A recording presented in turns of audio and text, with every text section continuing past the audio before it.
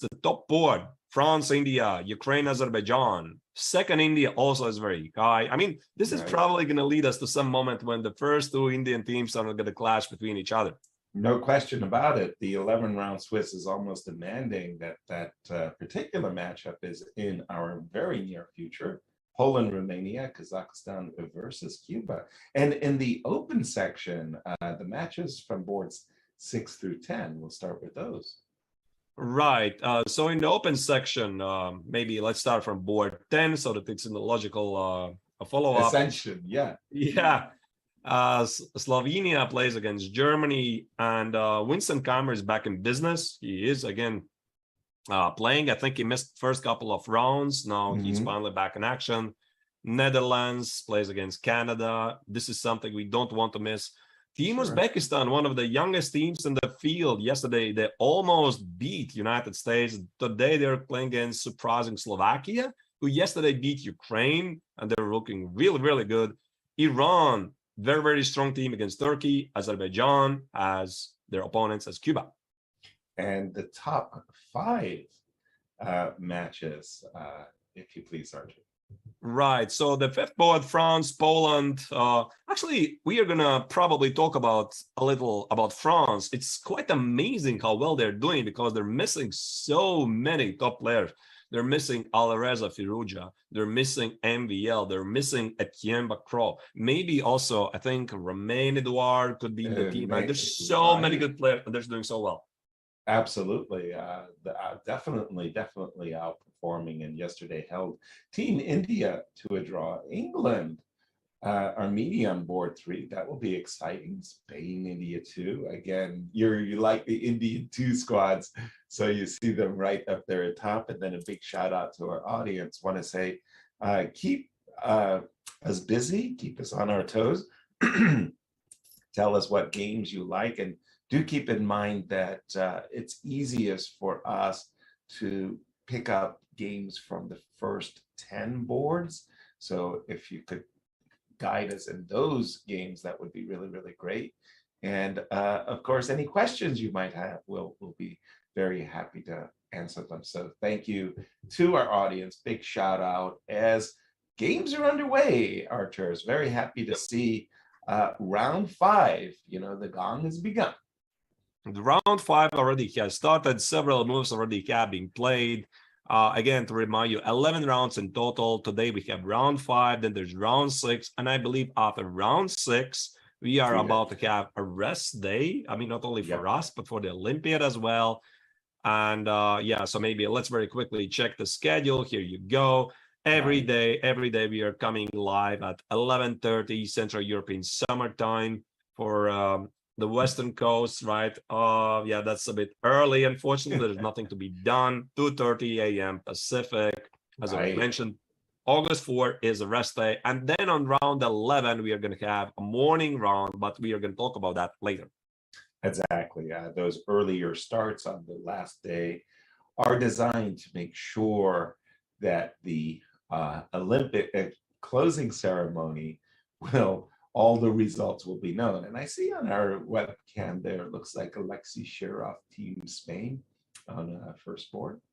This is one of the big matches I so look towards to because India too, for me, is a very sympathetic team. I'm a big fan of their talent.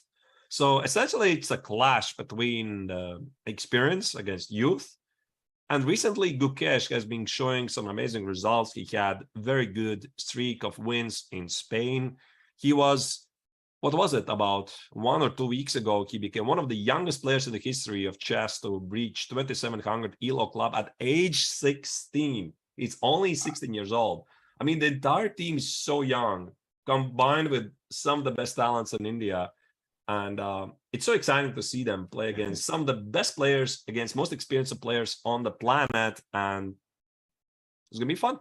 Scary good. Just scary good. Well, let's just begin. I noticed that we've got the Shirov game up on our screen there. Yeah, knight c3. Sometimes these move orders by white can be very tricky. White intending to play an open Sicilian. But Well, sometimes it's like black wants to play a particular type of Sicilian, and the move knight c3 interrupts the plan. I think he doesn't want to play the Sveshnikov, and this is actually quite interesting because Alexei himself, obviously, throughout the years, has been a mainstream theory follower, right? Exactly. So, in order to be one of the best players in the world, and Alexei has been among the best players in the world, like in top 10 for decades, basically, right? Okay, maybe Right. now he's slightly out of that, but still he's kept his level at 2,700. He's He dangerous. plays himself, the Sicilian Sveshnikov. Right. So Gukesh is really also become an expert in the Sicilian Sveshnikov. And now we are going to talk about, obviously, d4, c takes, knight e4, knight f6, knight c3, e5. And lately, Gukesh has played this with a lot of success. And the first game which jumps to my mind is his crushing victory over Abdusatorov just a couple of weeks ago in the Beal GMT tournament. Right. So he already played this. He knows this. And one thing I've noticed about Shirov is that something has changed in his playing style, is that he no longer goes for the mainstream theory and he tries to surprise his opponents, right? I mean, maybe goes slightly offbeat because he's so skilled that he, I mean, always is going to find good positions out of the opening. Yeah, for sure. And sometimes the players, especially young players, they look at theory and they look at it very, very deeply, but maybe a little bit shallow. And sometimes the wily old veteran plays a little bit sneaky offbeat line that it won't give an advantage, but will give an advantage against any second rate moves. So you try to catch your opponent, and in this case, with Alexei's move order, the move e7, e5 was kind of provoked. Bishop c4, d6. They've been arguing this position, the theory of this position, for quite some time. White has played all kinds of moves here, knight d2, which is a very strange looking move. But the idea is you want to control the d5 square. So knight d2, knight f1, knight e3, and you're kind of prepping the move f4. So big theoretical battles in here, but I have to say, Black has basically held his own. And I'm thinking of Timur Radjabov in particular, showing that Black has little to worry in this variation. Shall we go to the top boards for a moment?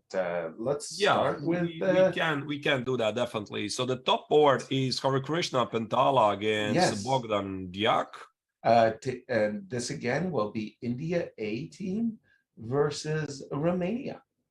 Yeah, and one thing about Diak, unfortunately, it sort of went unnoticed, but I think it was day before or 2 days ago, Diak recently reached 2,700 in the live ratings. So he's only 20 years old, a very, very young player, definitely extremely talented. So to breach the 2,700 ELO, it's something which makes you feel really, really good, right? It's like an achievement. Oh, no question about it. That certainly is what you're aspiring to. I remember in my day, essentially Anatoly Karpov dominated. I mean, absolutely dominated the world of chess, and he would win a huge number of tournaments, like the top tournaments in the world, the Tilburgs, the Begonias, the Menars, all of these top tournaments. And for his 10-year peak, let's say, period, he had a rating, I'm going to say, of 2650 to 2675. That was really, really great. And I remember breaking into the top 10 with the 2600. And I don't want to talk about inflation, because I do believe that the players of today are much stronger overall than the players of yesteryear. But it was like when I broke into the 2600, which might be the 2700s or 2800s of today, I'm not sure.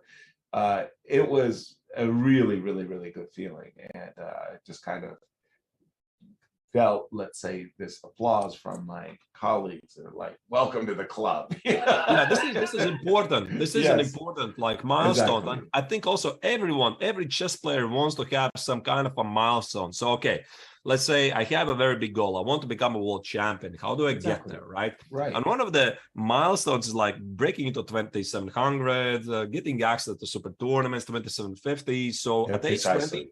2700, it's absolutely incredible. And Team Romania now looks really, really good because let again to remind you that recently Richard Rappert he switched from Hungary to Romania, right? I mean, Right. it's not still final deal, but I'm pretty Right. sure it's Today. it's about to happen. And then look at the Team Romania. Yeah, I know. Any team which has Richie on the first board is going to give you a tickle, no question about it. And yeah, and then you have players like Lupulescu, very solid, I want to say veteran. So I always like that mix of a team that has, your danger squad, the youths, with a little veteran to calm the kids down, go for it. By the way, in the game that we're featuring, I see that this move order by Black, Knight F6, Knight D7, which is something I favored throughout my entire career as Black. I like. Okay, I've also played the C7, C6, Queen A5, Cambridge Springs. But when I wanted, no, I mean, in the current position. Ah, you mean here? Okay. Yeah, in the current position, I played C6 and Queen A5 to Cambridge Springs. When I wanted to be solid, I played Bishop E7, H6, and castles with the idea of Knight E4 and or C5. And it's very, very tough. These Queen's Gambit declined the old school for even with all of the modern engines to prove advantage, like something serious and playable for white. It's not easy. I mean, solid is good. I think, yeah, it's easier in nowadays. It's easier to equalize with Black than trying to get an advantage for white because theory has moved on.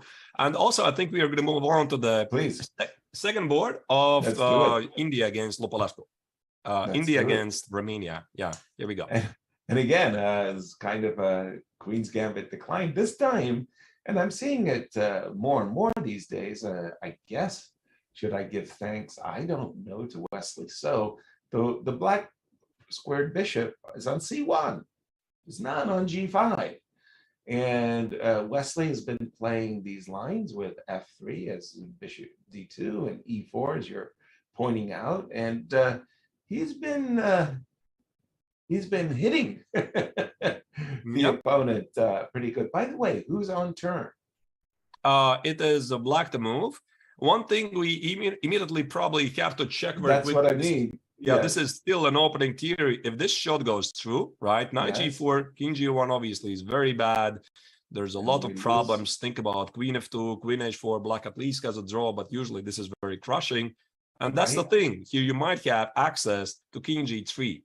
Queen G5 looks scary, but somehow either E4 or something else. Maybe not E4. F4 maybe usually, right? F4 here, and somehow there's no mate, right? Yeah, Bishop D2, and the idea is to threaten Rook H1 and cause Black to try to rush his play. And I remember very, very vividly.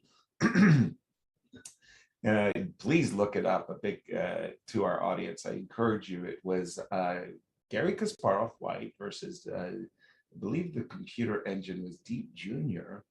in a match in New York where the computer engine played Bishop H2, King H2, and it was a Donnybrook. It was really a crazy, crazy game. Ended in a draw, a perpet. And I remember Maurice Ashley and I were just shocked when the computer played Bishop H2, because it's the kind of sacrifice, Bishop H2, that the computer says absolutely good, or it just wouldn't play it. And we just couldn't believe that it was even good. It didn't seem to us that Gary had done anything wrong that might allow it. So Bishop H2, we'll keep that one in mind. How about board 3? Yeah, let's move on. So bishop h2 right now is impossible, but doesn't mean it's not possible a move or two later. So white needs to watch it out. Board 3 is Arjun Erigaisi against Mircea Parlegras. What the heck? Is, There's some strange looking fractures in the pawn structure here, Arturs. I'm not quite sure. It might take me a little while to just come to grips with what's going on in this game. I think we very quickly have a glimpse how did this happen. Means over f3. Right. Whoa, e4. Okay, c6. Okay, it's also a move. But E4 and e5, counter strike, not taking the pawn in e4. Let's not go into details. I guess knight e4 is some queen g4 ideas. The pawn on g7 is under attack. e5, very nice counter attack. Wow. Super sharp. Wow. Definitely. No, this is how do you say it's not been on my opening laboratory board. This is all new to me.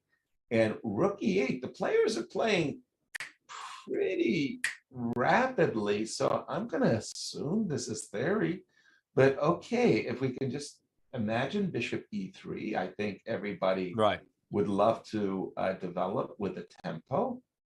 Now the question is where the queen goes. I guess not knight c5, that's a pin. Maybe queen c7.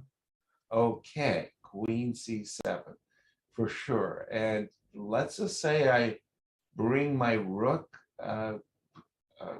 across the open board. Yeah, something like rook f1. Well, about these positions, I think it's quite clear that white needs to show something really aggressive very fast, because if nothing happens, if he is remaining with this pawn structure, he'll be simply busted, right?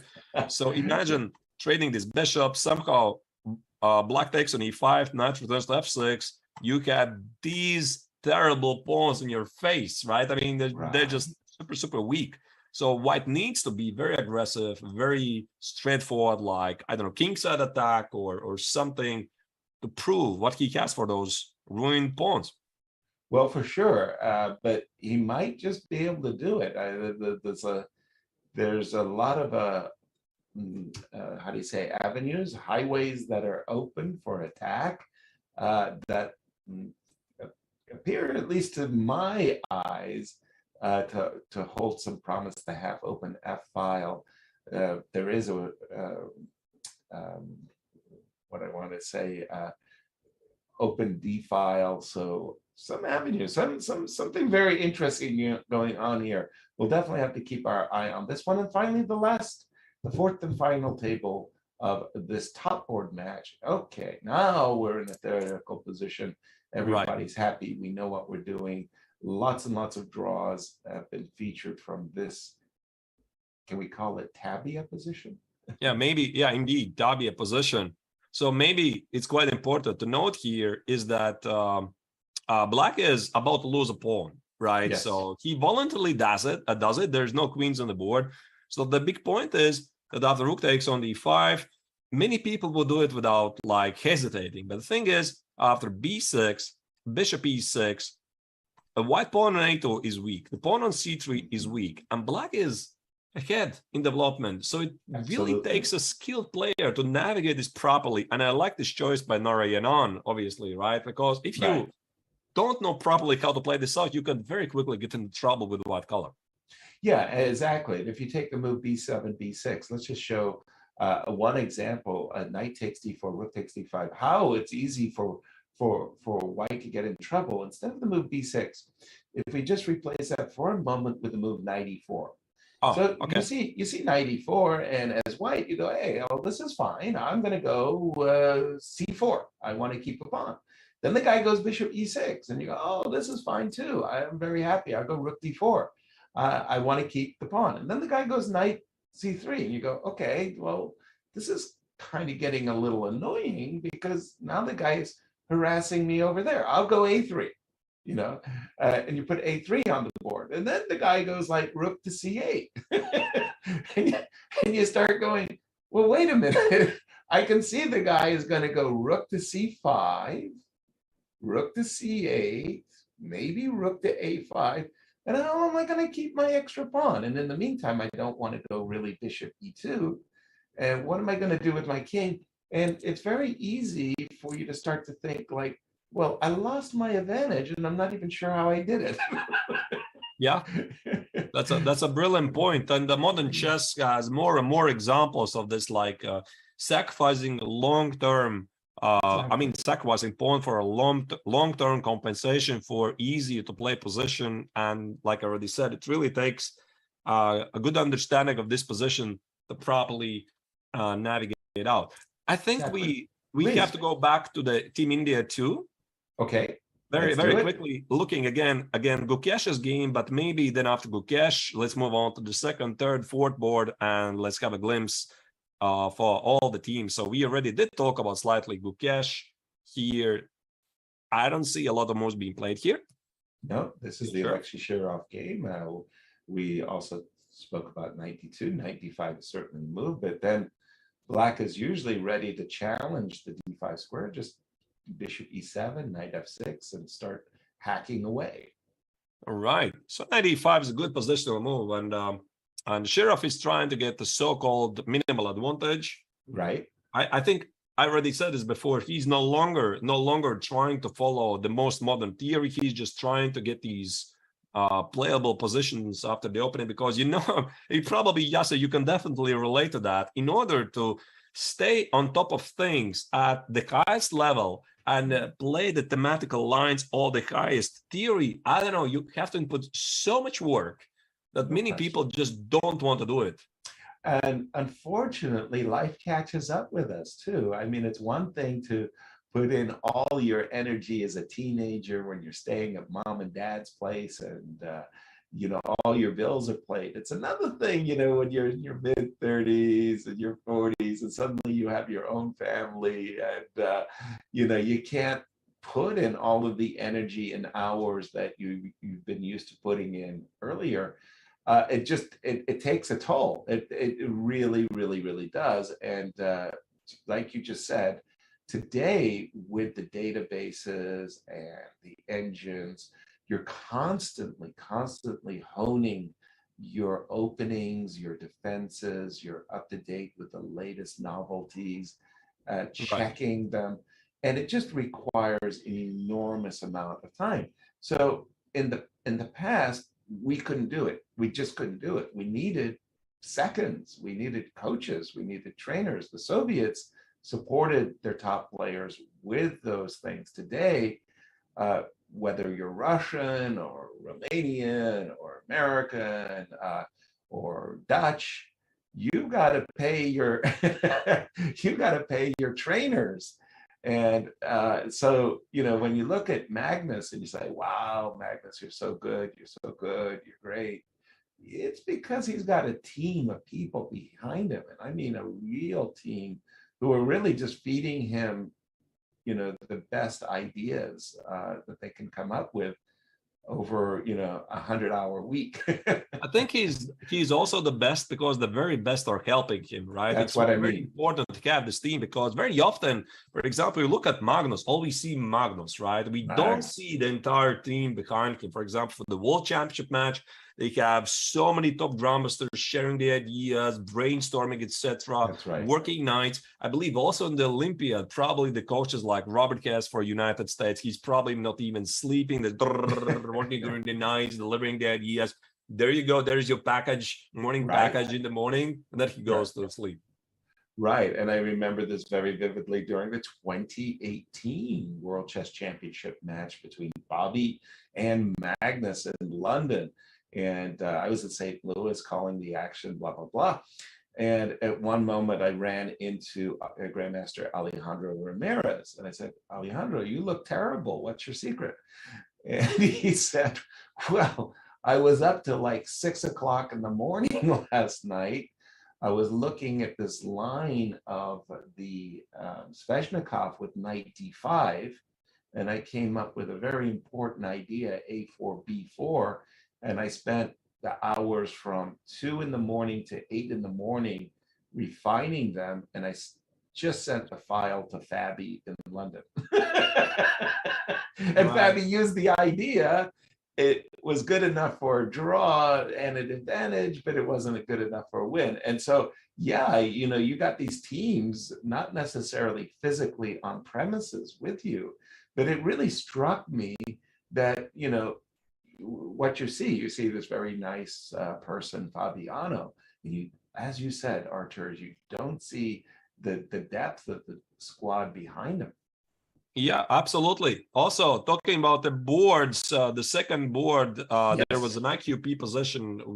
It's pretty much standard. Yes, Already I saw switched to that. the third board. It's Santos Latasa Jamie, one of the young talents of Spanish chess. It's a clash between talents because here in black is Prague.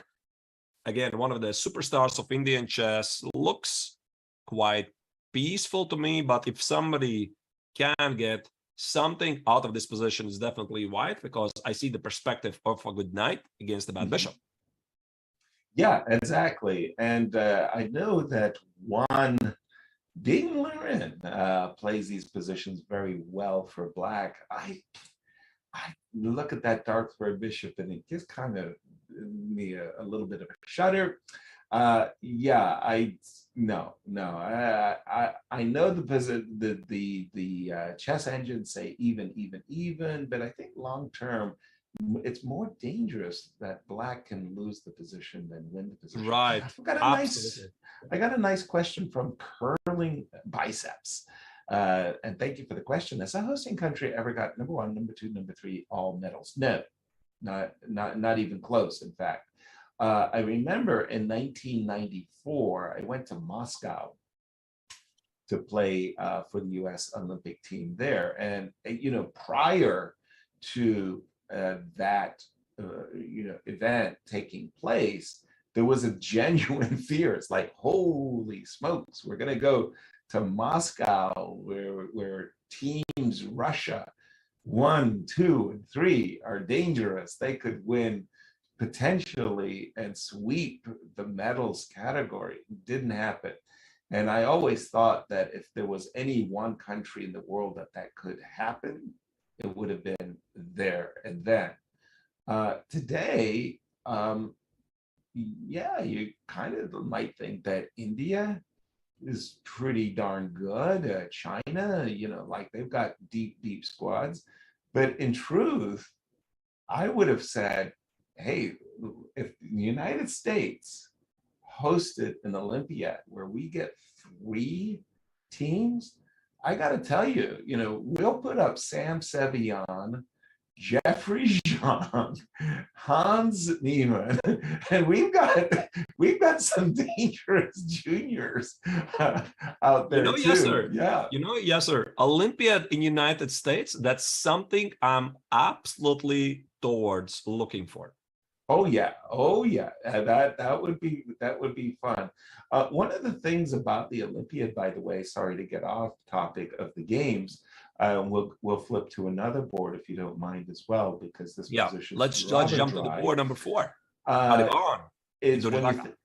When you think about the teams, the number of people, the number of coaches and trainers and FIDE delegates, and for that matter, just visitors, you're probably in the neighborhood of 5,000 hotel nights per day.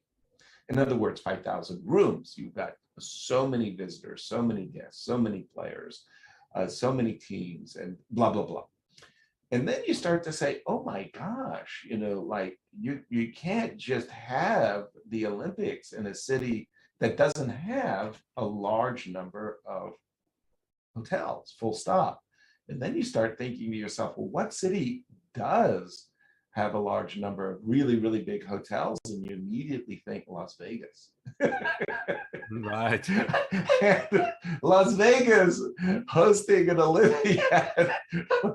Well, that will be fun. I got to tell you, that is that is quite the city to hold the Olympiad. Now, what do we have here? What game are you showing at this moment? Because this Adiban against Turizaga, it's an eternal struggle because black has 2 knights. Black has slightly, okay, maybe it's not even advantage in development. And we might see, again, the classical hanging pawns. If black at some point is going to play something like, let's say, let me just make some random, something like castle, c takes, e takes, bishop b7, and maybe black is claiming, that I can touch these pawns and make you feel slightly uncomfortable. However, I see these two very strong bishops controlling, menacing diagonals, and I just feel there's going to be d5, knight e4 ideas on the board. D5, 95, 94. Yeah, I agree wholeheartedly.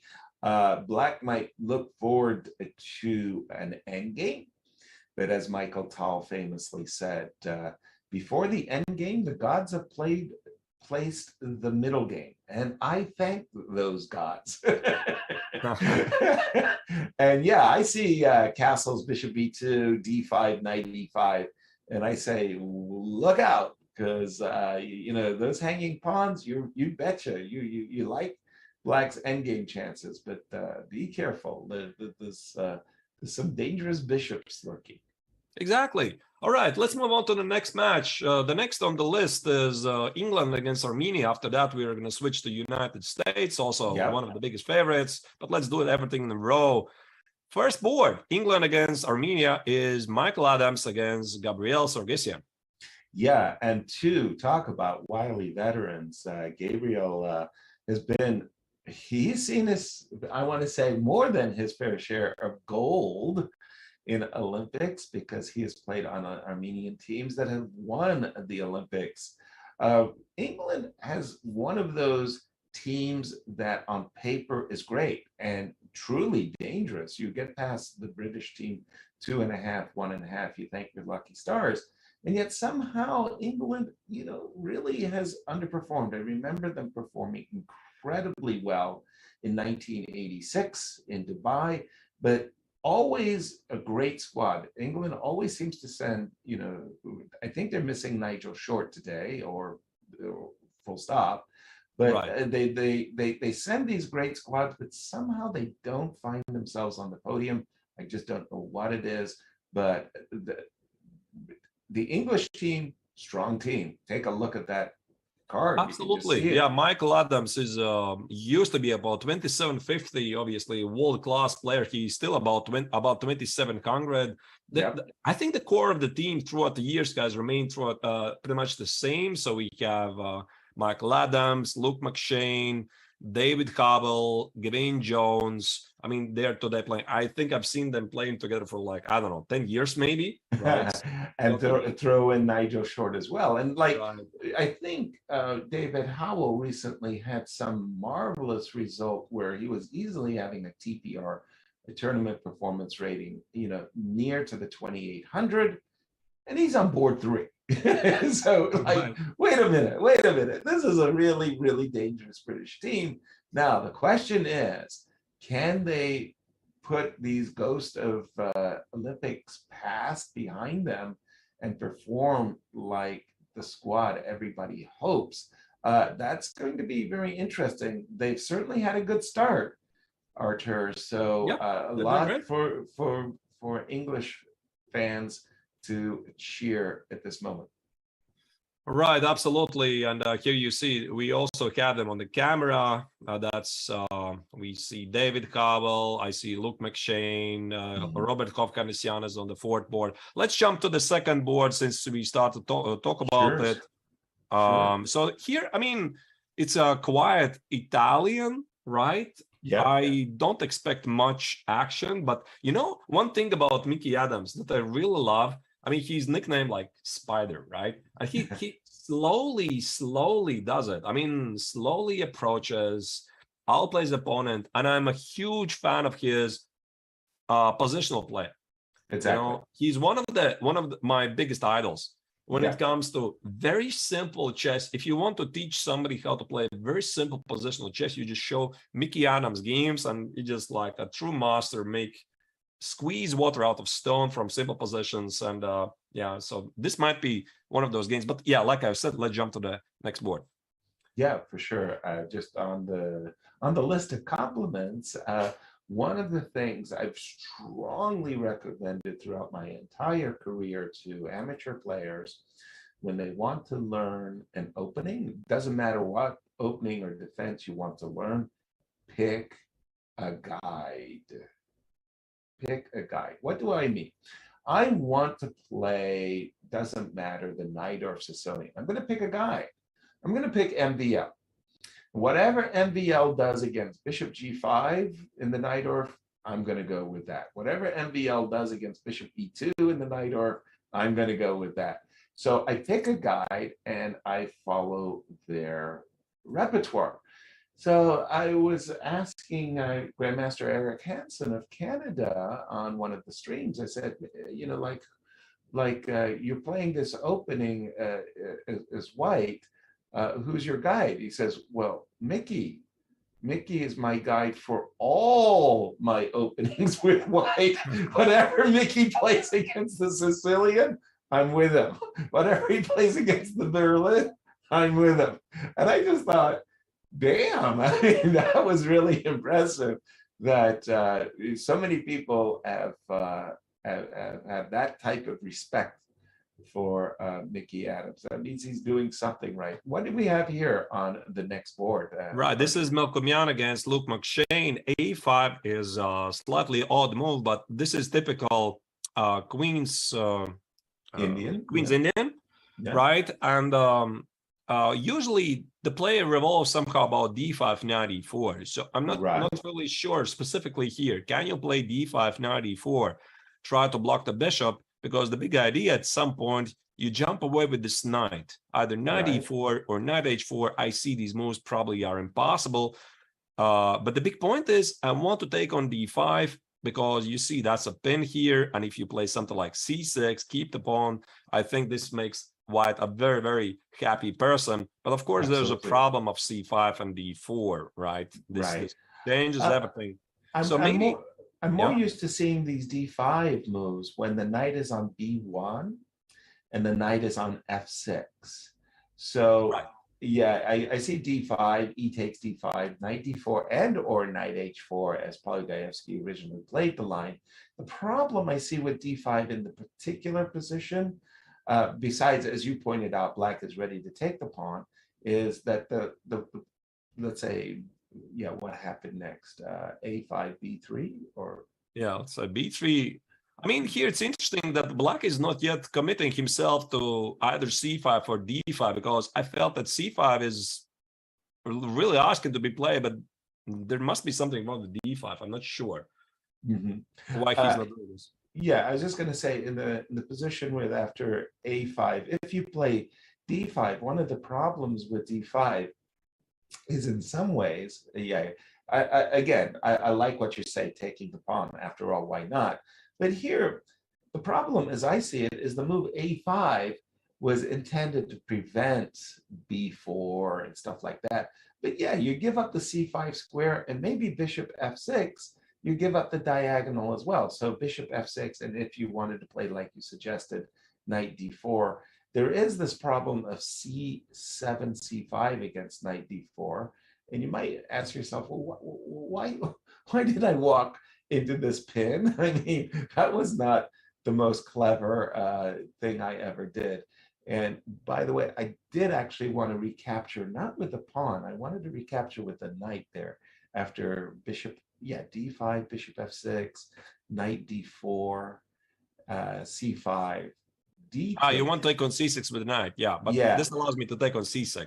Yeah, exactly. And I wanted to go knight takes c6, bishop takes c6. And I said, if anybody's better, black has actually completed his development. Well, he's about to connect his rooks, I should say.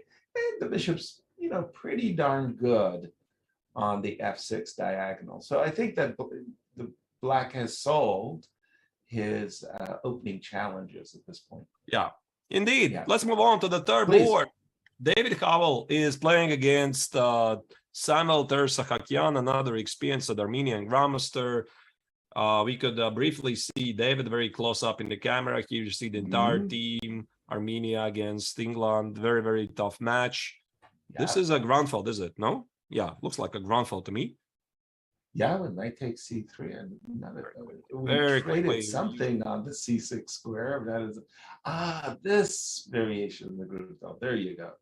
I remember I had the white side of this against one Gregory Kaidanov. Big shout out to Gregory. He's been he's been one of the great stalwarts, I want to say, of American Olympic teams as well. Wonderful player. All right. Well, that move rook c8 certainly is an easy one to understand. Black is ready to capture on d4, liquidate his queenside weaknesses. The bishop on g7 is lurking, saying, hey, when that long diagonal opens up, the rook on a1 will be in an ambush.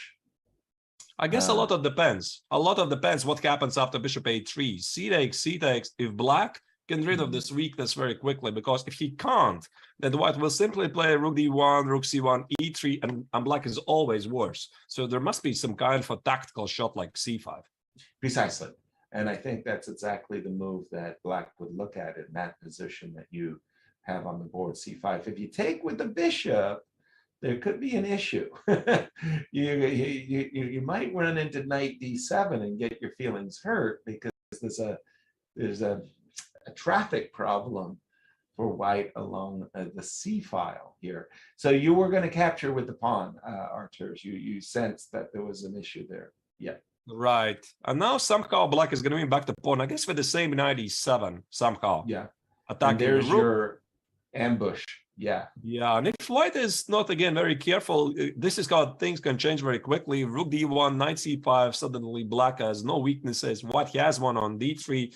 So that's why, again, this is one of those moments where the quality of the moves is extremely important. I think that also for Havel, it's quite obvious that c takes on d4 and c5 is going to happen. And David is a notorious thinker. I mean, he spends so much time. He's like Grishuk, but from England. Right. Spending so much time on over the boards often gets in time trouble. And normally speaking, every team is cursed with at least one player who's always in perpetual time trouble. And it's sort of like whether you're a team captain or a team player, you say, I don't want to look at Alexander Grishuk's game because I know he's got 2 minutes on the clock and I'm going to get nervous, And there's always one guy, you go, dude, like why after 3 hours of play, you're the only one on the entire team who's under 10 minutes. Right. And then sometimes you're blessed. Sometimes your team is blessed, Arturs, with a super talent. Viswanathan Anand, who plays all of his moves in 15 minutes. Yeah. It's sort of like, who was Speedy Gonzalez over there who's just going talk, like he knows everything? And those guys are really, really dangerous. But it's those time trouble guys that, like just, you feel in your heart go, watch out for the high blood pressure. Indeed. All right, let's move on to the fourth board. Robert Kafkarissian. Playing against Gavin Jones against some theoretical struggle. That looks like some open Spanish variation where this knight. I'm not really sure, but might be a 94. Okay, big theory. Open. Yeah, I could. How do you say? I could see the skeletal remains of well trodden path. One of the amazing things about the open Spanish is when you think, well, what's the oldest modern variation? A lot of people will tell you Ruy Lopez. Okay, Ruy Lopez makes sense. Then within the framework of the Ruy Lopez, what's like one of the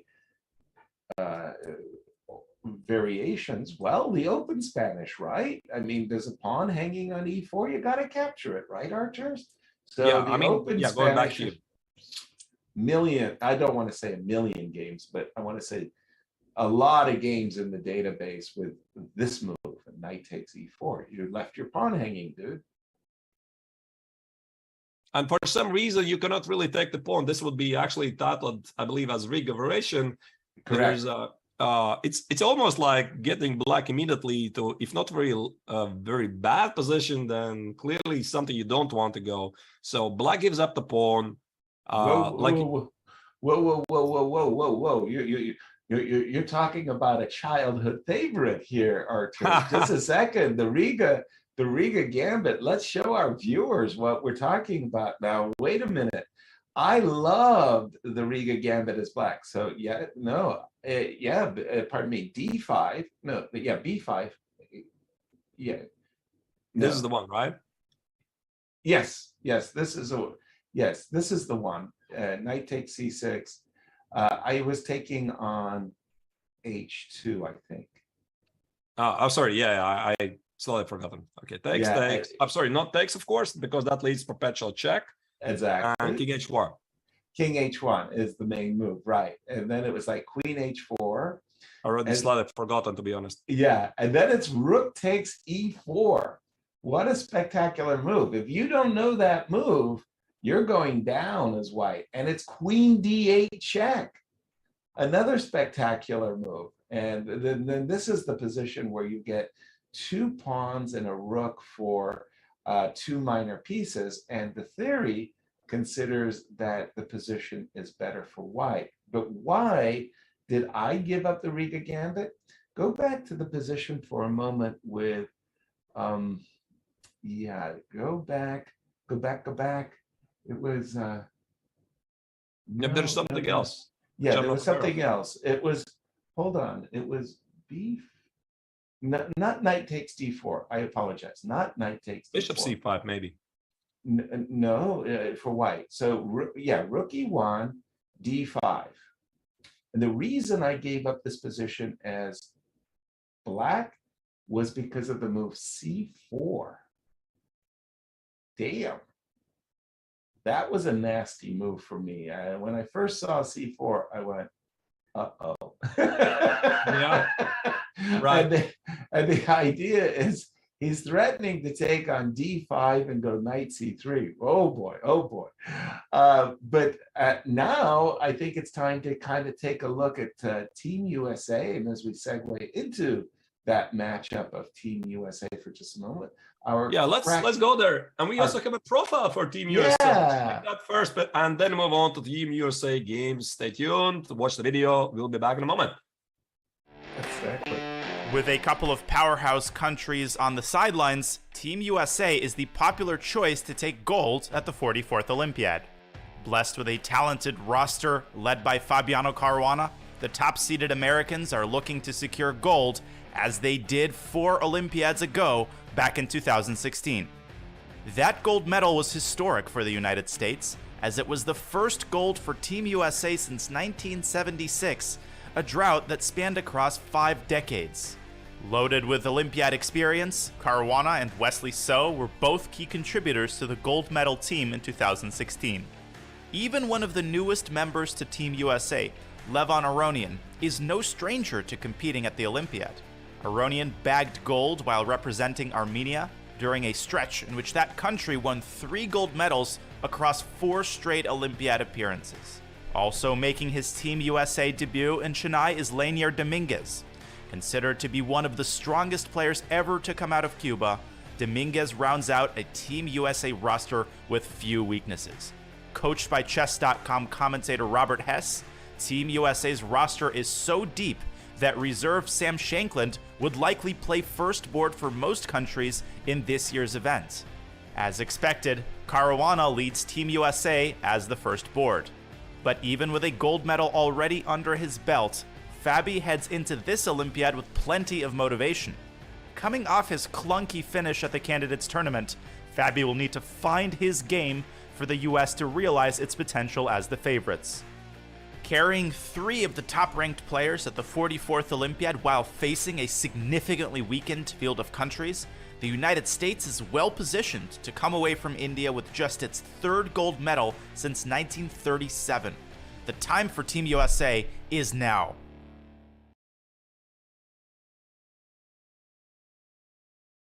Missed the start. This is the round 5 of the Olympiad, 11 rounds to be played in total, and now we are following the action of Team United States playing against Israel. Yes, indeed, and I see we've got our first board up there, Fabi. But strangely enough, we're a little bit cursed. Team America is a little bit cursed on first board, we scored 50%, 2 draws, a win, and a loss on board 1. That's not cutting it. We were expecting that Fabi and Levon, who have both played first board, something around 75% would be very, very satisfactory for our board 1. 50%, no. So a little bit of a curse. We have a position here which is a little bit strange to my eyes. Black has given up the 2 bishops. He's got his fair share of the center control, however. But what is the white bishop doing on h3? I mean, it's kind of that beats me. I mean, I have no idea what's doing there. Like, normally speaking, G2, G3, 99.999% of dentists who play the fianchetto recommend putting it on G2. So why the bishop goes to G2, it's controlling the long diagonal, but the bishop h3, he must have had some ideas play e4, I guess. I don't know. Very unusual. Let's just leave it at Quite that. unusual indeed. So this is what I played. He took Uniman on e7, not on f6. Now white enjoys the 2 bishop advantage, which doesn't really feel. But yes, actually I'm quite happy to see Fabi playing today, because I thought that after yesterday's surprising loss against Abdusatorov with the white color, it was almost like a good bet to expect that the team leader of United States is going to take a break. And I love to see him back. It's like, no, I'm not affected.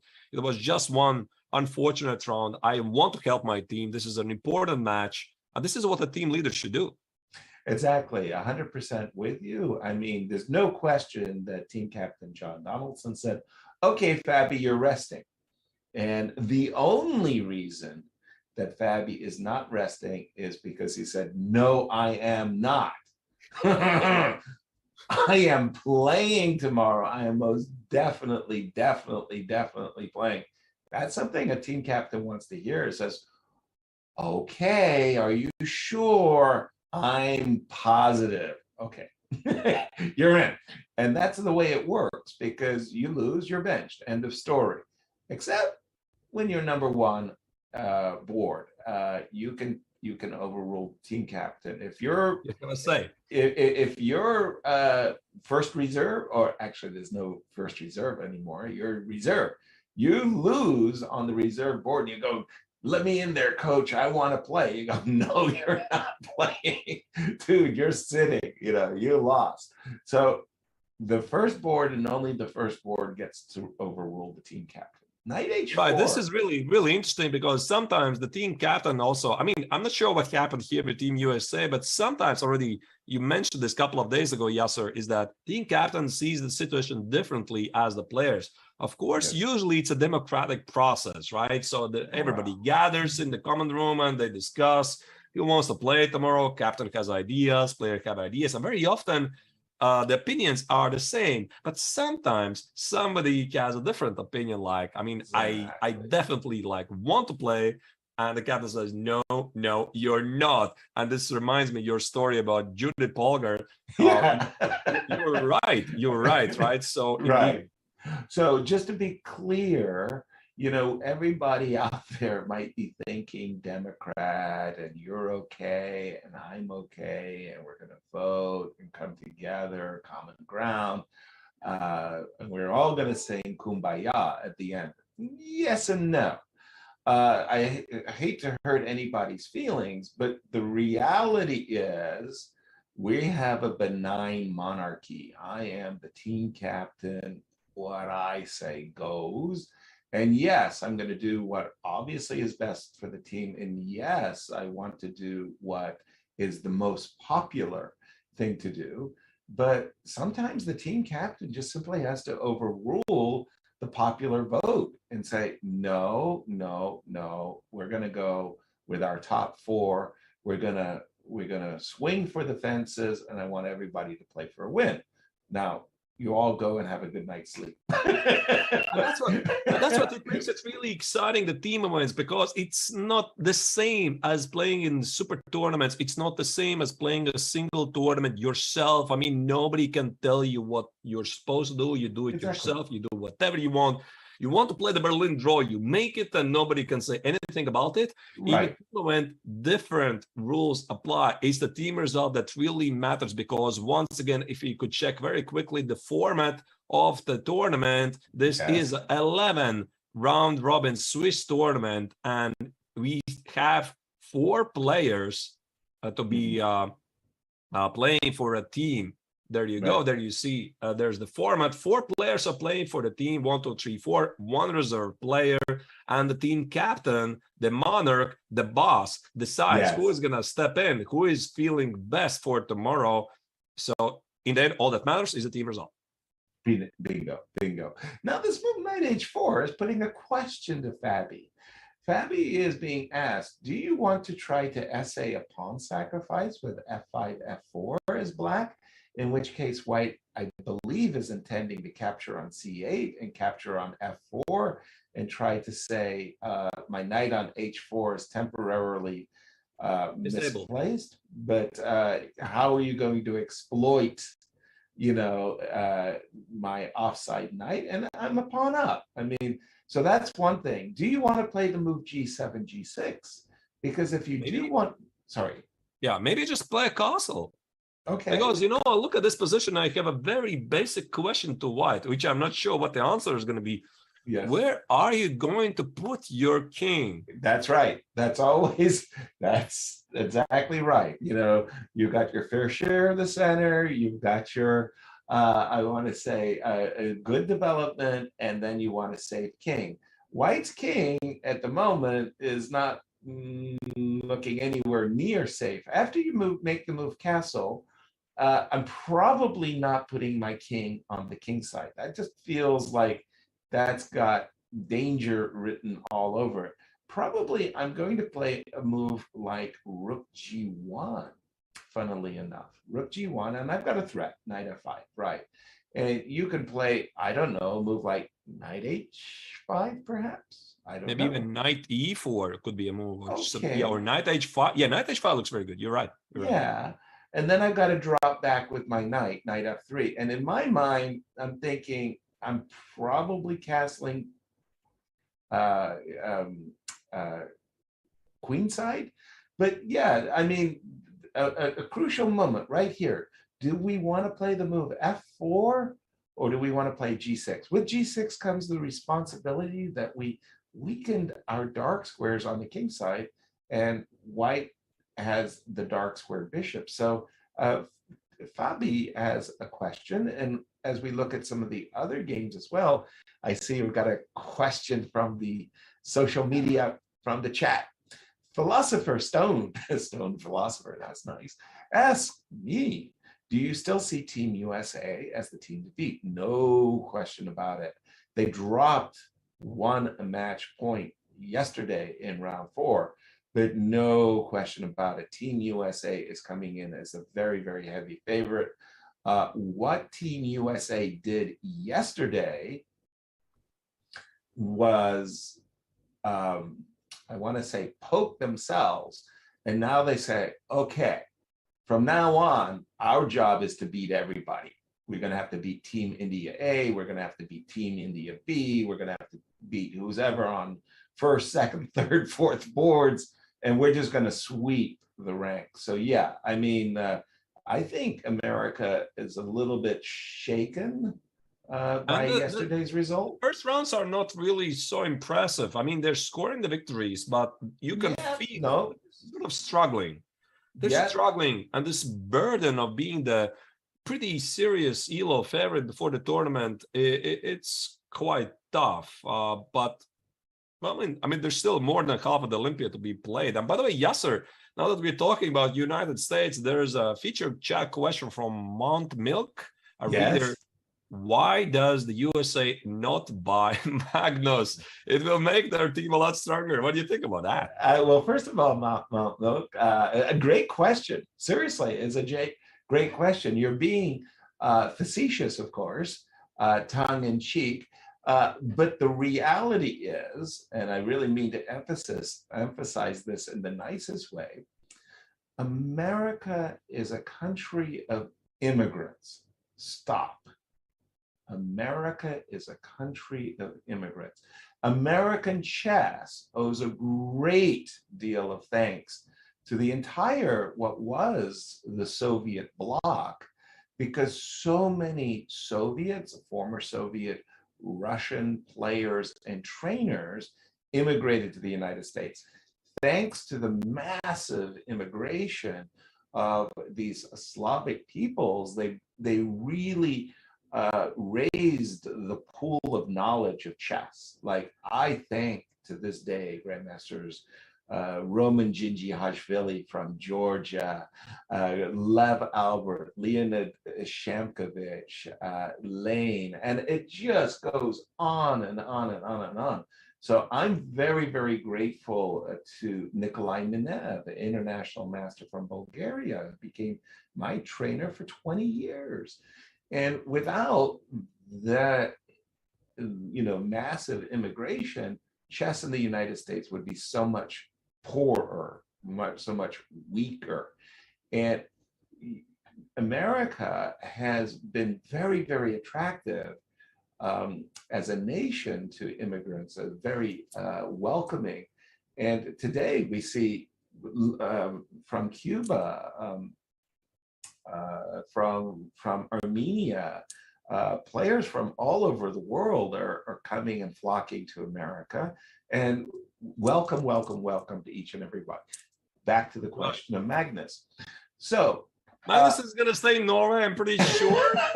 But I wanted to say, I went to Oslo. I was commentating on the match between Magnus and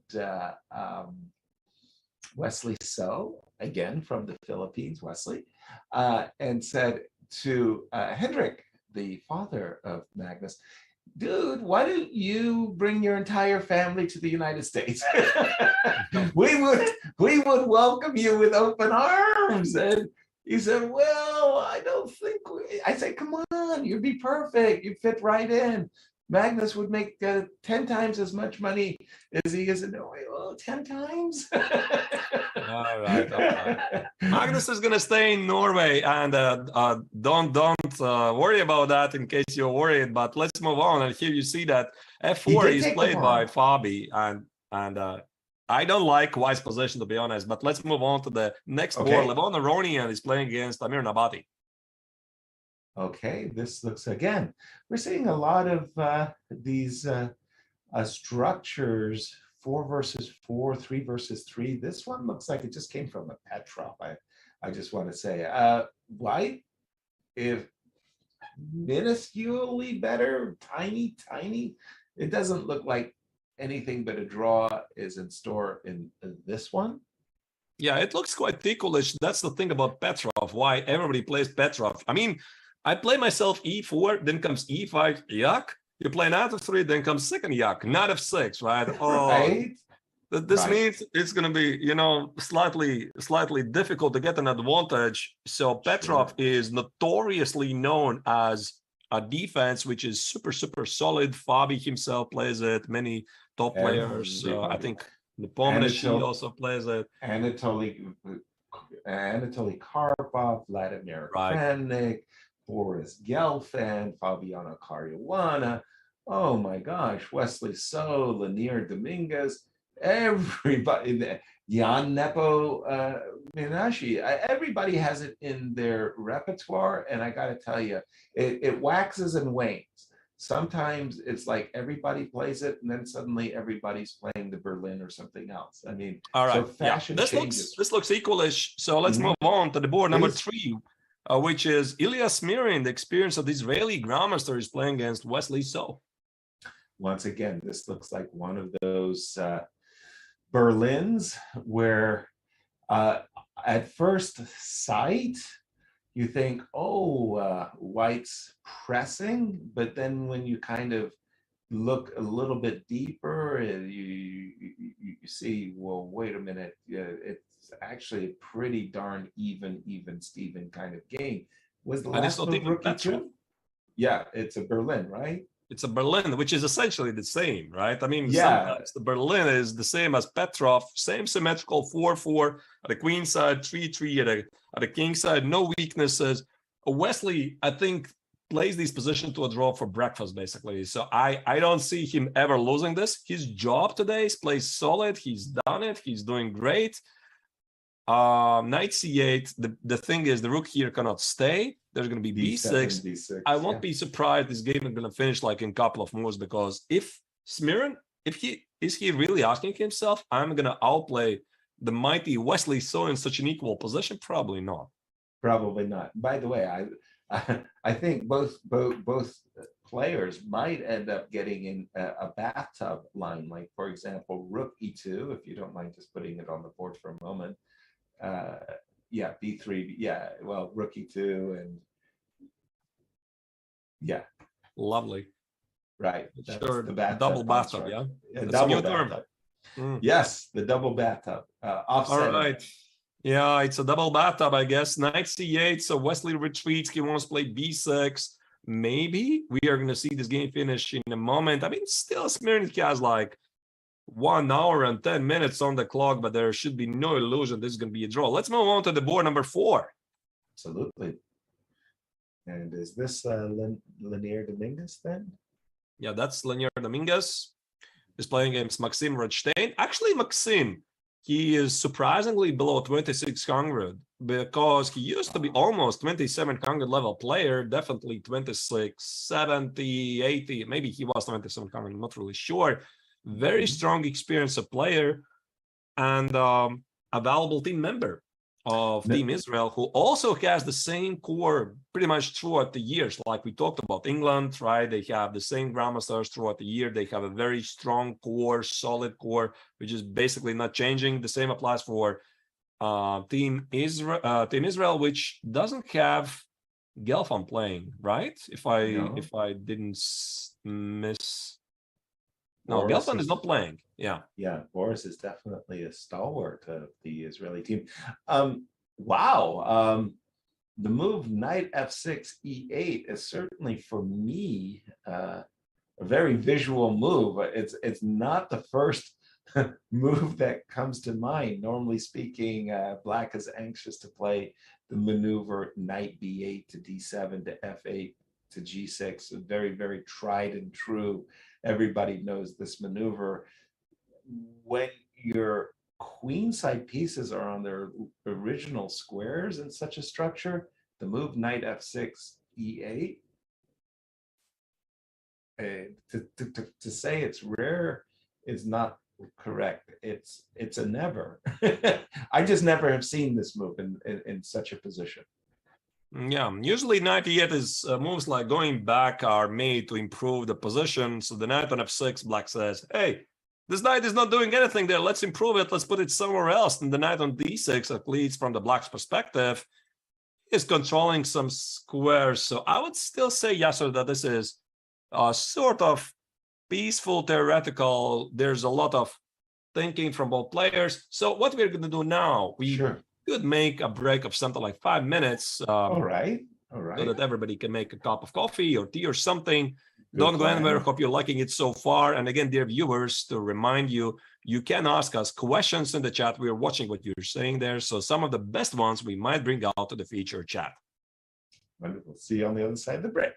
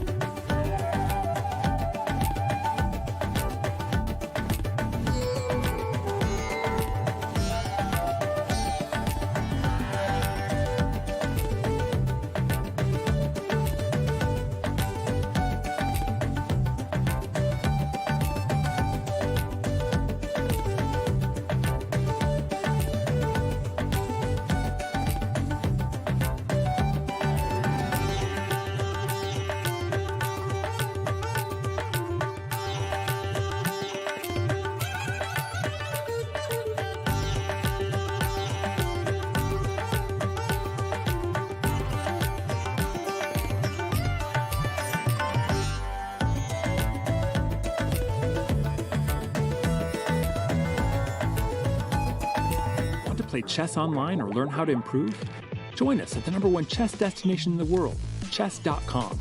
With hundreds of thousands of people playing at any moment, you'll quickly find a game with someone at your level, whether you're a total beginner or a grandmaster. You can play games at any pace against friends, other members, or one of our many computer personalities. Chess.com makes improving fun and easy. Sharpen your game with tactics puzzles and enhance your strategy with our videos and lessons by top masters. Learn from your own games with Chess.com's easy-to-use analysis tool. Regardless of your skill level, Chess.com has all you need to take your game to the next level. Chess.com is your go-to source for chess news, live coverage of tournaments, events, and everything in between. Experience Chess.com anytime and anywhere, whether you're at home on your computer or on the go with our mobile apps. Signing up is free and easy, so what are you waiting for? Join Chess.com today.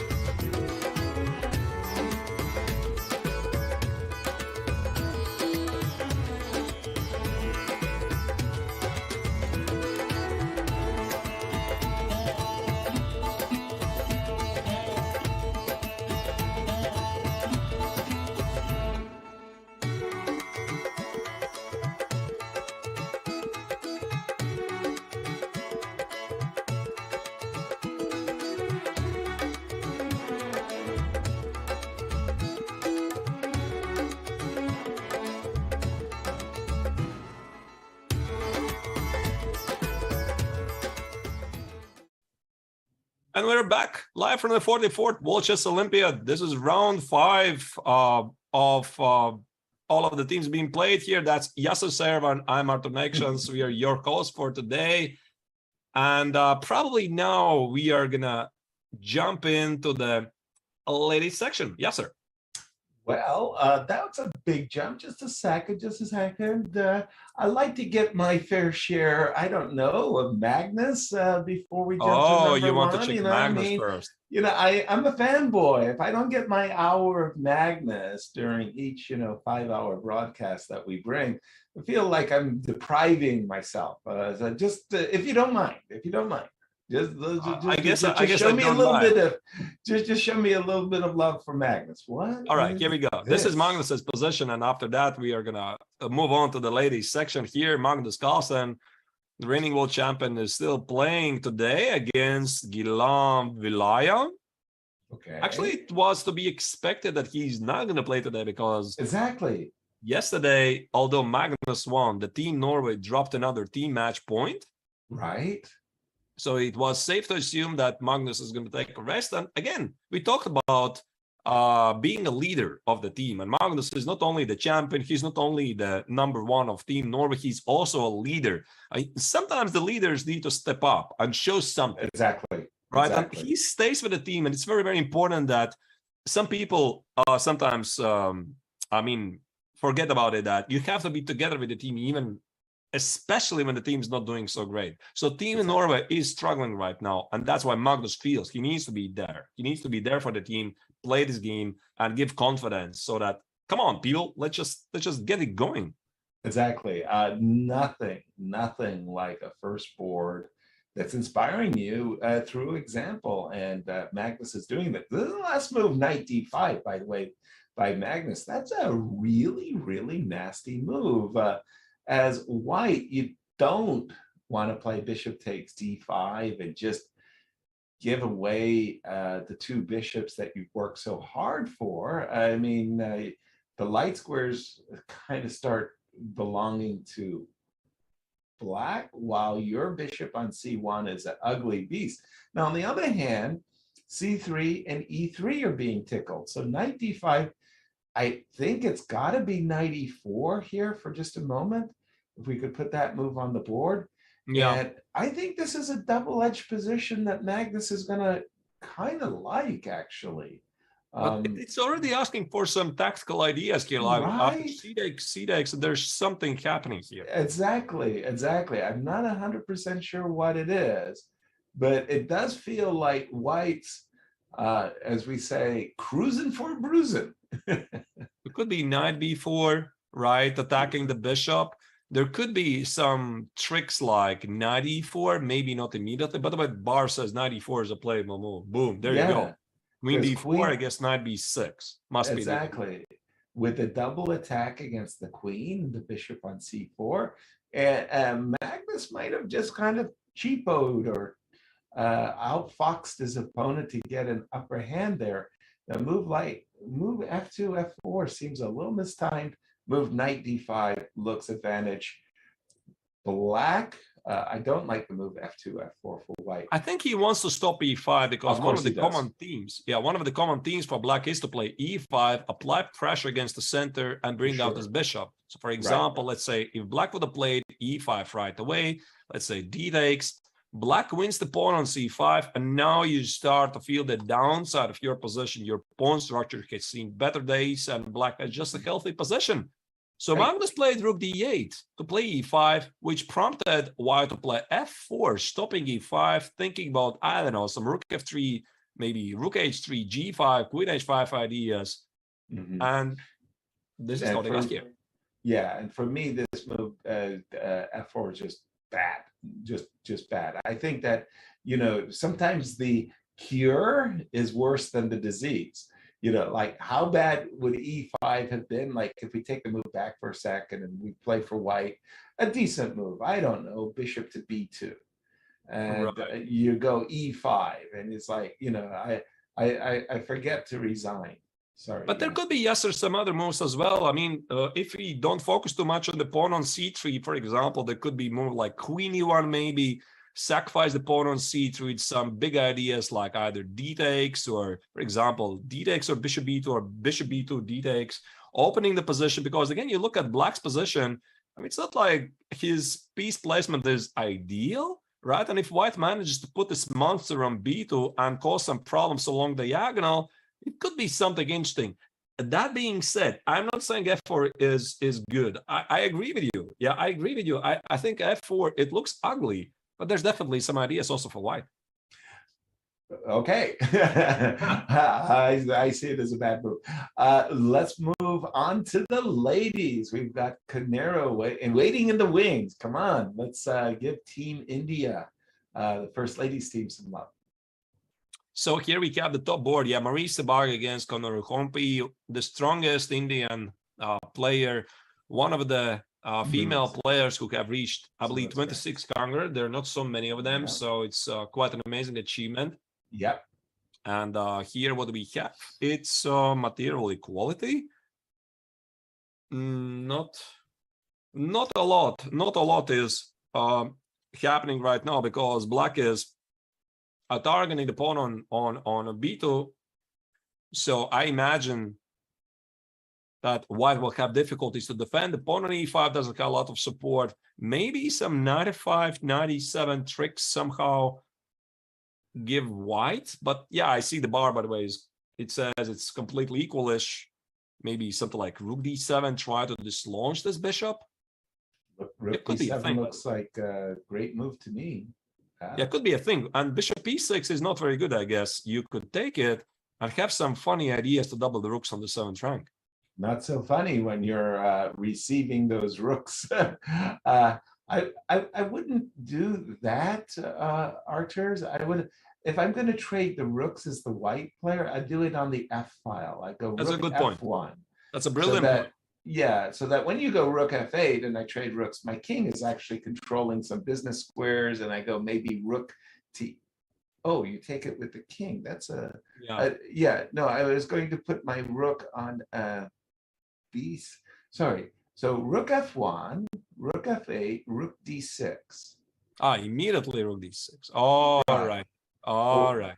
I wasn't sure about rook F4 either. Yeah, it's just like one of those things. Should I go rook B6? Rook? I suspect a draw is in the offing, but I don't think white is suffering. No, white is definitely right. Right. Definitely, white is not suffering. And maybe while we're talking about Indian game, let's go to another board, which is Vaishali, who is playing on board 3 against Anastasia Savina. Okay, this is also a little bit off the beaten track, almost a Benoni-like Snake Benoni, no? But yeah, but there's no bishop on G7. It's on A5. White's got this nice wedge in the center. How big is it? Whose turn, first of all? First, it's black to turn. Black to move. That's quite important because white wants to play usually moves like maybe E4, F3 to secure the pawns in the center, and then do something very aggressive for the king side. So precisely. And you always have to calculate these lines. Bishop takes C3, bishop takes C3, knight takes D5, knight takes D5. You're not winning a pawn because I always have bishop H7 check and queen takes D5. But the immediate queen H5 also, you got to worry about that. It does threaten the knight, it threatens the pawn, it provokes that move. Now, if I can't exploit the diagonal, if I can't exploit this moment, it feels like there's something here, but there's always bishop H7 and queen D5. So no grabbing the pawn on D5. But I think it's also quite important for black to stop the C4 because let's say we can easily make a couple of not very accurate moves like A6, E4, bishop D7, F3, and in the long Oops, I think E4, H4, G5 ideas, and what exactly black has at the queen side? Not much, and I do like the center grip. I liked International Master Lawrence Day of Canada. He had this wonderful term, the big clamp. And it's sort of like, it does feel like in that position you were showing, Arturs, that white has a big clamp in the center, D5, E4, F3, and black's pieces are kind of like squeezed for space. Right. So if I was black, I would be thinking something like rook e8, put the rook on the active square, not threatening some knight e4. But then again, it's not so simple because again, you have to calculate what if white indeed plays e4? Can I really take it on c3, bishop c3, knight e4? Now I want to double check if I'm not missing some tactics like take, I don't know, let's say knight h5, right? That's why they're the best players in the world because they're double checking more than one move ahead. It's not like, hey, I need to come up in a move. Oh, rook e8 is a good move, right? Exactly. Right. So it's a lot of thinking ahead. a lot of action is going to be still here ongoing. Let's move on to the another board. I believe it's board 2 against Tanya Sachdev against Andrea Navratescu. And this is quite amazing because I'm not sure precisely which month is it, but Tanya is in the last months, right? I mean, she's pregnant 8 or 9 months. Sorry? I mean, Tanya Sachaev is pregnant? right? News to me. I saw a photo of her. She didn't look pregnant, but maybe I'm wrong. Don't tell me I mixed up with somebody, right? I think you mixed it with somebody else. That'll be really, really embarrassing. Yeah, very, very awkward there, Arturs, but I think you got the wrong gal. Wrong girl? Wrong girl. Oh my goodness, the wrong girl. Oh my goodness. So embarrassing. Oh. There's this great, that's Karika. there's this great line in a trailer. I just wanted to bring up that, yeah, it's Karika. I'm blushing here. Unbelievable. Unbelievable. It's so bad. I thought that's Tanya. Oh, my mistake. So bad. My apologies. Right. I should have checked the facts, of course, before. Oh my goodness. All right. You have to forgive me. There is no pun intended. I want to comment. I wanted to not comment, but really say some positive words that, I mean, in the last month, you're still playing chess. And this reminds me how, I think it was from the team Latvia also, Dana Reisnets Ozola at the last month, she was also playing, I think either in the team, I think it was a team event. Playing and really, really, really impressive. I think she even flew to some far away. All right. So yeah, the damage is done. The chat says yes. The internet remembers everything. Thank you for bringing this up. Appreciate that. Right. So there was this great trailer of a movie, and it was a comedy where the man is doing a job interview for a lady who's actually just a large lady. And he declines her application, says won't be hiring her. And he says, well, good luck with the delivery. And she goes, who's pregnant? Let's just change the topic, can we? Let's just change the topic. Very really good, very so good. Embarrassed. All right.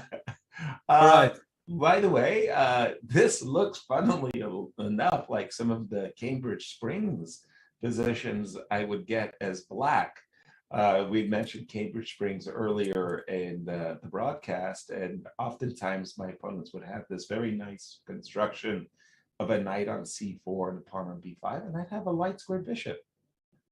So that was very nice for me, and I would often play bishop g7 and knight d5, and who's got the advantage here? And I like the two bishops. It's always been a nice edge. I've nursed them in my fair share of games. Every grandmaster has, and well, okay. I like black. Yeah. I also so do I. So that we very quickly complete the roundup. Here is Karika. Yeah, here's the girl. She is now on the camera. She was the one I was talking about. My apologies, of course, I mixed up. So this is Karika's game against Sophie Millet. Looks some sort of a London. And I think now we are going to move on to the next team, which is Team Ukraine, I believe. Right. Team Ukraine is playing against Azerbaijan. And big matchup here. Yeah, I think Anna Muzachuk against Govkar Bedulayeva. And black's last move was f7, f5. Ooh. No, f6, f5. It was f6, f5. I was about to say that. Inviting en passant it looked very, very dangerous for the second player, but it was f6, f5, no en passant. Well, in that case, black is nursing an extra pawn, and I don't see why she shouldn't be happy with the outcome of this middle game. Yeah, there's definitely some sort of a attack for white. I mean, at the king side, the question is how real is it? I mean, I'm talking about queen g3, h4, h5, but essentially white is missing pieces because black can always play king f7, and the queen on e6 is going to remain forever. Absolutely. Unless somehow you make happen this rook d6 idea. Rook d6, take, attack the queen, threaten on g7, but this should be pretty obvious. The Musachuk show, so she's looking great. Yeah, absolutely. No question about it. I think that we have, by the way, we have Maria there, Maria Musachuk on the camera. Big shout right, that is the production team to actually match our commentary. You know, there's a first for everything, right, Artur? Right, right. And while we talk about team Ukraine against Azerbaijan, we have prepared for you a very nice profile. Check it out. Perched as the 2 seed, Ukraine's women's team is the only squad in either the open or the women's section with the luxury of carrying more than one world champion. Loaded with talent, this team has also dealt with adversity, rising above the difficulties in their home country and leaning on support from the chess community to get to India. One world champion on this squad is the formidable Maria Musachuk. Crowned world champion in 2015, Maria will play the top board. Maria isn't the only talented player in her family. Her sister Anna is the highest rated second board amongst the women's teams. Ukraine's hopes in Chennai will rest heavily on the power of the Musachuk's 1-2 punch. On board 3 is Anna Ushenina, the other world champion in Ukraine's lineup. The team's most experienced player at age 36, Ushenina captured her world title 10 years ago. Now a decade removed from that success, she remains a pesky matchup for any opponent. In contrast to Ushenina, the youngest players on this squad are the international masters Yulia Osmak and Natalia Buksa. Each of these up-and-coming competitors round out this solid top-to-bottom roster, making Ukraine one of the favorites. The only team in the Women's Olympiad with 3 Grandmasters, Ukraine looks poised to bring home a gold medal for the first time since 2006. A national victory for Ukraine would doubtless be sweeter than ever before.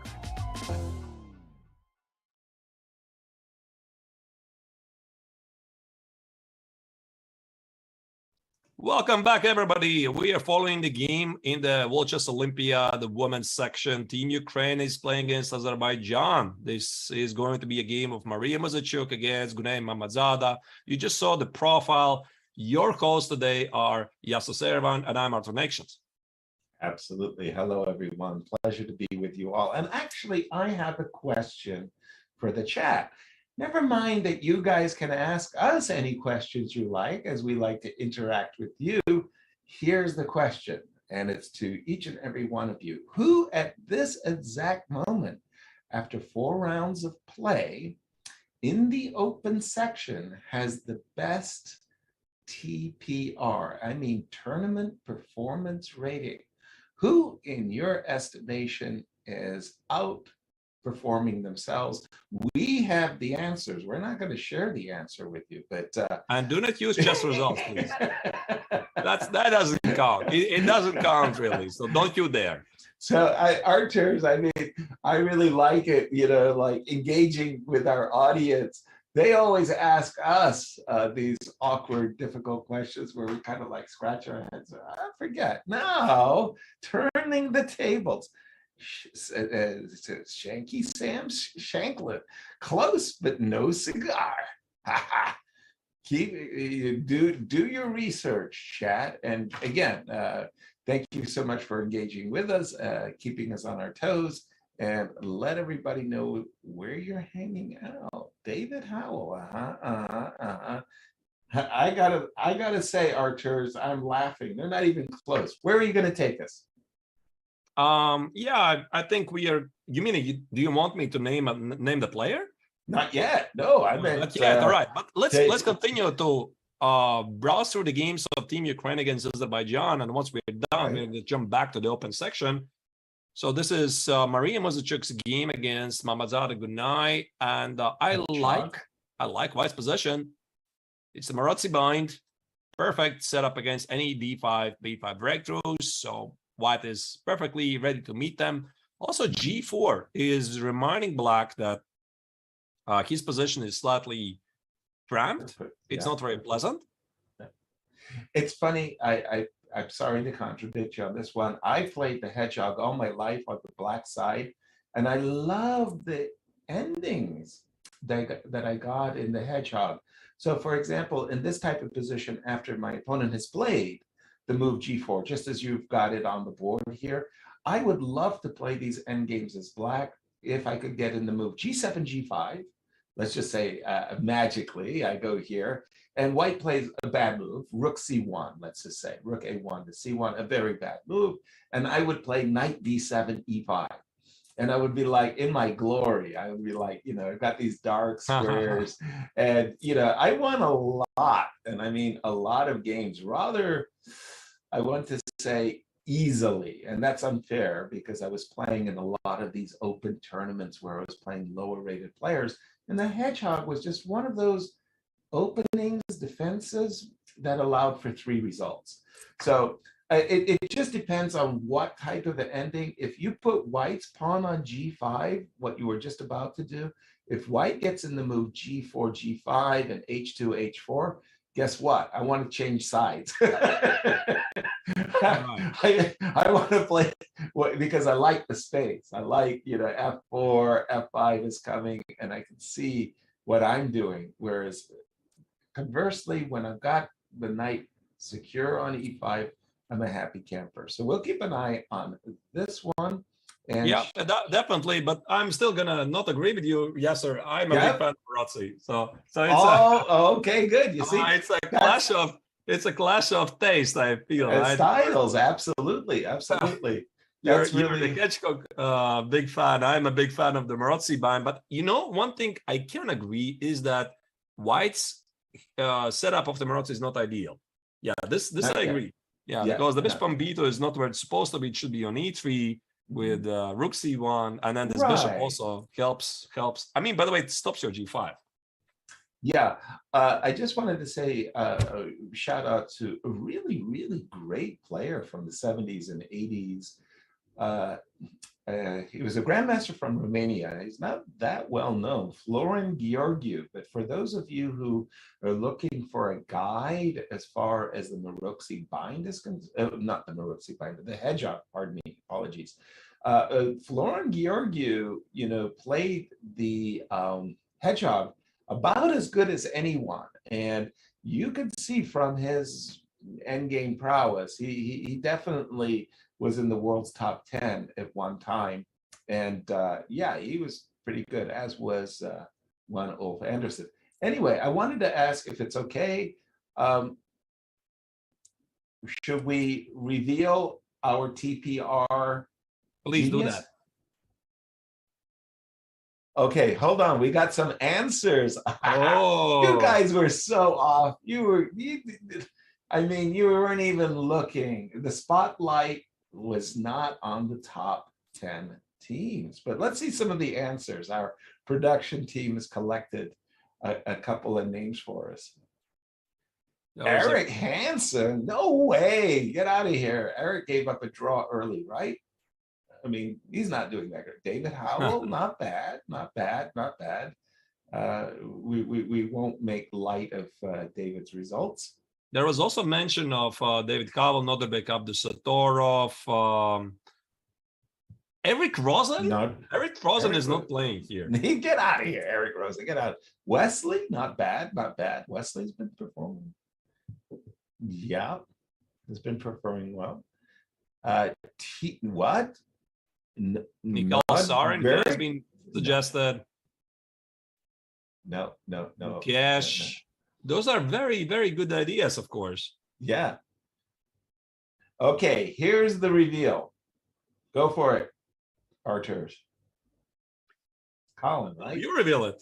No, I don't have it in front of me. I also don't have it in front of me. So you came to the show. You built the Skype yesterday. What is this? came to the show and said, dude, you're not going to believe this. But Murphy, I think it's Team Ireland, right? Murphy Connor? Yeah, Connor Murphy. Connor Murphy. 3-0. He's an international master? Yeah, I think so. He's about rated 2400. And it's not one of the top players, but Connor Murphy has beaten some very strong grandmasters. Yeah, let's jump to his game. Maybe we're gonna show it to you on the screen. Now, this is the guy we are talking about. Connor Murphy from Ireland. He had a great start. He beat in the first round. Again, I have to probably pull it up in a moment. List card, yeah. Give me a second, please. It's a bit crowdy. I know he beat the player from Iran. Right. So he beat in the first round Ashraf Ahmed in the first round. Then he beat in the second round Amin Tabatabai, very strong grandmaster from Iran, who recently was playing in the Grand Prix event, so that you understand the level. And then yesterday, no, it was not yesterday really, or was it yesterday? No, it was yesterday when he beat Matthias Bluebaum in this very crazy two bishop double attacking position. I was watching that actually, Yasser. I was watching crazy. Dania. We were discussing that position. It's total nuts. I mean, it was a total mess. Anyway, we reckon that thanks to those 3 victories, that he had something very close, and I want to say 3190 TPR, tournament performance rating after 3 rounds. A big shout out to Colin Murphy for his achievement, remarkable, and continuous success. You have his game in front of us. Yeah, that's him. That's him playing with black. So he's looking really to improve it. I'm not really sure how this rating performance works. I mean, if his rating performance is 3192, so that you understand, Magnus's rating is 28 about 60. Right. So Murphy is playing 3,192 in this tournament so far, out of 3 games. So Magnus, hold your beer, right? So just wait there. Yeah, the ELO system does not work well with perfect scores. Perfect scores throw it out of kilter. It needs, some draw and something, and then it kind of recalibrates rather nicely. So somebody who's 1900 could win their first 4 games in an open event, beating everybody who's higher ranked than them, and they could have an outstanding result greater than Magnus Carlsen's. But later, when a draw or 2 or even a loss pops in, then it makes a lot more sense. I like Black's position, by the way. C5 was a nice move. It prepares bishop a7 to b8, bringing the bishop to a much more useful diagonal. And who knows, maybe, I like it. Bishop takes h3, and let's go sacrifice happy on the king side. So something there for Collins fans to cheer. Maybe not even right away, but at some point. Right, I meant with bishop b8 in inclusive. Right. So bishop b8. There's also bishop a4, one of White's ideas, targeting the rook. This would prompt Black to respond with b5, bishop b3. Maybe now actually what we're at some point take on h3. Yeah, you take on h3, you take on g3, you got the e3 square for the rook one day. Something like this. I'm not saying, again, it has to be done immediately, but it's something you have to pay attention to. Starts to look good, and like you're pointing out, rook e3, knight g4, easy to play such sweet attacking moves. So, okay. All right, well played so far by Connor Murphy from Ireland. If he wins this game, this is the topic I started to talk about. I'm not sure what's going to be his performance rating, how many points he's going to get. Maybe we can return to this topic later. But what do you think, Yasser? We continue now going back to the Open tournament. Let's do it. There's a couple of teams I would like to check. I mean, there's obviously so many teams, but this one I would like to check really right now, and that is Team France. Let's do it. So Team France has a very interesting lineup, because if you would check the lineup of Team France, they don't really have the top-rated players playing. They don't have Alreza Firouzja, who recently transferred to the French Federation. They don't have Maxime Chialographe. They don't have Etienne Bacro. But they have young guns, right? They have very impressive names like Jules Massard, which are backed by experienced grandmasters Laurent Fressinet, Mathieu Cornet, and also Maxime Lagarde, very sharp player, put on the fourth board, I guess, to score some points, and Marc-Andrea Morizzi, also a young talent. Yeah, I mean, it goes to show that France has some depth, that they can not send, like their A team, if you will, but they can send a youth team.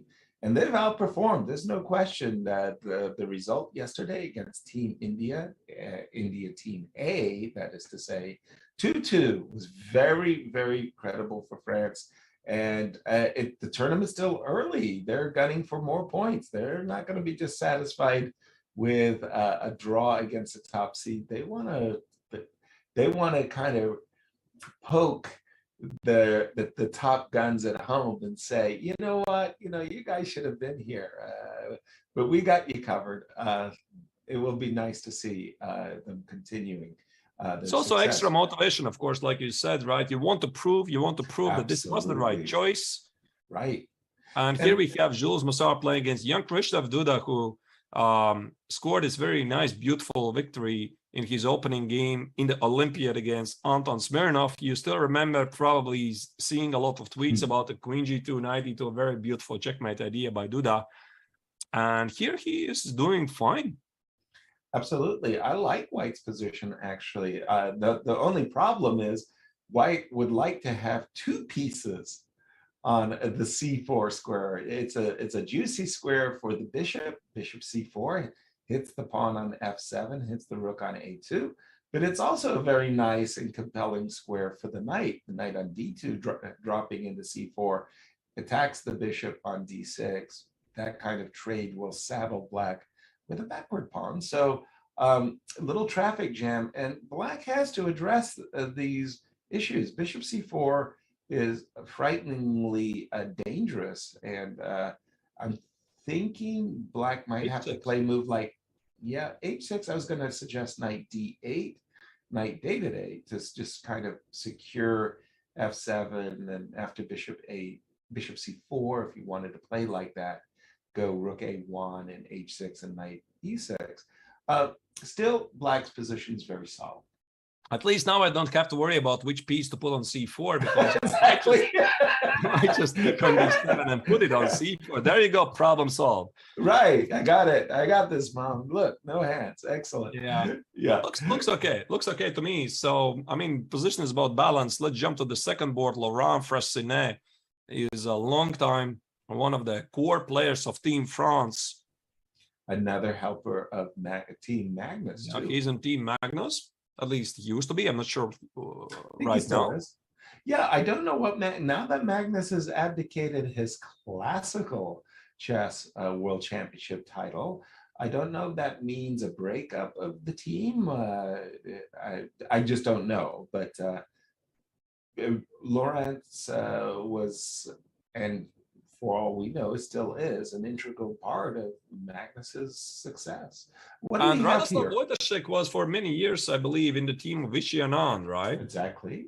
So these are battles of trusted seconds, of trusted team members, of two legendary players, of Magnus Carlsen from the black's perspective and Vichy Anand from the white perspective. So it seems that in the opening phase, Radoslav has got the upper hand, because he has not only two beautiful bishops on g2 and b2, a great outpost on d4, and this juicy outpost on c6 would make any Catalan player proud. No question about it. And if White could execute two moves in a row, castles followed immediately by knight c6, so that knight takes c6, rook takes d5, would be a triumph of the Catalan bishop on g2, that bishop on h4. Here I may have done something wrong, like e2 is hanging. But you know, that whole sequence where you get to play knight c6 and rook takes d5 is something that white is aspiring to execute. Right. I love White's position. The only problem for White, he is slightly behind the development. But this means that Freycinet is he's pressed to do something very quick. I don't know, maybe rook c8, knight e4, try to exploit his little lead in development. It would be easier said than done. Indeed, exactly. Right. Let's jump to the board number 3 for Team France. Let me try to find it. Maxime Lagarde is one of the sharpest players on the circuit. He's playing against Wojciech Miranda. Lagarde is also always a fun player to watch because he doesn't shy away from complications. I mean, those of you who, I mean, obviously everybody's following chess a lot, but sometimes there are those players who stand out. And I'm talking about like Shirov, right? You think about Shirov, crazy attacks. Or you think about, for example, Anatoly Karpov, super positional chess, right? So Karpov, Adams, etc. So Lagarde is like, he stands out like a very sharp, dynamic player. And somehow he manages always to get the game very exciting. Yeah, those players, like you said, you mentioned Alexei. When Alexei Shirov was playing against Vladimir Kramnik, this was really billed as a fantastic clash of styles. The very strategically gifted, technically oriented Vladimir Kramnik versus this tactician, wild, crazy guy, Alexei Shirov, fire versus ice. Who was going to win? Well, actually, it wasn't a contest. Fire consumed ice, and Alexei Shirov clobbered Vladimir Kramnik in that match to decide who was going to challenge Garry Kasparov. Ironically, Shirov did not play the match, and Vladimir did, and Vladimir defeated Garry. Crazy, but you're right. There's something, Rudolf Spielmann, a very famous tactician, and he complained. He said that he could play the same combinations that Alexander Alekhine could play. It's just that he never got the positions. That Alekhine constructed these fantastic moments that he could play combinations. And you know, it's something magical about Alexei Shirov. You could give him, I don't care, the exchange Slav, and he finds an oasis in the desert, you know, and he's very gifted in finding tactical ideas. Here, by the way, in this particular game, I actually prefer White's position. I like a lot the move c5 a lot and bishop to c4. This is a very thematic move. Of course, c5 weakens the d5 square, and if black will be given time to play like knight c7, bishop c8, bishop e6, knight e5, he's a very happy person, of course, but Right. The practice proves it's too long. So c5 is a very, very nice move to imprison this bishop here on b7. But maybe, you know, maybe Maxime here, from the White's perspective, he's thinking a bit further, because then again, he's looking at this. Am I really concerned about c5? So if I'm going to make some random move like h3, c5, I could just take it and push d5, still imprisoning the bishop on b7. So it's not like he sees the idea, he's immediately going to execute it. He's going to toy with the ideas, look at the candidate moves, what logical move can I make? Do I have some funny ideas in my mind? And then he's going to make it. Exactly. And it's also these pawn storms across the fourth rank. So just to the point that you were mentioning, Arturs, which is, you know, you kind of make a pass, a move like h3. How about this one, a2, a4? And the idea behind this pass is that you control everything along the fourth rank. So literally the move that you mentioned, c5, yeah, it's going to be met by a future d5. A5, yes, exactly. The move a7, a5 is going to be met by a future b4, b5, right? So, you kind of like, you take a lot of space and you just say to your opponent, you've got to do something, otherwise you're going to be squeezed. Beside the move a4, I've also seen a very strange, I like c5, let me be clear. I've also seen strange ideas of f2, f4. Looks a little bit funky, but then you kind of think about it for a little while and you go, well, wait a minute, those double pawns of black might one day want to play f5, f4. So this move just took away a future prospect for black. And I mean, maybe not even right away, but at some point later, if black is incredibly persistent and trying to provoke you some weaknesses, f4 with g3 or g3, f4 could be played. Yeah. Agreed. So there's something about this white position that I like, but we'll keep an eye on this. Some other games? Yeah, the fourth board of Team France today against Poland is Mateusz Bartel. Again, a very sharp player who never makes it boring. Boring games, usually finds a lot of excitement. Here he's playing against young French talent Marc-André Maurizi. The position, doesn't really spill a lot of excitement, to be honest. And sometimes, this happens. There's only pieces on the board. Materially wise, everything is equalish. I see the bar gives some advantage to white, but come on, this is not realistically to convert, I think. No, exactly.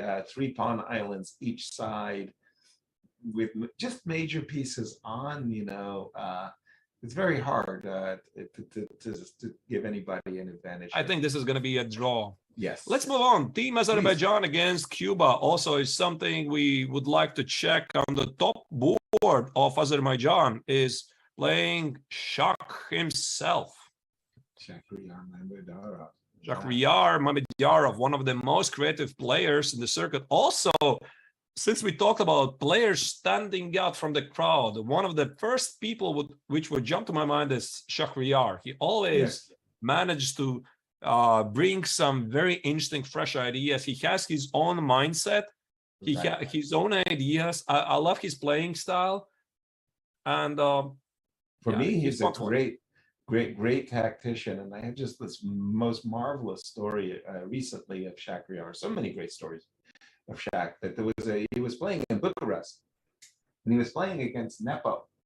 And it was one of those incredibly dynamic and sharp games. And I was calling the action with Peter Svidler.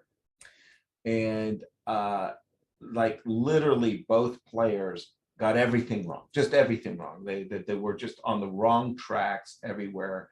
And Nepo was winning. Nepo was just completely winning at a couple of different moments. And then Shakhriyar came to the studio and said, at last, I played a good game. I played a great game today. I'm really proud of myself. I played a great game. We were just waiting. We were waiting for him to finish. And then Peter said, well, nice, Shak. What would you have done if Nepo had played this move? And he said, well, I have this. And then Peter said, and that? Oh my God. I'm losing. Oh my God. Come on.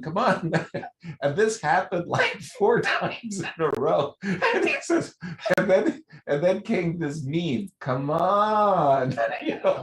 Not again. But Shak is really a great calculator. He's a great tactician. And we just have a lot of fun with him. He's one of those players. Not a lot of players are like this, but he can laugh at himself. I think that's a very important quality, right? Yes. Laughing about somebody else is something, but laughing about yourself, right? That's what I'm talking about. Quite something, right? And that makes him very popular on the tour as well. I mean, other players like hanging out with Shak.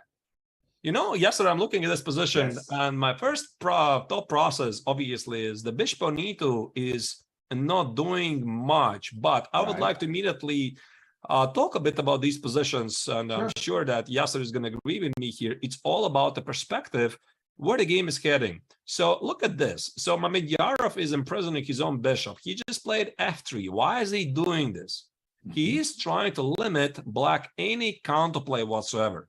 And the bishop on e2, it's not a bad piece. This is what I would say, it's temporarily disabled. I mean, it's not really doing much. But imagine the position is not blocked and it's going to open at some point later. Think about moves like bishop c3, b3, a4, king f2, rook e1, rook d1. And at some point, the white is going to play f4, bishop f3, etc. And this bishop is going to spring to life like something you've never seen. Yeah, it's one of those bad bishops defend good pawns. The pawn on c4 is limiting breaks. The one thing that Shank has to be worried about is that he does something mistimed. So what could be an example of that? Let's imagine that white, for example, goes king f2 in this position. Yeah, king f2. King f2 and knight to e5. Now you mentioned these nice sequence of moves where you include a4, b3, rook c1, rook d1, and then f4, and it's over. It's just splat. Here, if you play b3 and you allow b5, yeah, you don't get that beautiful setup that you want. You just give black that moment to create some counterplay on the queen side, maybe make a favorable trade. Maybe black's knight gets to sit on the c5 square, and suddenly you got to win the game all over again. But you're right. If you as white can get in those little moves and just totally shut black down, that he doesn't have any counterplay, the two bishops, the bishop goes to c3, domination. Absolutely. Yeah, indeed. That's a very, very good point. So Shaka definitely needs to watch out for these breaks. And that's why he's going to take it slow. Right. I love this position. I think actually I won a very similar game myself once from the white's perspective. Also, pretty much in the same line. And this bishop in the end was the deciding force to win the hero, game. Huh? Yeah, it's like the worst piece right now because, I mean, all of the pawns at some point are going to be on the color of this bishop to limit the activity. But if black is not going to make any breakthroughs, he's going to suffer and suffer a lot. Agreed. Let's move on. Board number 2 is Carlos Albornoz Cabrera playing against Rauf Mamedov. Rauf, a very underrated player, but what a great team player he has been over the years. I think he's a longtime second of Shaq.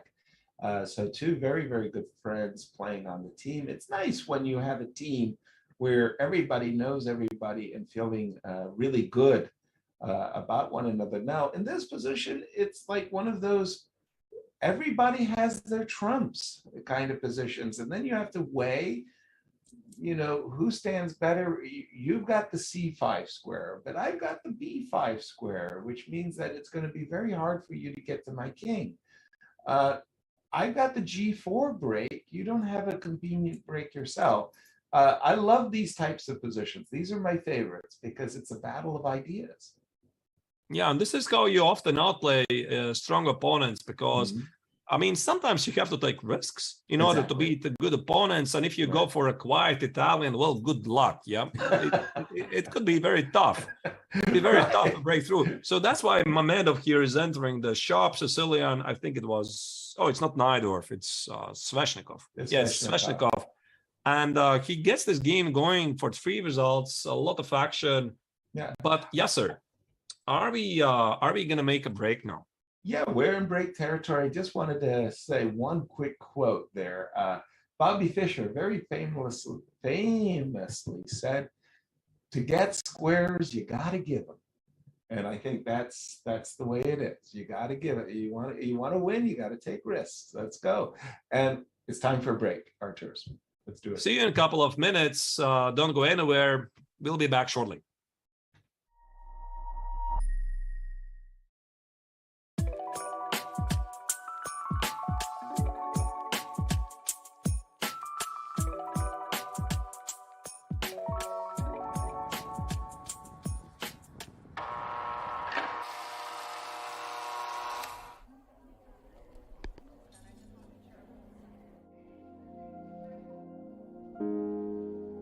My name is Elwood Dawson. I'm from Chicago.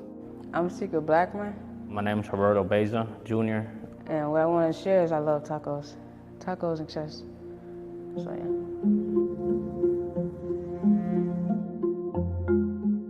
With the chess program, really, even chess in general, like on the deck, you kind of lose yourself. You don't really think about your case.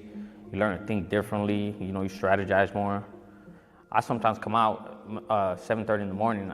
I'll probably play until lockup, you know, so it makes my day go by faster. It's competitive. It's a lot of trash talk. It's crazy, you know. Like the chess players, we got our own little circle, you know, and all of us play each other. We talk trash about who be who garbage. Yeah, I never play that dude again. He garbage. I never play him. But yeah, it's real competitive.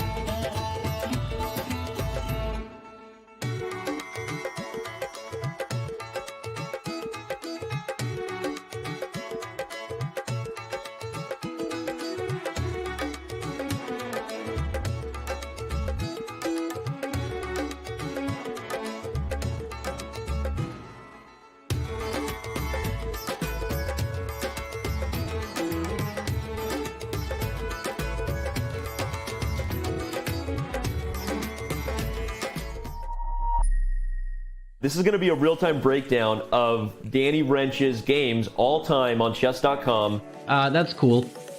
Oh! In the last month, I am playing 83.12. I'm less accurate than them in every stage. Yeah. Man, that stings a little You bit. should Okay. do the more game review. Okay. Yeah, thanks a lot. Okay, so Tuesday sucks. I gotta stop playing chess on Tuesday. Oh, it's because it's Title Tuesday. Look how many blunders there were back in December 2020.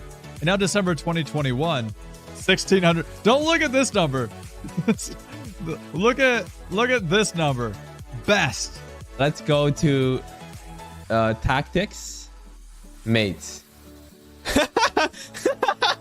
I'll probably need to work on these ones. Yep. Every single rook fork that has presented itself to me, I have found. No one has a higher percentage of rook forks than I do. Yes, correct. These are literally the knight forks that you missed. I missed knight d6? You saw it just now. What the is wrong with me? I could have done here and then taken this pawn, and I'm winning because my pawns get held together. That's probably the coolest part about this feature. Like these positions against Hess. Rook there for rook e2. And he blunders mid in one. Oh my goodness. I'm awful.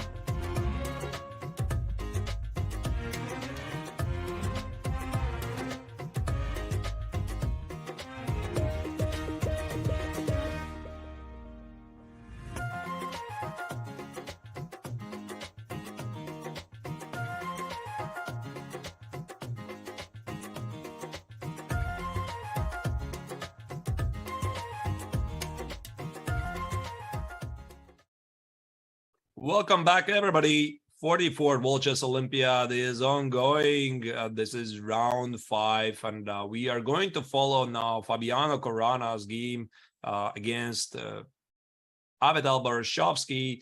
Yasser. I mean, wow, look at this position. I mean, if somebody is very happy, it's definitely black, right? Well, I was just about to say, I'm really happy about the whole screenshot, actually. That is a beautiful picture there when you see the players so very clearly. I mean, what a fabulous moment for us we live in when we can watch a game live in real time. You and I can make commentaries from wherever we are in the world. We see the players as if we're sitting next to them, and we've got an audience we can chat with. It's unbelievable to me. If you had told me that this technology would exist in my lifetime, I'd say, get out of here. And by the way, we have chess engines at 3600 to guide us in our commentary as well. I mean, just throw that all in the mix. We live in a golden period, and I'm really, really glad to be able to share the moment with everybody. Thank you all for joining us. As you were about to say, Fabi sure looks like he's got a great position. Any rook lift along the G file, along the H file, could cause a massive accident for White. Whoa, look at these two knights, 95, 94. You have my utmost respect here. Right? Yeah. And somehow White is still in the game, because I had a feeling that after this F4, I had a feeling that Black is definitely taking over the game. And we were discussing this G6 idea or F4 idea. F4 is directly trying to punish Black, sacrifice the pawn to gain some lead in development, and powerful display how Fabi centralizes his pieces. But I mean, White is not doing so bad, to be honest. The king is slightly weak. Well, it's one of those situations where there's no question about it. White had played incredibly provocatively. Let me emphasize, you do not play bishop h3 and knight h4 and knight g2 to win a pawn without understanding that you're taking a great deal of risks as White. You know, conventionally, you play bishop g2, you play d3, you castle, and you fight for the control of the center square. So what White did in this whole kind of kingside maneuvering was he wanted to win a pawn, and he wanted to provoke Fabi to attack him. The problem is he might get his wish. Fabi might just play rook c6, rook g6, rook c6, rook h6, and attack him. I think he's going to have to drop the pawn back most likely at some point. I'm not really sure how. Maybe something like f4. You know, please, I mean, let me live. I mean, knight f4, take it. I'm not sure how do we start it properly. Something along the way, something like this. But still, the rook can penetrate White's position with rook c2 after trade. So this could be very, very unpleasant. Maybe the queen trade was not necessary, but you get the idea. Arthur's in such a position as Black, I'm definitely not trading queens. I'm playing something like queen e3 check. I'm looking at that exposed king, and I'm going, I want to go queen e3 check, rook f6, and I want to try to sack the king side. But yeah, these are the types of things that White is facing at the moment. Like, do I have to return the pawn with a move like f2, f4? Because this attack, I mean, it really looks fearsome. I would be terrified. Rook to g6, rook to h6, pardon me, rook to g6 in this. Or maybe rook g6 is just killing on the spot, right? Exactly, exactly. So I'm just saying that as White, I mean, you know, I'm a pawn grabber, but in the immortal words of Clint Eastwood, you got to know your limitations. Yeah, something is bound to happen there, right? Right. Something could go wrong in a hurry. It could be very ugly. Right. Let's move on. Let's move on to next game, and I would like to also check how he's doing. Our favorite Dutch player, Anish Giri, he's playing against Anish Carlsen, the founder of Chess Bra. Yeah, baby. hold on. Who's white and who's black? First of all, Anish is white. Eric Yeah. Carlsen is black. yes. Anish has sacrificed an exchange. Very nice sacrifice of the exchange on the square. Maybe C6. show it super quick. Super quick, right? How it happens. Some Catalan. Queen a4. Take the pawn back. So still looks pretty much normal. Black is trying to play solid. And boom, here after 95, maybe this was That's a risky choice from Eric's part. Rook takes on c6 in the best traditions of the former world champion Tigran Petrosyan. Anish gets rid of his rook. And now he claims that he has the long-term compensation for it. I think he's right. Well, first of all, he's absolutely right. I just absolutely am confused, though. Why on earth would you play Rook C1 in that position? That move just looks like an atrocious move to my eyes. Knight E5 is absolutely begging every fiber of my being. Says, look, I've sacrificed the exchange. I want to restore the material equality. I want your pawns. The bishop on G2 is unleashed. The knight's dream position. The knight, F3 is not a good square for the knight. The dream. Maybe there's some bigger problems, something like bishop D6, knight C6, queen H4, and G5. Maybe Anish was looking at this and he realized there's some counterplay. Good luck with that. You don't believe it, yeah? No, it's a beautiful line. I have to share this with you and our viewers.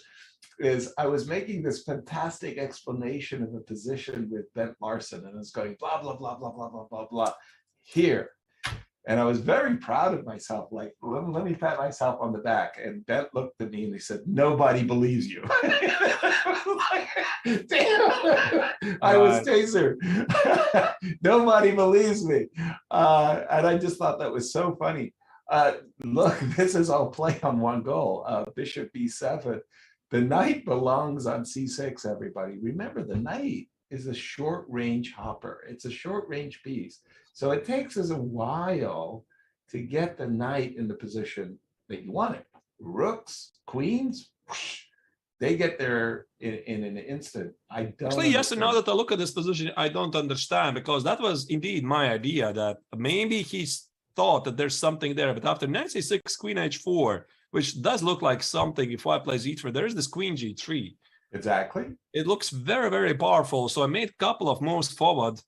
Of course, queen F4 is not necessary, but the knight on C6 is a monster. So I think black is happy to get the exchange. So this is looking just bad for black.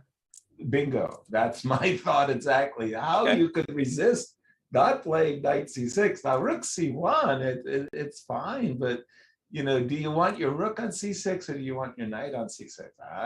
We give you that. Maybe Anish's idea is that he is gonna win the pawn on C6 anyway, play something like knight G5 and take with the bishop on C6. So he's thinking a bit differently, that the bishop on C6 is actually a better piece than the knight. I don't know. Well, okay. It's just a different approach in the position. I would think that in such positions, Black has now Black has ideas of A5. If you take the pawn on A5, I'll go rook A8. If you play A6, I'll go C5. And it's not that 100% clear. Rook A8 here. You got to go A6, C5. No, I'm opening up the diagonal. Okay, just a different approach. But I love the exchange sacrifice. Yes, absolutely. I don't like Eric's allowing. But this is highly provocative, right? I'm sure that Eric knew what he's doing. It's not like 95. Oh, there's rook X on C6. How did I miss that? He played 95 to provoke. But it's a bit strange provocation, if you ask me. Oh, without question. If you take the move back for a second, I have seen a lot of players, especially Wesley So. Wesley So plays bishop takes F3. And you go, oh, well, great. I win the two bishops with knight to D5. Somehow white moves the rook. Wesley So takes the bishop on F4 and he goes C6. And he goes, ha ha ha ha. You can never Try beat to get me here, Yeah, right? yeah. Try to beat me. And he draws almost, almost at will. I don't know how to say it. He's pretty impressive, if you ask me. But allowing rook takes c6, nah, that's a no. Yeah, it doesn't feel good. It doesn't feel good. No. He definitely had some ideas, but again, it's maybe something provocative. And this is, by the way, what has been playing queen a6, queen d3, g5. By the way, I love the move queen takes a6 because a moment ago you saw me trying to play the move a5 so that the bishop will have a life.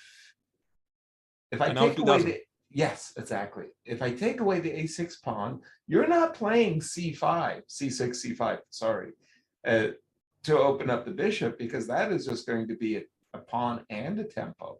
So that queen takes a6 was a delightful little snack. I'm going to just say that Anish is in cruise control here. He looks really, really good. I really agree with you. And now let's move on to the second board, since there's also another star playing for the Dutch team. It's Jordan van Forest playing with the black color against Raja Panjwani. Okay, what is this? Again, it looks like one of those Queen's Gambit accepted positions where the queens stay on the board this time. 4 versus 4, 2 versus 2. Sorry to say, I find these positions so balanced, it almost requires a howler, that is to say, a blunder from one player to really disrupt the balance.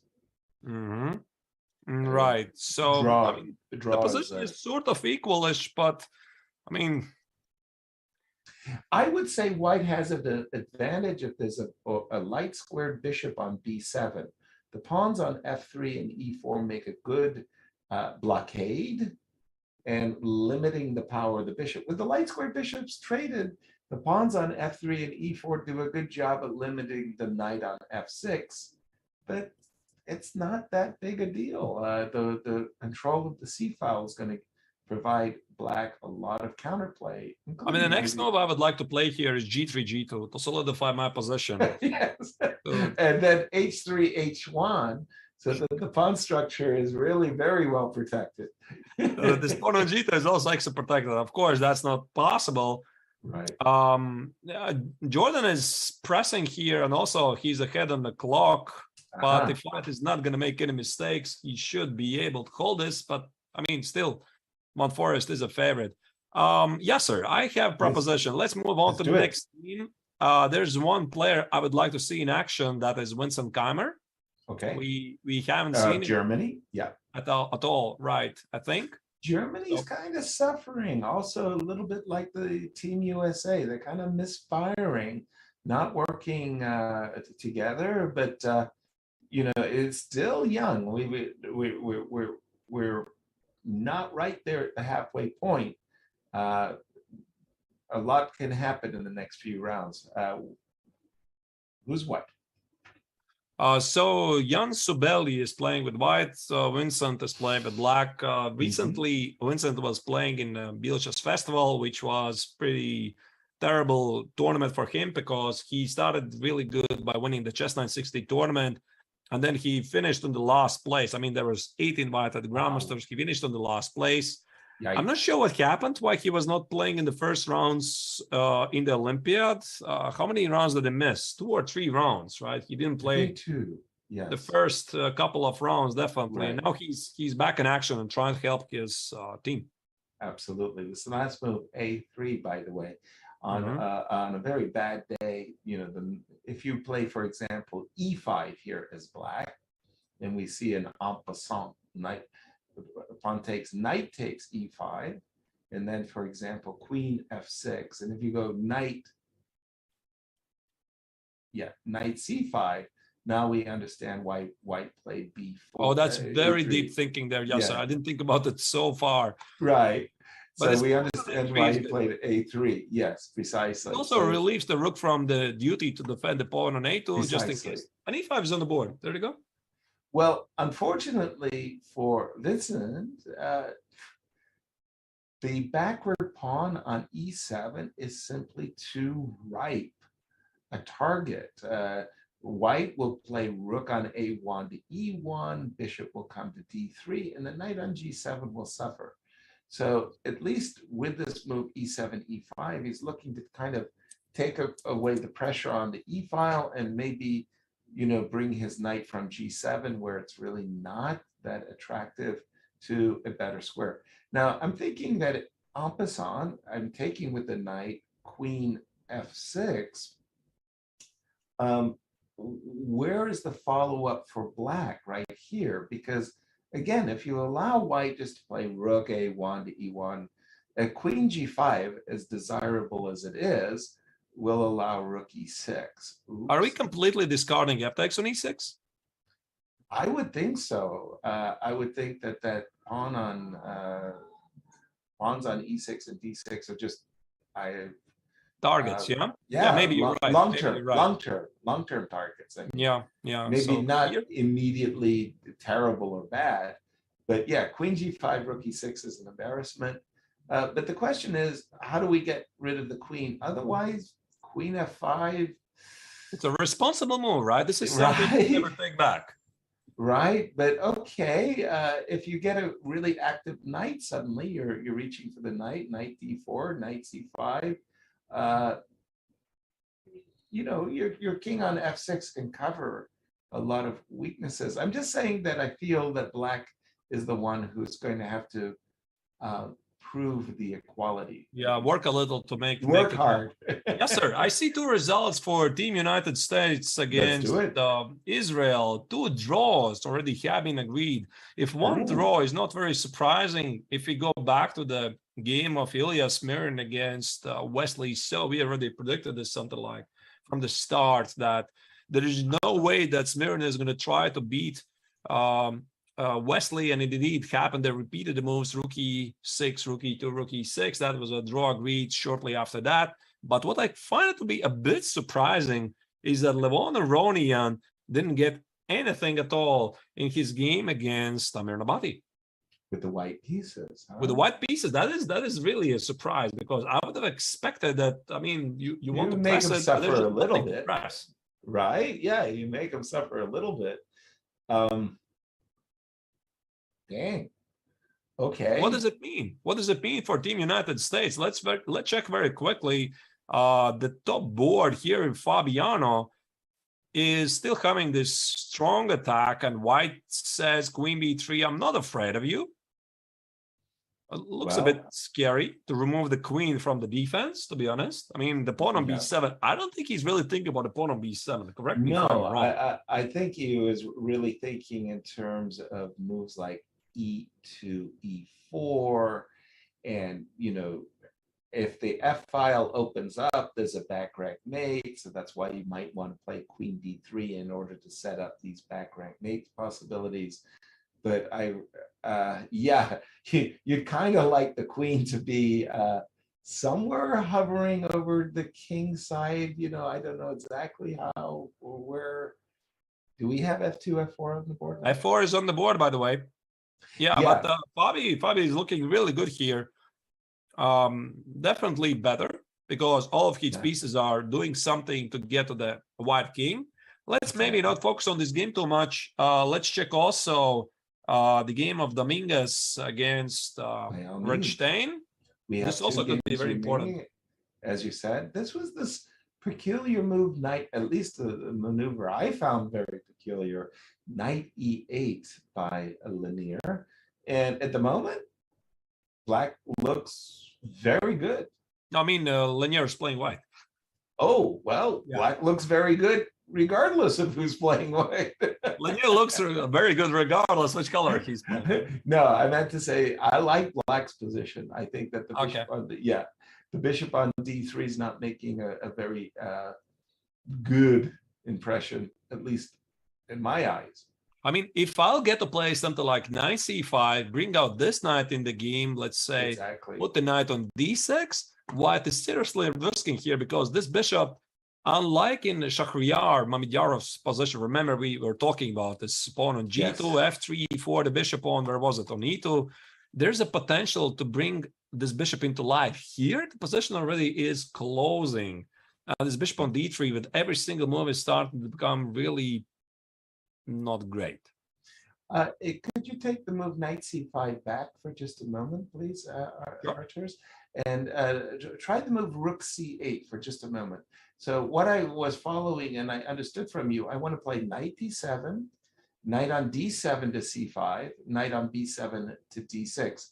But I need to protect the pawn on c7 while I'm making all of these brilliant maneuvers possible. So rook to, this one, I didn't like losing the pawn. Unless you want to sacrifice it, which can't be completely to be ruled out. Sacrifice? Or are you talking to the president of the Pawn Grubbers Association? Yeah, you're going to approve it, I think, right? I mean, you're going to prove it from the wife's perspective. You see a pawn, you take a pawn. Exactly. But yeah, I was thinking that if black's ideal, as you were pointing out, if you could put the knights on d6 and c5 as black, now we're talking. Now we're in business. Yeah, but knight c5 already is playing. Oh, I'm sorry. It's already on the board. Sorry, it wasn't your suggestion. So I think this knight h4 from Dominguez's part is clearly indicating some f4 ideas, because the queen on c2 and bishop on d3, it's like you want to give them a purpose. So knight h4 is clearly indicating f4. So let's say f4, and this already looks very risky, because after e5 you get a lot of funny ideas on this diagonal. Maybe they're just not working at all. Yeah, no. I'm a little bit confused. I don't understand the move knight c5 at all, because again, I don't know about you, but I have conversations with my pieces, and I go down. I ask my king, how are you doing? The white king says, I'm doing fine. Ask somebody else, and you go down. And I'm looking at this knight on b8, and the knight on b8 is crying. It says like, hey man, hey coach, get me in the game. Why are you treating me so bad? Right. And I think that knight, deserves to be on c5. I think the other knight deserves to be on d6. Well, we'll see. All right, and let's move. Yes. Let's move on. One of the central rounds of today is Alexei Shirov against Domraj Gukesh and Yasser. We were having this discussion, I believe, in day one, in the round one. And I expressed a thought. I was not really sure if India 1 is actually stronger than India 2, because there's such an impressive lineup, and I revealed my sympathies that I would like for the youngsters to succeed. Of course. What do you think about Indian chances? Well, first of all, I like black's position here. Again, I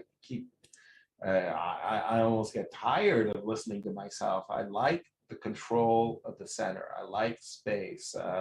This pawn on a4 is controlling the white majority on the queen side. Full stop, end of story. Black's majority in the center, to my eyes, is really impressive. I can imagine black playing moves like knight to b3 to c5, tickling the pawn on e4. I can imagine black's king coming to c6. I can imagine black playing d5. I can imagine 2 connected pass pawns, and I can imagine white resigning. And it could all happen rather quickly. So I like black's position here. I also really like, and we could briefly see in the camera, Sheriff was shaking his head. He was not happy what's going on. And talking about the second Indian team, I mean, they have gathered together some of the best young talents available in India, right? Yes, so absolutely. It's the first board is Domraj Gukesh, then we have Nihal Sarin, then we have Ramesh Baba Pragananda. Hadiban is probably brought in for the team as the more experienced guy, and finally Raunak Sadwani. And these guys, they're like, what, 16, 17, 18 years old? I know. And they're future, exactly. The future belongs to them, no question about it. They're, wow, great, just great. I was thinking about myself when I was growing up in chess, and there was a guy, Bobby Fischer, who became a chess grandmaster at the age of 15. And we thought this was completely ridiculous. Like, this was a record that would never, I mean, never, ever, ever be broken. It was just so an outlier of ridiculous proportions. Now, now they're breaking the record, not at 15, not at 14, not at 13, but at 12. And you're going, oh my goodness, my goodness. And they're really, really good. They're so the youths are just amazing, just amazing. Right, so definitely Gukesh appears to have the upper hand. He's slightly low on the clock. 28 moves have been played. 96 share of tries his chances. Try to get the pawn on G7. Yep. Let's move on. Let's check also Sarin's game against Guyarov, second board. Please. Is this Nihal? Yeah, that's Nihal Sarin. Exactly. Just sorry, just so he has the perspective reaching an endgame, having the better knight, meaning let's say we remove a couple of pieces, essentially black is left with a bishop which is staring at his pawns. So in country, white has a knight which can maneuver through the dark squares. Imagine putting the knight on a 4, but still black is pretty solid. And after bishop f7, I think the game is going to fizzle out to an equal endgame. All the heavy pieces disappear. Put the knight on e3, king on d3, but could be difficult to make a progress. The Soviet chess annotators would call the open E file the chopping block, where the 4 rooks get axed, captured on the chopping block. And it just feels like what you're pointing out there, the slight advantage of the knight over the bishop, it's not going to be enough. It's not going to be enough. I like white's knight, but that's where it ends really. And just this slightly worse bishop on e6, it's not going to cut it. It's not enough. So let's move on to the next game, board number 3 of second team of India against Spain. It's Jamie Santos Latasa against Prague. Yeah, this was the one where the chess engine say black has no problem. The dark square bishop covers. You've got these double pawns that keep the knight out of d5 and f5, and the game's even. This is another one of those games where I don't like playing black. I mean, I agree that black probably safe and secure, but I always feel that in my heart of hearts, the knight could one day potentially overwhelm the bishop. It could be, in fact, just a kind of a play on one goal, and then you rue the day that you allowed the knight to play.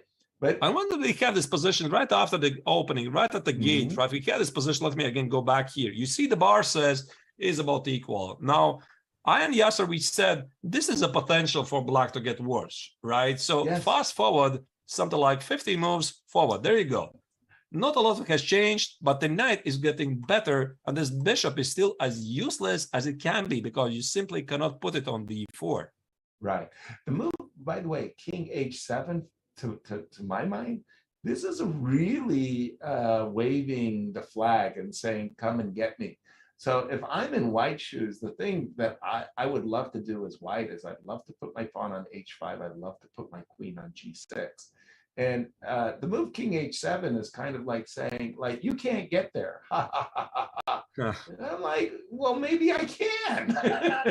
Maybe I can. Maybe I can start with h5. Maybe I can go queen to g4 and queen to g6. So interesting provocation there by black with that last move, king h7, saying you can't. Yeah, but then again, I mean, black's entire king side and queen side seems to be protected. There's no points to immediately crash through. But I mean, every single endgame is almost automatically better for white. So let's say we remove heavy pieces, put the knight on b5, and slowly, I mean, turn around this game for 100 moves. Very, very unpleasant defense for Prague.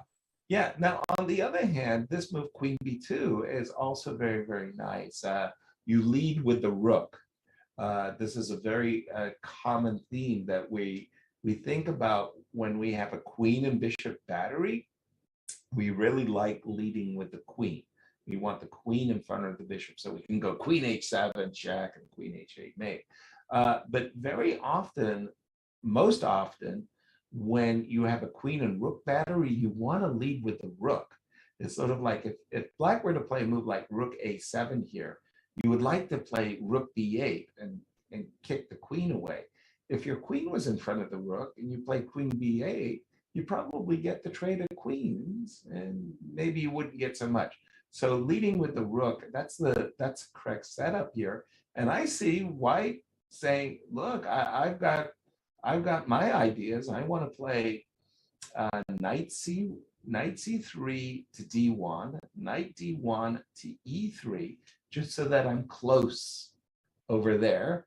I want to go rook b7, and I want to, press along the 7th rank. Make an impression I'm threatening something, yeah? Yeah. How are you going to meet my incursion? And that's a challenge. Not so easy. Not so easy. Yeah, this is incredibly difficult. For example, let's say I'm going to play something like queen c6, rook b7, and king g8. Again, we look at this position. Seemingly, there's no way to crash through. But what does it mean for black? You are forced to sit passively. Now, this is so difficult because all of us, we want to have a plan. We want to be active. We want to push. We want to bother the opponent. And here, Prague is going to simply have to sit tight and suffer for the team. And in this case, actually, queen b5 is just going to be awesome. Then the rook and the knight, even, you might even want to take with the pawn, but knight takes looks very attractive as well. The reason I would consider taking with the pawn is just because it's a passer. b6, knight b5, and that pawn is better than any of its colleagues. I can tell you that. Yeah. This looks really, really good. Right. Let's check the fourth board. Indeed, let's do it. The fourth board is Magnus Carlsen against Eduardo Iturrizaga. There's not much, is it? I mean, there's some advantage for white. Yeah, I like the two bishops, but with all the rooks off the board, these beautiful breaks of d4, d5, and rook to e8 check and mate. Well, excuse me, there's no rook. Very, very hard to make d5 work. And I don't know, it just feels more balanced than anything. Maybe white's only chance is try to get into some kind of an endgame. For example, remove the queens. So and then slowly make a good use of these bishops. Maybe something like queen a1, trade the queens, and then I don't know, try to outplay the opponent in an endgame. But one of the I really want to give Anatoly Karpov a great deal of credit. He developed a kind of a system against isolated queen pawns. Where he gave up the two bishops and he kept this bishop on the long diagonal. And he proved time and time again that those endings weren't bad at all. And he would put his knight on e4, and sometimes the knight would drop back to d6, and sometimes the knight goes to f5. So I don't, even when you trade, you get that beneficial trade you just described of a queen trade, you kind of come up empty-handed. Right. It's like really annoying. You achieve this great success. For example, in this position up to queen b4, imagine black played queen a4. Well, why not queen a2? Why not queen a2? But I was just saying, if you play queen a4 for just a second, and queen takes a4, bishop takes a4, and you go, okay, I've achieved the great queen trade, and let's say you go knight to d2, very good, and bishop to c2. And yeah, exactly. You got this knight e4 business, and I don't know. Players didn't budge Anatoly Karpov, I can tell you. But right. You said, why not queen a2? That's a very good question. I mean, maybe actually queen a4 is more precise because you can still decline the trade, the queen c3, but then there's knight e4. Maybe queen a4 is actually forcing matters because after queen a2. Yes. Or maybe it's actually the same, because after bishop c3, there's knight e4. Yes, f2 is a tickle. Yeah, and bishop e1, and what is this? Not sure. Just when I don't know what to do, I comfort myself by playing what I might call a grandmaster tuck. Anything that's central, queen a2 to c2. That's kind of like a grandmasterly tucking move. You know, you tuck your pieces a little bit closer to the center. Closer to the action. yeah. You know, like I don't know if queen g6 might ever be possible. I don't know if queen d1 is ever possible. You know, you just you tuck yourself in. Right. The tuck. Tucked in. Yep. All righty. So, Yasser, which team would you like to check next? If you don't mind, I would love to see Magnus, because your hourly share is there, right? Yeah, I need my 60 minutes. You know, I can show the final position. There you go. Well, now I'm upset, you see, because you didn't give me my 60 minutes of Magnus. I teased my wife. I'm going to give you 6 seconds of Magnus. I teased my wife that, you know, like I watched these movies like John Wick. Yes, fantastic movie, just brilliant. I mean, 300 murders per movie. If I don't get 30 murders per night, how can I sleep, right? I need my 60 minutes of Magnus. How did Magnus win so quickly? You wanted to check it? Yeah, we can check it. If you don't mind. How did he win so quickly? All right. Let's check it just a second. I already closed it. We saw this knight d5 moment, and I said Magnus has tricked his opponent, that Magnus was the one who was standing well right there. Yeah. Oh. This is how you don't play. I mean, we discussed this as something we would like to immediately discard, and it did happen. So there's a couple of moves like knight e4, knight f3, even queen e1. But giving away a bishop like that, and opening up all of those light squares for that beautiful bishop on c8. Yeah. Versus the rather ugly bishop on c1. So Magnus just played a fine game. He took control of all squares. No, bishop on e4 is a monster. I think White was relying too much on this threat of some knight g6, queen h7, rook h4 idea. Some could try to checkmate. Right. In the end, there was no checkmate. No, I mean, there was a checkmate, but only from the black's perspective. It was a checkmate. Okay, that is, by the way, the kind of game we want the world champion to win. I mean, that was a very, very dominating performance.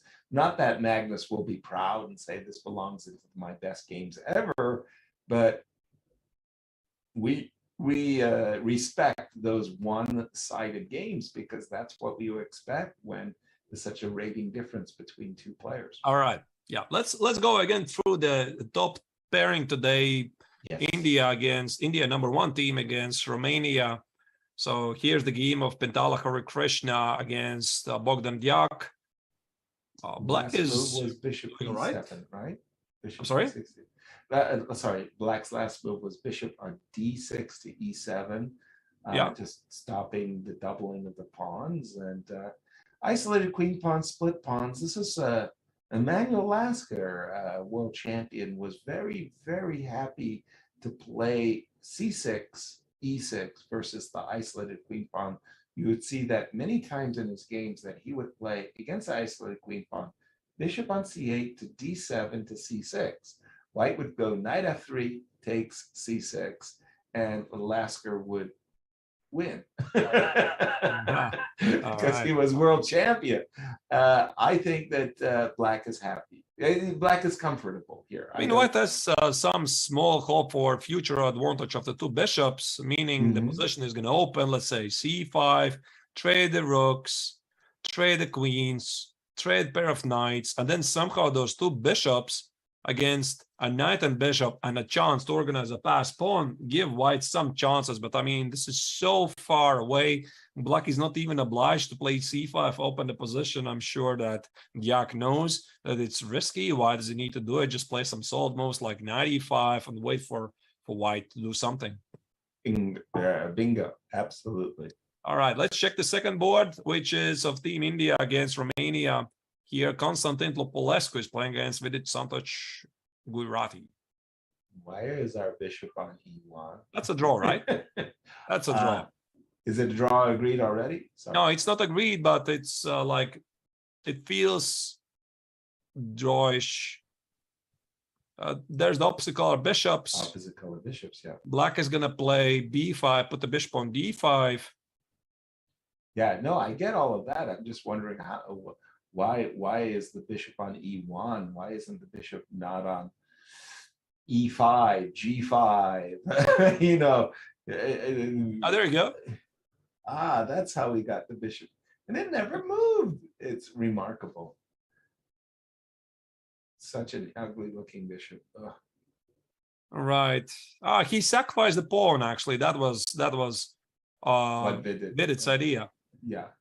He sacrificed the pawn on e4 to liquidate this into a drawn endgame. This was no blunder. He definitely expects that the game should finish in a draw. And again, to remind you, dear viewers, is that this is again a team event. The World Chess Olympiad is a team event between countries. So usually there's a goal for every single player set up by the captain before the game. So we could check perhaps once again the format. What's the format of the Olympiad? Here you see it's 11 rounds. This is round number 5. Every team consists of 4 players and 1 reserve player. And what matters is the team result. I mean, it doesn't matter. Basically, is it 2.5 against 1.5? Is it 3-1? Is it 4-0? What really matters is the team result. And the tiebreaker, in case there is an even amount of match points, and then is those so-called small points. But the big goal is to get the team victory. Exactly. So what I was saying is that Vidit is doing it for the team, right? Yeah. So he sees draw is good. Maybe he had a glimpse of what's going on in teams. Other games he played, he sacrificed his pawn, and now he's gonna most likely finish this in a draw. Exactly, as you said, the bishops of opposite colors is the dominant feature of this position. Next game is Arjun Erigaisi, probably something that India first team is heavily relying on. They had this, oh my goodness, what was this crazy Nimzo opening right at the start? Remember those? Yeah, that was so confusing to me. Not a pattern I'm very familiar with. One of the ugliest pawn structures ever, but the 2 bishops versus 2 knights. First impressions are that black is enjoying some kind of attack against white's king. White's king feels a little bit more vulnerable than black's king, but this queen on c7 is a long way from the action. Let's be clear. It's not on some beautiful square, whether it be G5 or E5. So maybe it's not overwhelming. Yes, sir. I don't know. I can't properly evaluate because me either. Immediately jumping in, say I see 2 bishops. I'm a happy person, right? But there's some weaknesses at the queen side. This pawn on c5. This is not going to change. There's some square on f4. The king is a bit weak. So maybe we might enter some endgame, remove the queens, but how do you evaluate that endgame? Well, again, it depends on which bishop I'm fighting at. So, for example, in my mind, I'm just seeing the move knight e6 to f4 check. King goes. I don't know where. Just pick a square for a moment. Random square. Okay, h1. Okay. Knight to e5. Now give me the pawn on f3. Oh, the bar says it's wrong. So sorry. Queen takes f4. Good morning, Holland. Good morning, Riga as well. Good morning, Riga. Look at that. Sorry, I take it back. I did something wrong. I was trying to get knight e5 and force the bishop to come back to e2, and then I was going to take on e2 and take away your pawns to 2 bishops. Sorry, I've got to be more clever than that. That was still bad Yaz.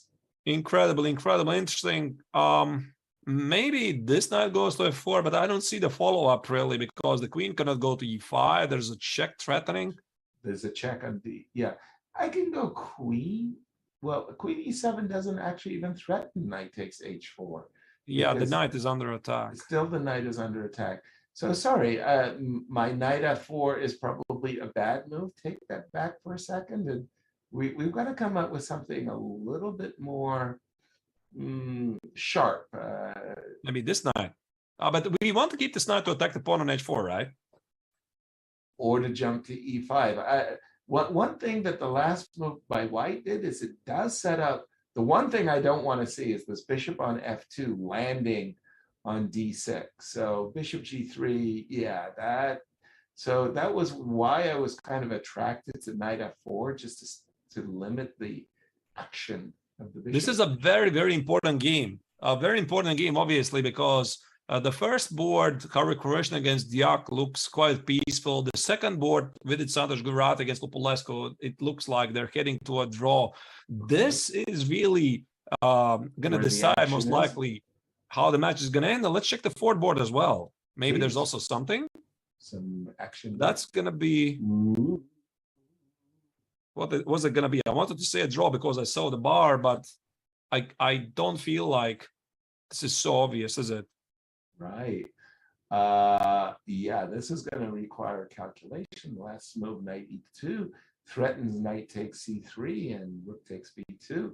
So if we do make that move, well, we'll take the knight. And a knight c3, yeah, is a threat. Knight c3 is the threat. It's I guess it's equal. So just to summarize, again, Caruana, Diak looks equalish. Lupulescu against Vidit looks drawish. Erigaisi against Parlegras. Now, this is most likely going to decide the match. I would say all three results are possible. I'm not even sure which to prefer. I see two bishops. I have the greatest respect for the bishops, but those white pawns are so incredibly weak that everything is possible. Exactly. Yes, sir. Yes, sir. Do we make a breakdown? Absolutely. Let's do it. And, well, we'll see everybody on the other side of this break. See you in a bit. As India welcomes the world to the 44th Olympiad, the country has managed to field 6 teams for this year's competition. Of those teams, the strongest is India's first team, which features an impressive roster with reasonable expectations of keeping a medal right here in the host country. 2 super grandmasters, Vidit Gujrathi and Pentala Harikrishna, lead the squad. Still just 27, Vidit has been a top player for years. Playing as the third board, he represented India in the 2016 and 2018 Olympiads. Now, in 2022, the responsibility of the first board is his. On the second board is the 36-year-old Pentala, also an Olympiad mainstay. After a successful June, Pentala actually enters the Olympiad ranked slightly higher than Vidit. At this event, however, they will work together without concern for individual competition. Next in the talented India lineup is the 18-year-old rising star Arjun Erigaisi. Widely considered to be one of the world's most promising juniors, many expect great things from him on board 3. One board down is another top 100 player, S.L. Narayanan. Completing the roster is 4-time national champion Krishnan Sasikiran. Sasikiran assisted the legendary world champion Vishy Anand in his 2013 championship match. That experience could help him in assisting the rest of the Indian team. India has long been represented by a strong squad in the Olympiad, but their best result came in 2014, when they placed 3rd.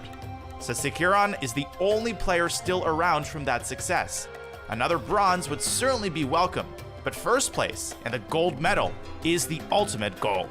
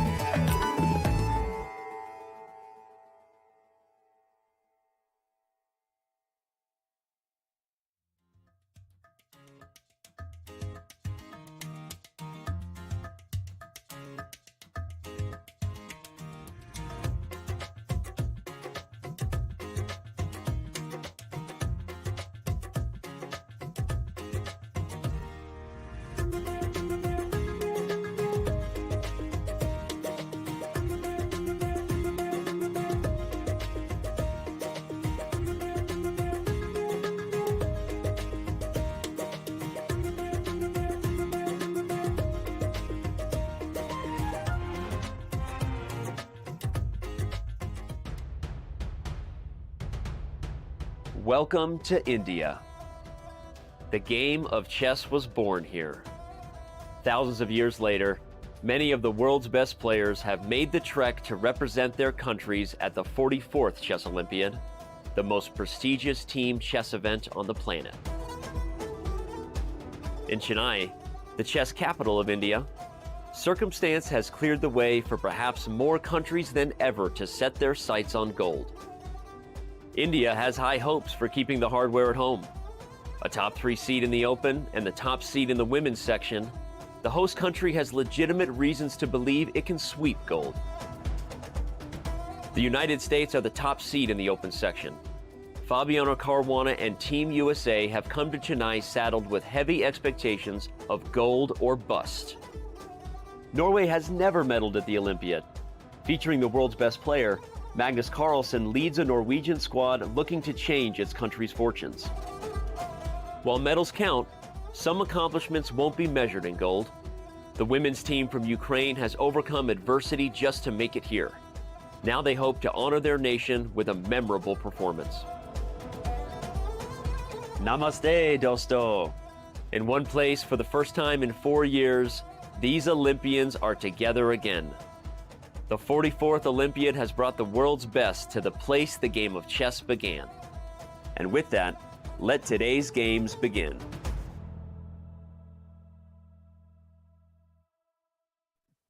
Hello, everyone, and welcome back to our live coverage of the 44th Chess Olympiad in Chennai, India. Arturs and I are calling the action. And here, Arturs, as we look at this incredible Team India ladies, led by Canero with this monstrous rating of nearly 2,600, one of the highest rated ladies in the entire world. And look at her teammates as well. That's why they're number one. Very, very impressive team. Hompi obviously is number one, but also she has got help. She has got help from Harika Dronamali, another grandmaster. Third board is Vaishali, sister of Prague, which actually is quite amazing. Prague right now is also playing at one of the highest boards for Team India today. Dania Sachdev, fourth board, and reserve player Kulkarni Bhakti.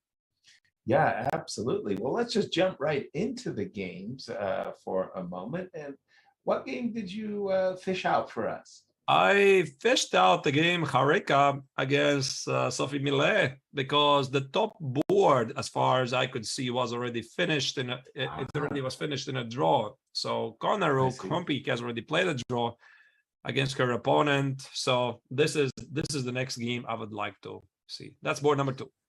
I like White's activity. Gosh, do I like White's activity. Knight on e5, bishop on f5 make a real positive impression. But as far as I can tell, there's a single weakness in Black's camp, and that weakness is f7. It's not d5, it's not c4, it's not b3, it's not g7.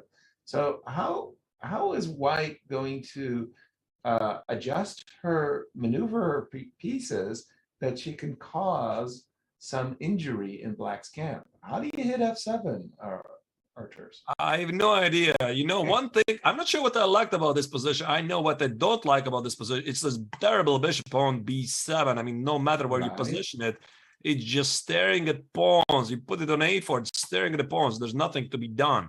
So obviously bishop c8, bishop e6.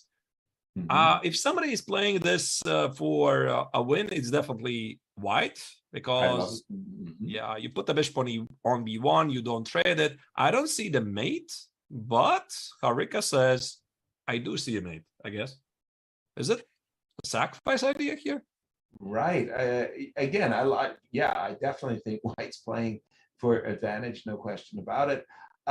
The problem I think she has is she wants her pieces, a couple of pieces, if you will, to occupy the e5 square.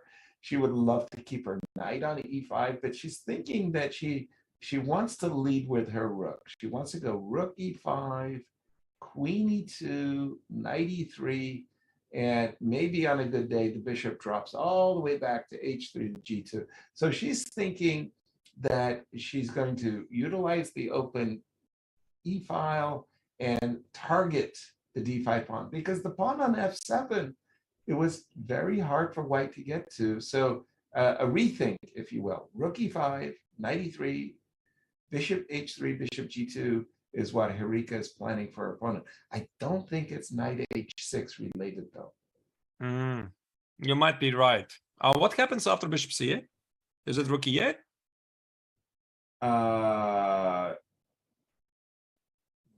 Now I can't retreat with the bishop, right? That's the issue. Is it rook e? Well, let's just put rook e8 just for a moment, because I'm looking. Oh, check, king h2. How is this still an equal? I don't get it. Why the bar says this is playable? I don't get it. What's the big idea here? I guess it's knight takes h6 and queen takes h6 related, right? Yeah, take. You're saying that there's a mate. Or perpet, I don't know. Oh, there's no queen d6. I thought I can play queen d6, but the queen on h6 is targeting. Hello from Riga. Yeah. Good morning, good morning. Good morning. Yeah, so I cannot do that. So actually, this is an idea. And if I play here, and knight f5 is hanging. What is this? I don't think it's very human, is it? No, it's not. It's not human at all. I like what Magnus called this kind of chess, alien chess. I mean, because you get completely sucked in by these long-winded variations that the computer shows, and you go, you lost me at move 2. Yeah. Yeah. I mean, this is totally unclear. So yeah, knight g4. By the way, bishop c8 is on the board. Bishop c8. Okay. Well, something like this might happen. Yeah, it might be that challenge. But now a much more human approach would be say, okay, well, good for you. You traded light square bishops. Let's have a look. What happens if we just take that bishop on c8? How do you recapture? Great. And then we do play rook e5. And maybe we are threatening things like knight h6 and queen h6 and rook e5. In this case, we might be threatening that. And also, we're back to square one, tickling the d5 pawn. Yeah, right. I like that. Yeah, yeah, that's very human. We see a weakness, we target it. I see a pawn. This is an interesting point, Yasser, that you bring up, because I felt that white wants to avoid the bishop trade. However, there's also another function by the bishop on b7, which is keeping the pawn on d5 protected. Exactly. So black trades the supposed bad bishop, but one could think ahead that the pawn on d5 now could be a major problem. Right. That's exactly it. And this is on the board, by the way. She did recapture with the queen. I thought that she was going to need that tempo. Now here, again, the move queen e2 is one of those moves that you go, okay, you protect the knight, but in truth, you really want the rook in front of the queen. You don't want the queen in front of the rook. So I'm thinking that if I'm white in this moment, I would probably aspire to the move queen f4. And I would start to think that, oh, the queen on f4, I could go rook to e5. And again, I want the rook to go to e7. I don't want the queen to be in the way of the rook. That's a very good point. Yeah, something like this could be played.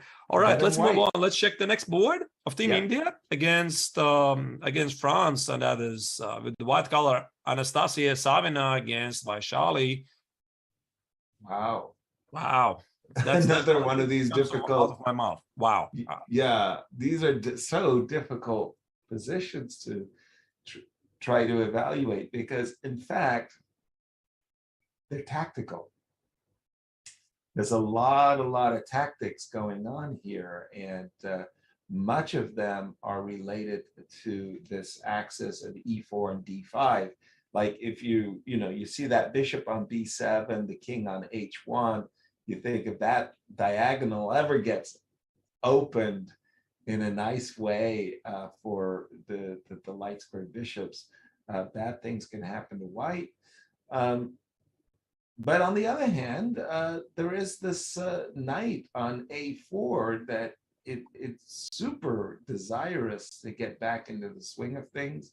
Knight B6 would be great if white could land the knight on B6 and open up the A file, cause an accident. This is tough. It needs calculation. Absolutely. Bishop So F4 visually,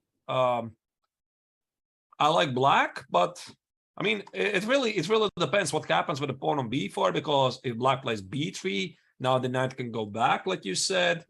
You need to evaluate that. And looking at the clock, they are having 6 minutes on the clock with a lot of sharp continuations possible. I think this essentially could be the game again, which is going to decide a match, because usually you have that feeling that this game, everything depends on this game, because everybody's playing normal chess, and then we have somebody who is just blowing up with crazy chess, and that's where the match is decided.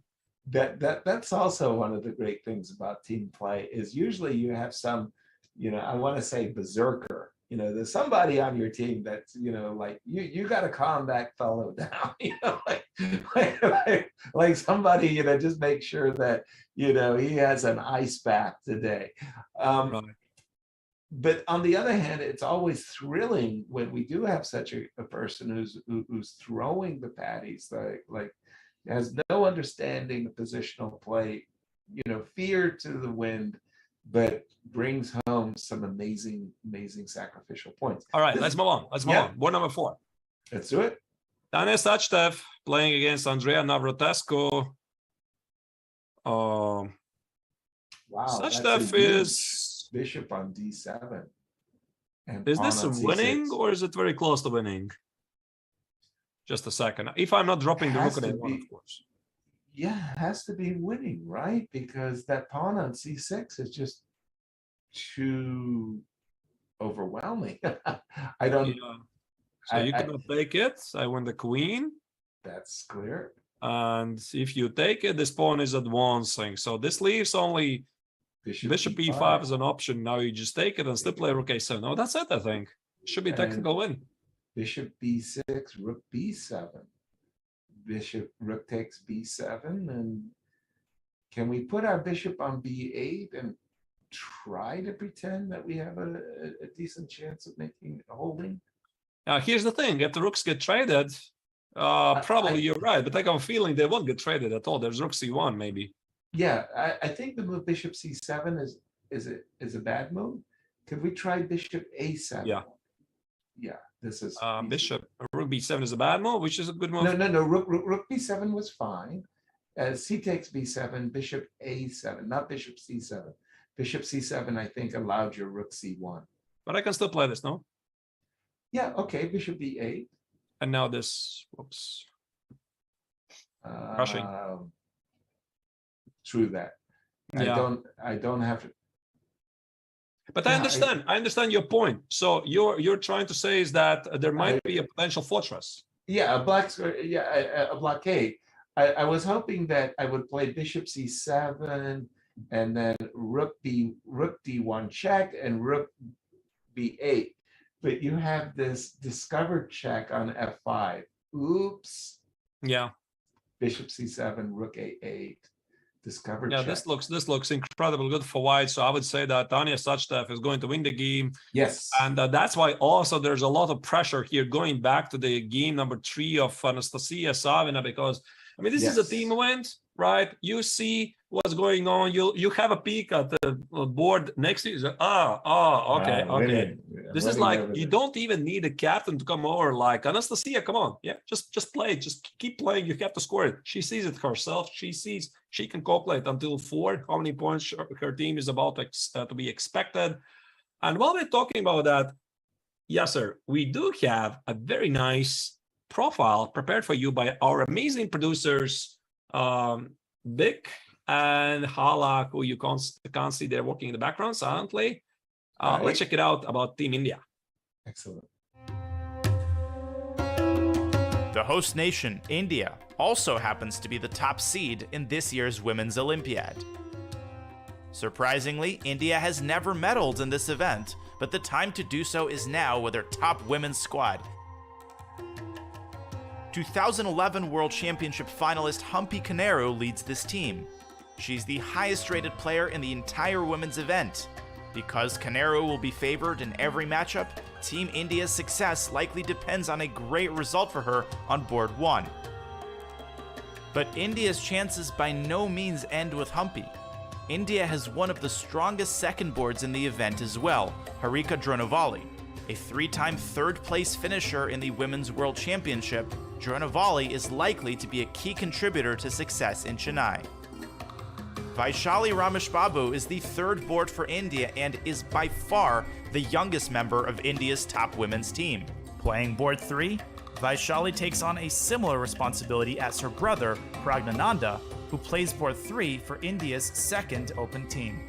On this team, the fourth board belongs to commentator extraordinaire Tanya Sachdev. In fact, Sachdev has represented her country in every Olympiad since 2008. In 2012, she even won the individual bronze medal for her board. The experienced Bhakti Kulkarni completes the tournament's highest-rated roster. A medal may be unprecedented, but with a squad this strong, gold is clearly the goal for India's leading women's team. Lovely profile there. I like those videos. Very nice clips. Well done, everyone. Let's jump our tours to the Polish ladies team. We haven't seen much of their games, and there we see a very nice camera shot from the playing hall as they're all in their beautiful red and white jerseys. Right. So the top board for Poland is Alina Kashlinskaya, who recently switched the federation from Russia to Poland. Oh. Of course, the big reason is that she is married to one of the Polish strongest grandmasters, Radoslav Wojtaszek, who is also here playing in Chennai. Judging the position from the wife's perspective, it's pretty much balanced, total equality, right? Yeah.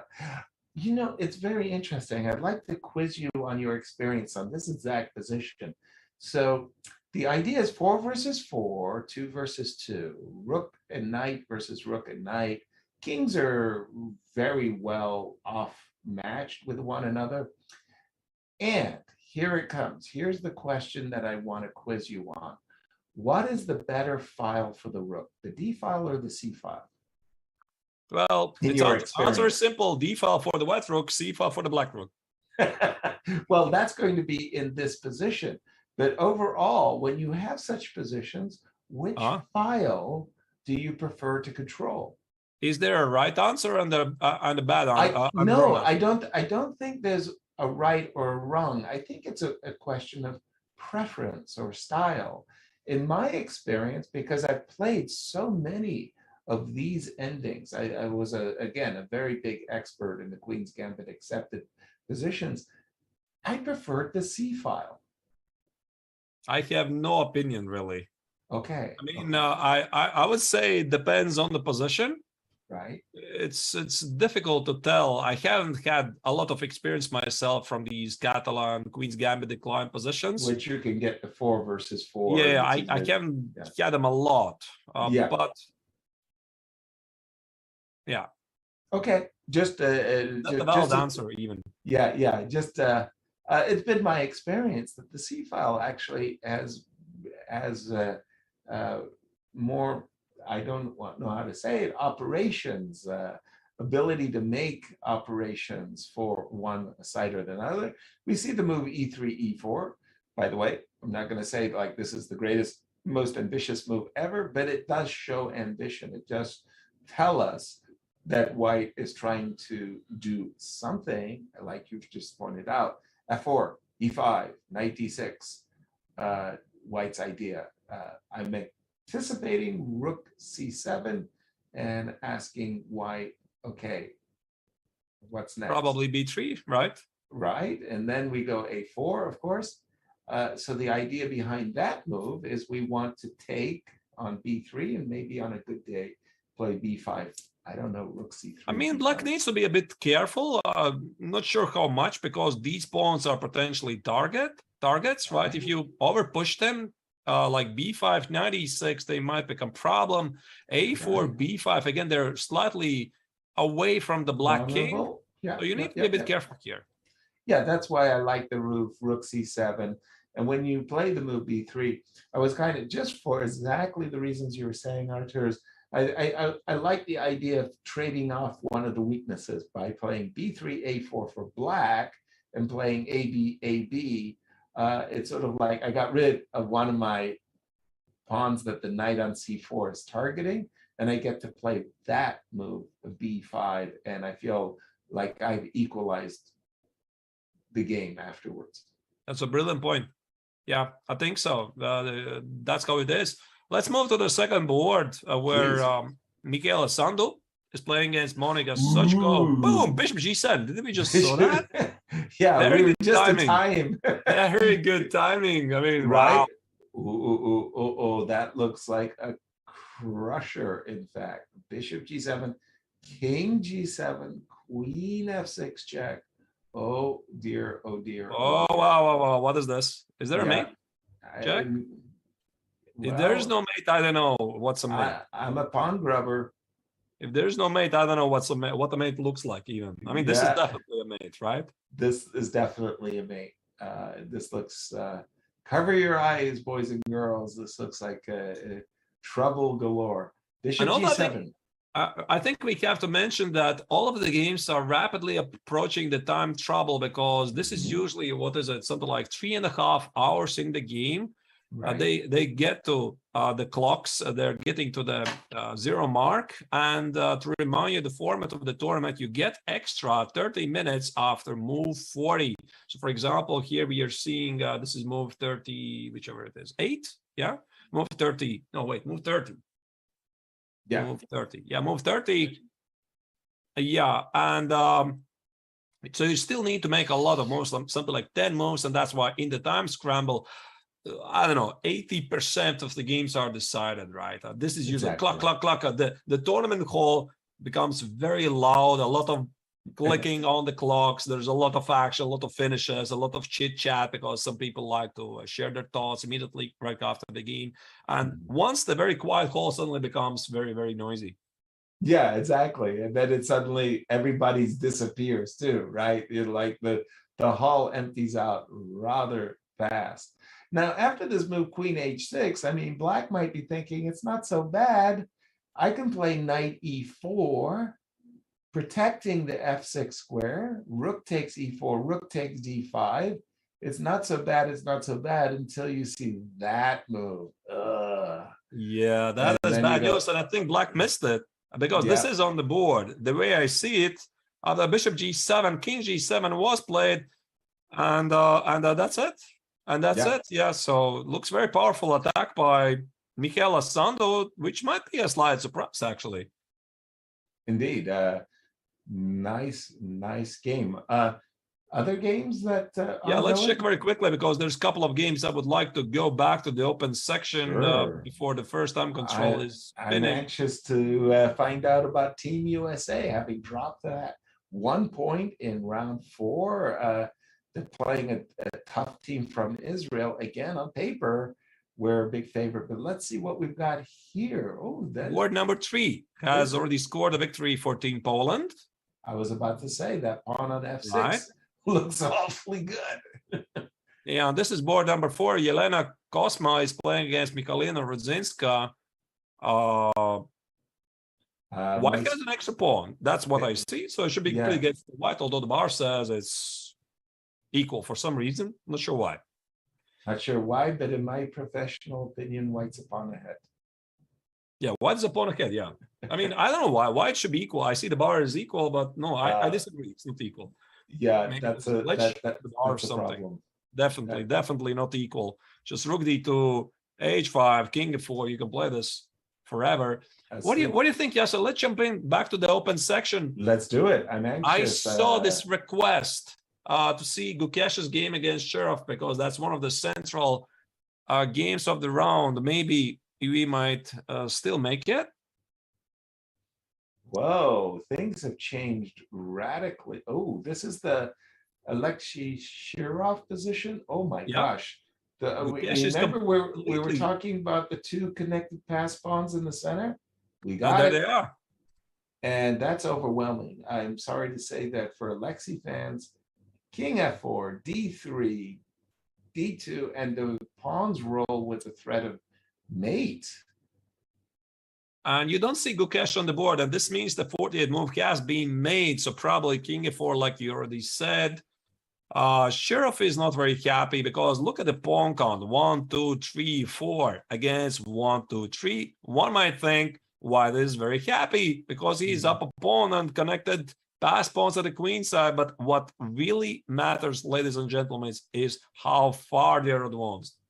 The quality of the pawns, and in this case, definitely D3 and E4 versus A3 and B2. Guess what? You can have an extra. You can even have an extra pawn on A4. I'm feeling generous. I mean, if Gukesh is going to continue to play like this, Yasser, I mean, he's only 16 years old. He comes here today. He crushes Sheriff with the black color. I mean, he's going to be, I don't know, 2750 or higher in no time because he's showing so much incredible games. I mean, I'm just stunned. Really. I'm not sure. I don't have the word in my vocabulary. Right. It's always terrible when you go and play in an open tournament these days and there's some nice like 15-year-old and with the beautiful braces on their teeth and they go, "Hi, I'm 2300, but I want to be world champion one day." I'm gonna be the first one. I'm gonna be the first one to say that's the next world champion right there. Wow. I said it. You may not be the first one to say it though. Oh my goodness. Yeah, I said it today, maybe. Yeah, very good. That's the next world champion right there. If you don't mind, you told me in the match between Israel and the United States that there was 2 draws on boards 1 and 2 that neither Fabi nor Levon could dent their opponent's maybe let's play. jump to that in a moment. And even that there might be 3 draws actually. I beg your pardon.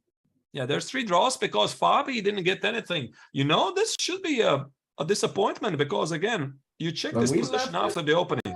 We thought that Fabi, we were getting ourselves excited that Fabi had a very promising looking attack for the cost of a pawn.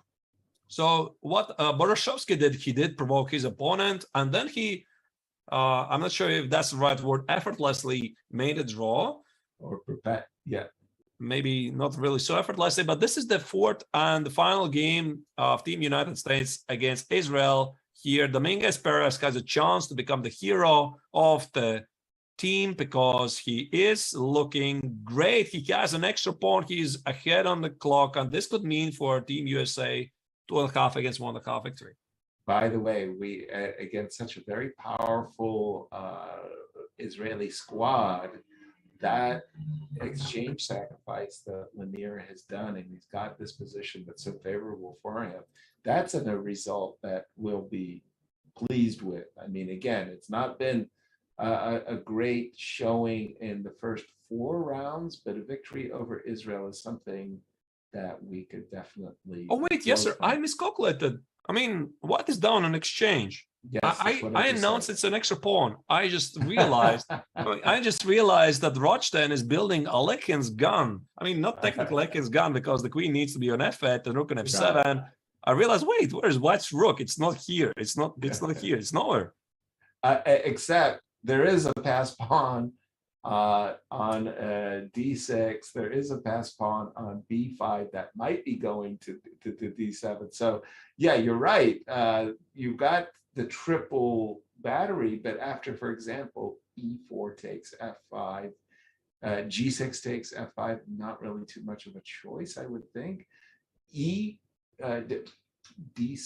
pardon me.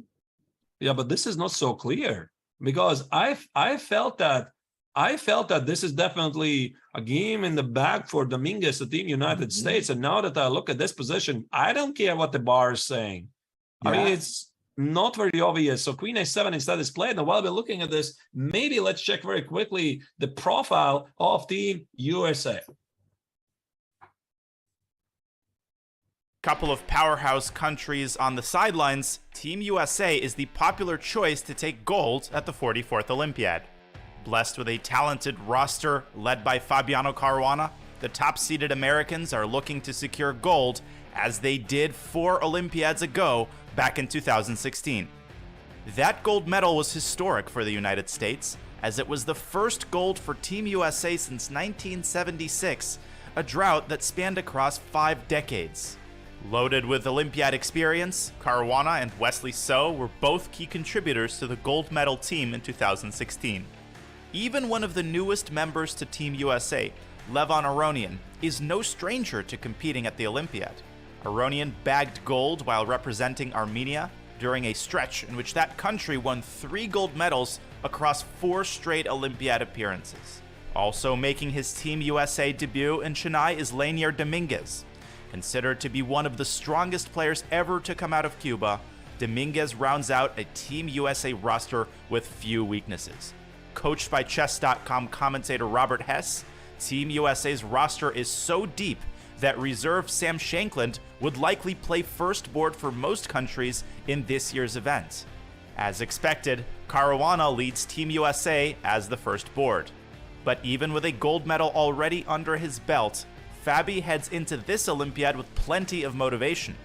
Coming off his clunky finish at the Candidates Tournament, Fabi will need to find his game for the US to realize its potential as the favorites. Carrying 3 of the top-ranked players at the 44th Olympiad while facing a significantly weakened field of countries, the United States is well-positioned to come away from India with just its 3rd gold medal since 1937. The time for Team USA is now. A lovely profile there of Team USA, and why there is such an overwhelming favorite, really composed of all-stars, Artur. Yeah, sir. I mean, I have to ask you this question. Is USA still the team to beat? Absolutely, no question about it. In each and every match that they play, on paper, they're overwhelming favorites, and really they dropped the 1 match point, and it's very common that the gold medal team probably loses 1 match, that is to say gives up 2 match points, and even draws. So a gold medal result was something like you win all your matches except 3 where you draw. So giving up the 1 point early is a no-no. It's by no means tragic or bad. I would be shocked if any team went through perfect. Right. A couple of moves have been played. By the way, Queen A7, very kind of a cold move, defending the pawn on F2, and just, again, your queen does not want to lead the rook. After the move Queen A7, finally, like there's ideas of Rook C7 are on White's agenda, and we saw the move Knight B6. Now here, I think Lanier has a very awkward choice, because, you kind of just want to trade queens and diffuse any attack along the F-file. But keeping the queens by playing Rook C7 and putting Rook C6 on the board, like you've just shown, that's very, very compelling as well. This is on the board. I just it's don't on the board. It on the coverage. I see it in the camera. So now X on A4 that is played. Oh, there you go. Yeah. Oh, well, then this should be overwhelming now suddenly for White. Queen A5, just take the pawn while it's still there. Unless, of course, you want to decide the game immediately with something like B6, B7. I was actually thinking Queen E7. It's like one of those Grandmaster tucks. You kind of go, give me the E5 pawn, give me the rook, and maybe I want you to trade the rooks so that I can go B takes C6. What did you do? Queen A5. Ooh. Look at this. The clock is key factor. Sorry. Clock is a key factor. Again, they're getting only 30 seconds per move. This is a time trouble for both players. You don't see clearly the clocks, but they have less than 1 minute each. Queen a5, the secure move. I like it from Dominguez's part because you try to play in time trouble as safe as possible, not to make any committal decisions. F takes on e4. I don't think he's going to allow any sacrifice to the pawn on f2. So most likely, rook takes on f6, bishop e4. Just double check what you're just saying there. Bishop takes e4, yeah. rook f2, queen a4. I don't there's something hanging on a4. Yeah, I don't see any. Yeah, you can check me on f1, and you can check me again on f2, but I'll block with a piece on g2 on that second check. In other words, rook f1 check, king h2, rook f8 to f2 check, bishop g2, and he's done bishop takes e4. Dominguez made him of 3 seconds on the clock. Did you see that? No, I didn't see that. Dominguez linear, I have seen him. My heart goes. I've seen him move with 1 second on his clock in classical games. It's like, and he's not even stressed. And he's not stressed. It's like, yeah, I got this. Bishop takes e4. Very, very challenging moment now because queen takes 8, and he's done rook f2. I didn't see what he's going to do after queen a4. Black is going desperate. I mean, he has to do something now. The question is, who has calculated it better? Is it white or is it black? Rook f2, queen a4. You're saying, Yasser, I'm slightly scared, but then again, I see this queen on g8. Cannot easily jump in join the attack. You cannot play queen g8, queen c1. And that's simply a legal move. And fortunately for Team USA, it is a legal move. But queen takes 8, 5, 3, b2. Oh, queen a4. Oh, 2 seconds. I mean, now it's time to relax. Was that move 40? Was it move 40? Yeah, this is move 40. Oh. The captain's card rate is like 200 or something. I mean, you cannot watch it. No, that's where my best man at my wedding, John Donaldson, is like, okay, I need a clinic defibrillator. Oh my goodness, 2 seconds on his clock. And I think we have a move. Queen, yes, queen. Is this a move he expected? Probably. He had to check rook f1 check very quickly. He had to check queen f7. Now there is some mate threats. I don't know where they are. They are somewhere. But the bar says white is winning. I think it's right. Maybe something like just knight g2. Knight g2 looks like a very, very good move to me. I tell you,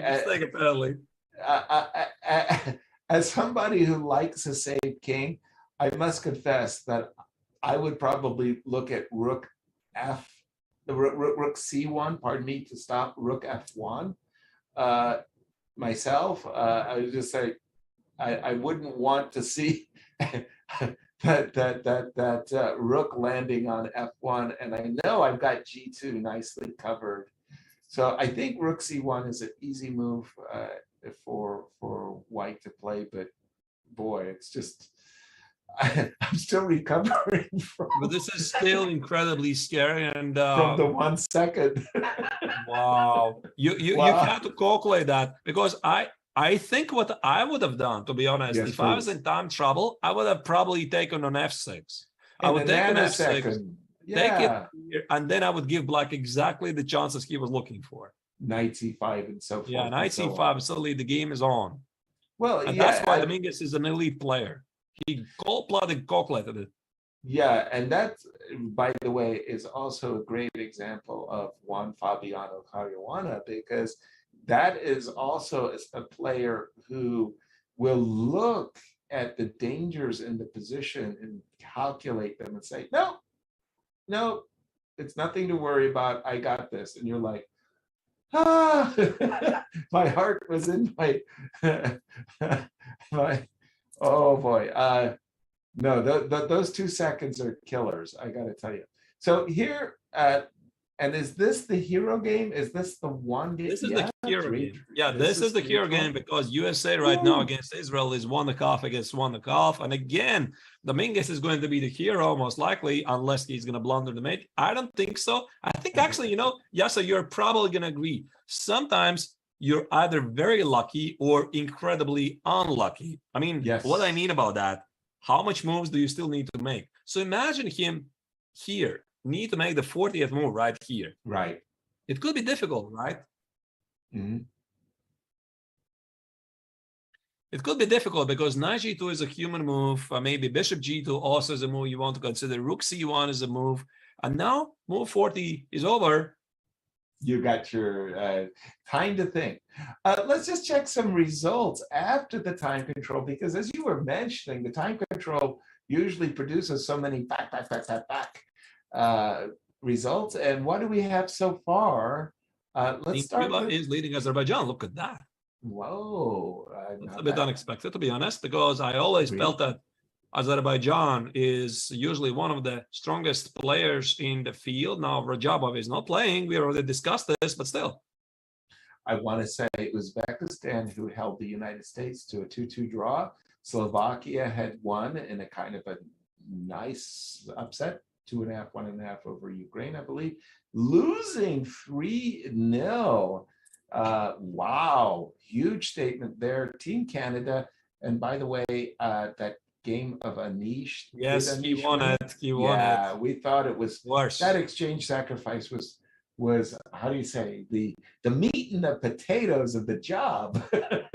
That was really, really beautiful indeed. So right, yeah. And then the top boards in the top section, boards 1 through 5. What do we have in terms of results? So the top seeded, I think it's India against Romania. Let me check. We are going to go and check those games, but I think that's going to be most likely this Eric Gaisi against Parlegras. I think that's the only remaining game there, but we're going to check it. Spain against India too. No results so far. I mean, this is incredible. Wow. England, Armenia at the moment 1-1, and as we know, Israel, United States 3 draws, 1 game remaining, and Team France versus Team Poland 1-1 with 2 games to go. So very, very tight, close scores. And in the women's section. Yeah, in the women's section, there we have France is right now losing to the main favorite of the tournament, also the hosts, Team India, number 1 team, 2-1. Team Ukraine already finished in a draw, 2-2 against Azerbaijan. Look at that. All games remaining in Team India versus Georgia. By the way, big matchup. Georgia always sends a powerful ladies team. Right, and Romania is leading against Poland, and Cuba, no result against Kazakhstan. Excellent. And Rook C1, I see, I think that Lanier went to the bathroom, kind of washed his face, said, you know what? I should defend my back rank. I should defend my first rank. And in this case, he played Rook C1. And I think that once you shut off the attack and you just play these defensive moves, I don't even care. Bishop G2, Knight G2, as you mentioned, either one of those 2 moves, and you see that the D pawn is running, it will be time for Black to throw in the towel. But one thing really begs the question: why did the bar drop? What after? Why did the bar drop?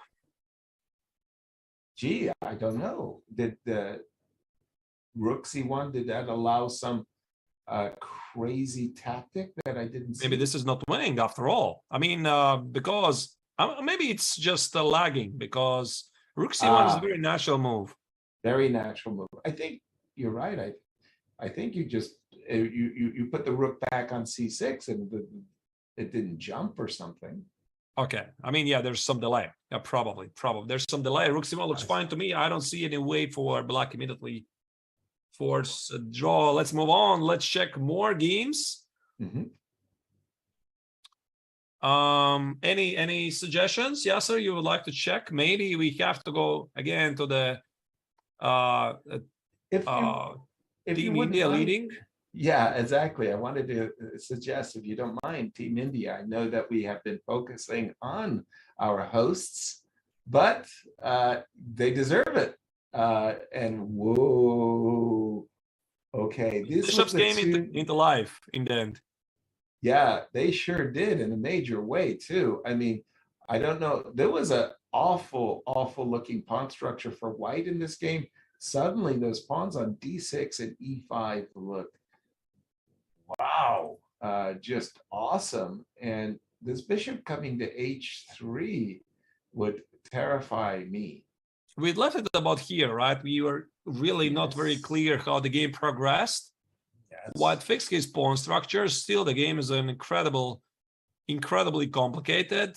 I would expect repetition. No. All of this makes perfect sense. But now White keeps pawn on d6 alive. Yeah. Well, those two connected pass pawns, even though they appear for the moment to be firmly blocked, it's just that they're really annoying. Right. And now I don't even know if I have to play the move c4.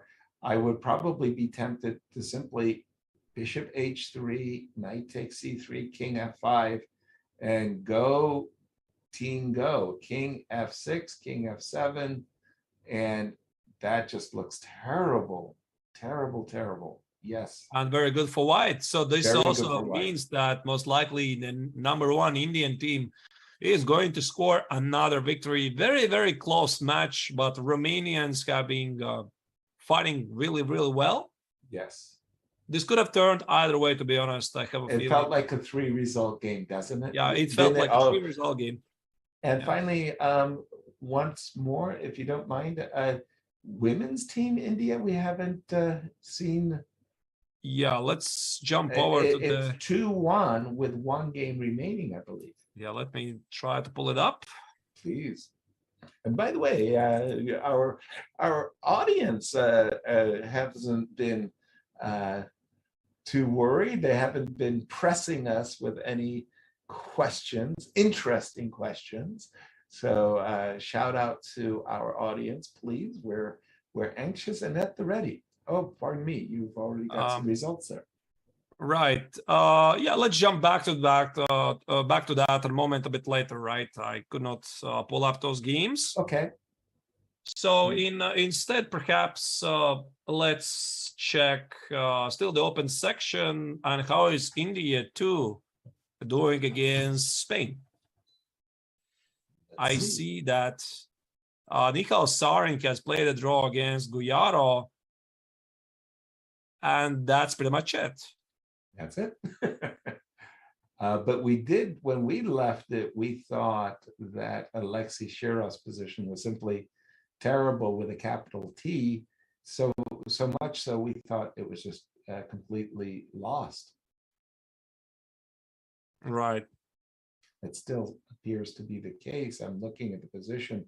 I can quickly imagine Black playing king f2 to e1 and threatening to go d2 check. Oops, that could cost a rook. King f2 and king e1. Yes, with the idea of d3, d2 check, costing Alexei his rook. And then it's all she wrote. Oh, right. So here Gukesh looks really, really great. So who was the second board? Michal Sarin already said it's a draw. The third board is Prague against Santos Latasa here. And that was where we thought that Prague was actually suffering. I know he is still suffering, but he's holding, by the way. Suffering and holding. Are we sure? I guess so. I guess so, yeah. Somehow the rook got traded. We left it in a position where White's rook seemed to give him some kind of an edge.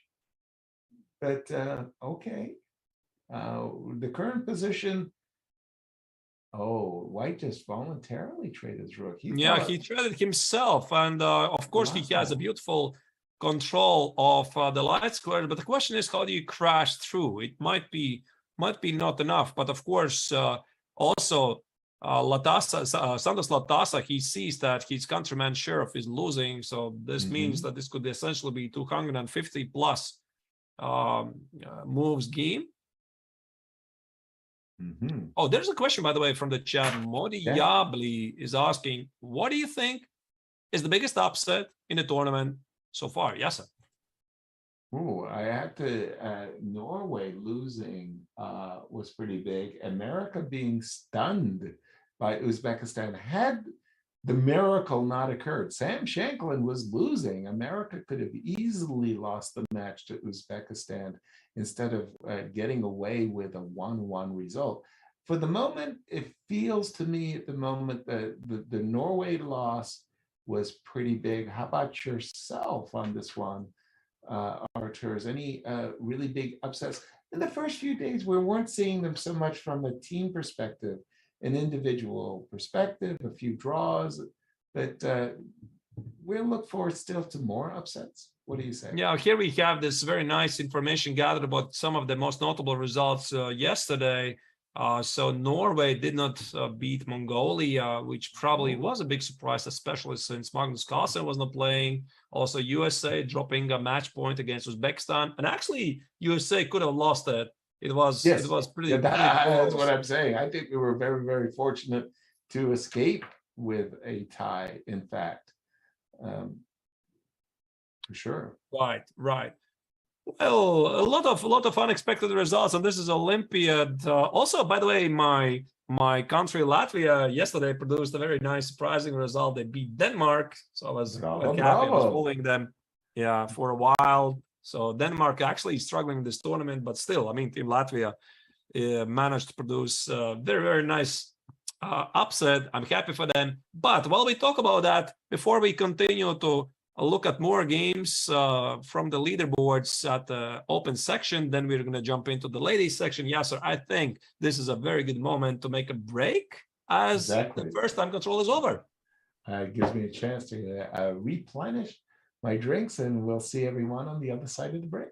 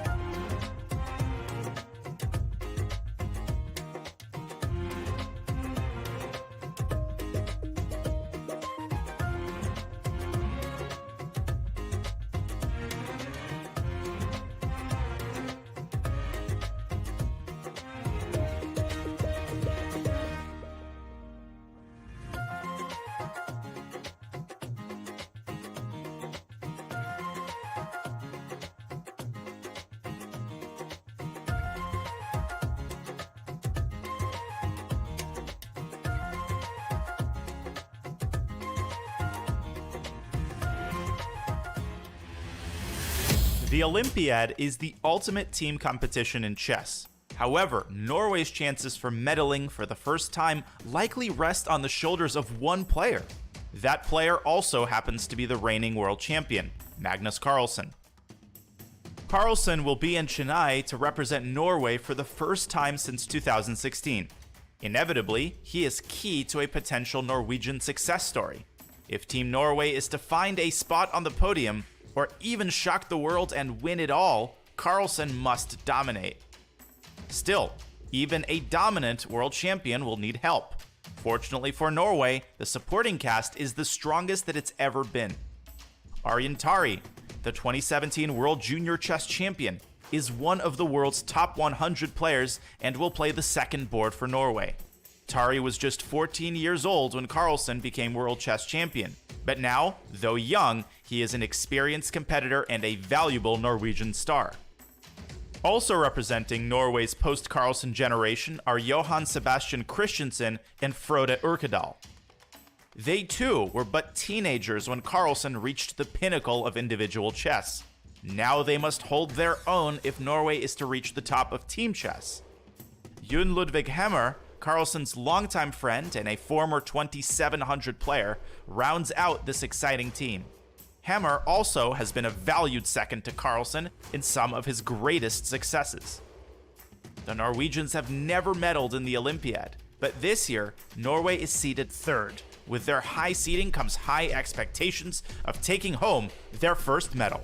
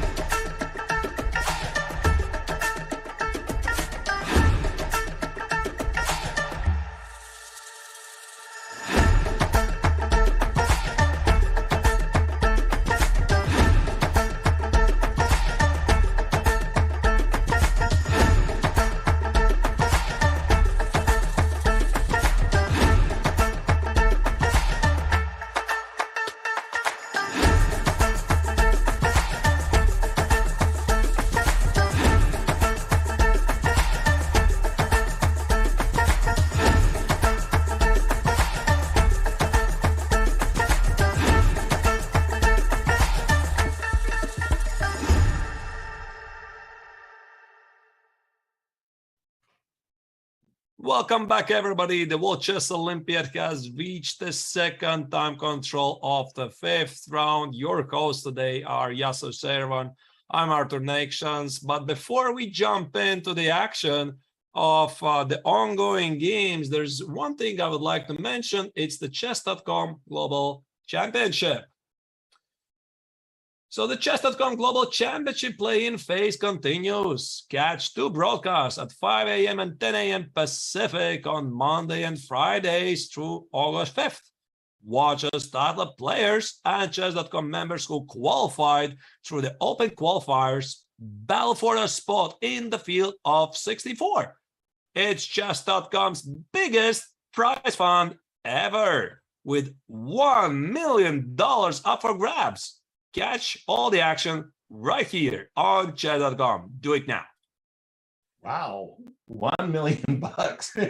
I mean, put me in there, coach. I'm ready to throw the patties. Very, very nice. Big thanks to Chess.com for making these competitions possible. And you've got a position in front of you. This is the game of Prague. And how realistic is it for White? White has the advantage, that's for sure. But his winning chances, are they realistic? To be honest, not so much. No, no, not so much. But what I see really helps. They have made a couple of moves, by the way. Yeah, it doesn't really change anything. Doesn't matter. But what it really helps is that White has plenty of time. This means 46 minutes against Black's 9. The position is simple. You can play it forever. Right. But one thing I would like to immediately mention is perhaps White would have a lot greater chances against anybody else.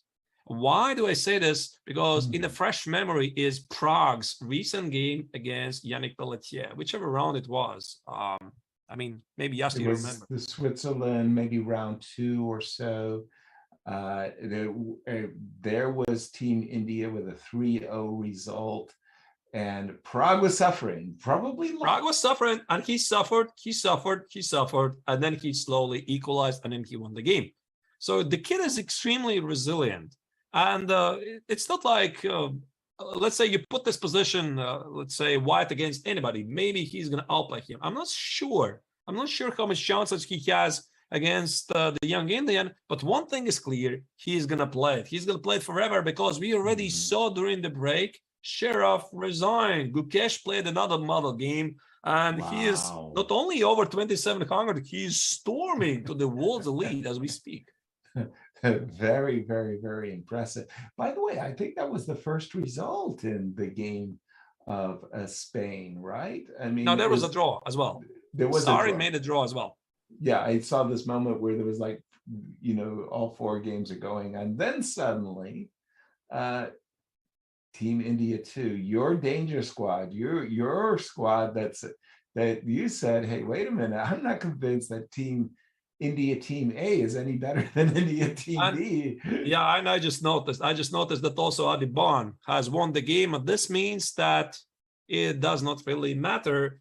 Team India again is cruising over another opponent, another victim. It's just incredible, right? Right. 5 in a row. 5. I think this is the result we're looking at today. Exactly. And this game also, by the way, looks to me like this passed pawn on c6 is just going to decide the game right here, right now. Bishop takes f6, g takes f6, queen g3 check. Get out of the way of the pawn. Get ready to play c6, c7, and, well, just claim victory. I'm very, very happy for them, really. So, yeah, happy to see them. I'm curious how Team India is going to perform against top 1 India. I think this is going to be a match. We definitely, don't even switch to anything else. I'm just really curious to see how they're going to play it out. Of course, against USA, who still remain heavy favorites. Talking about USA, do we check how when we left only game still ongoing? Yeah, when we left it, Lanier was the hero, and he had 2 minor pieces for a rook, but it wasn't. It was worse than that. It's really very, very simple. If Black's attack on the king side doesn't produce a draw or a victory, he's lost. He could just simply resign. And after this move, rook c1, do we have any moves, or the relay stopped? No, I don't think so. So unless Black could immediately somehow, there's a queen f6, queen f3. Yeah, queen f6, queen a3. Again, securing the 3rd rank just in case, making sure there is no tricks, no ideas. Yeah, queen g5 might have been a cheapo potential there, and Lanier just said, I'm going to protect the rook.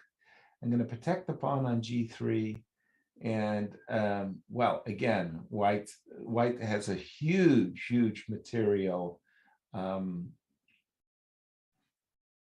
advantage. Yeah. And if there's no queen f2 check landing in the very near future, Black can resign with a clear conscience. Right. That's what it looks like, to be honest.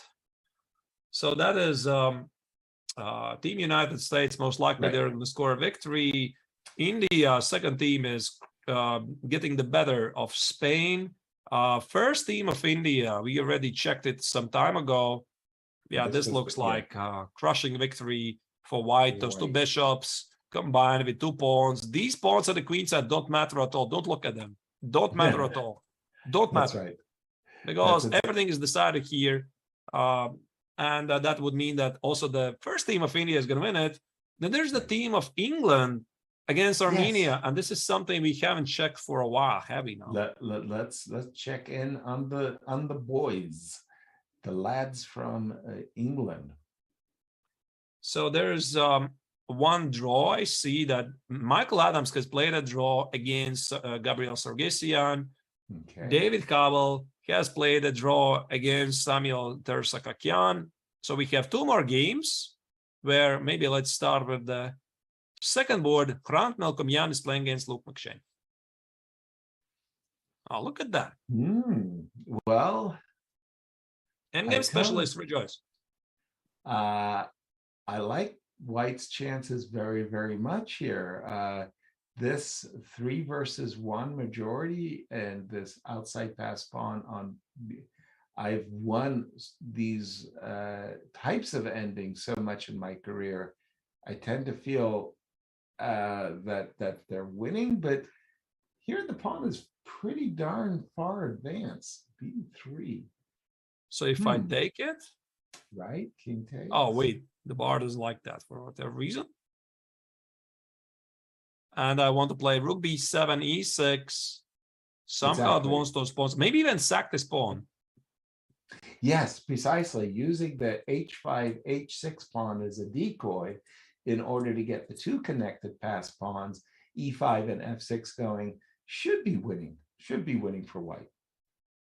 Right, right. This looks very good. Yeah, h6, by the way, is on the board. I would say that Melkomyan is going to do it. I mean, unless somehow Black is going to organize a counterplay against the e-pawn.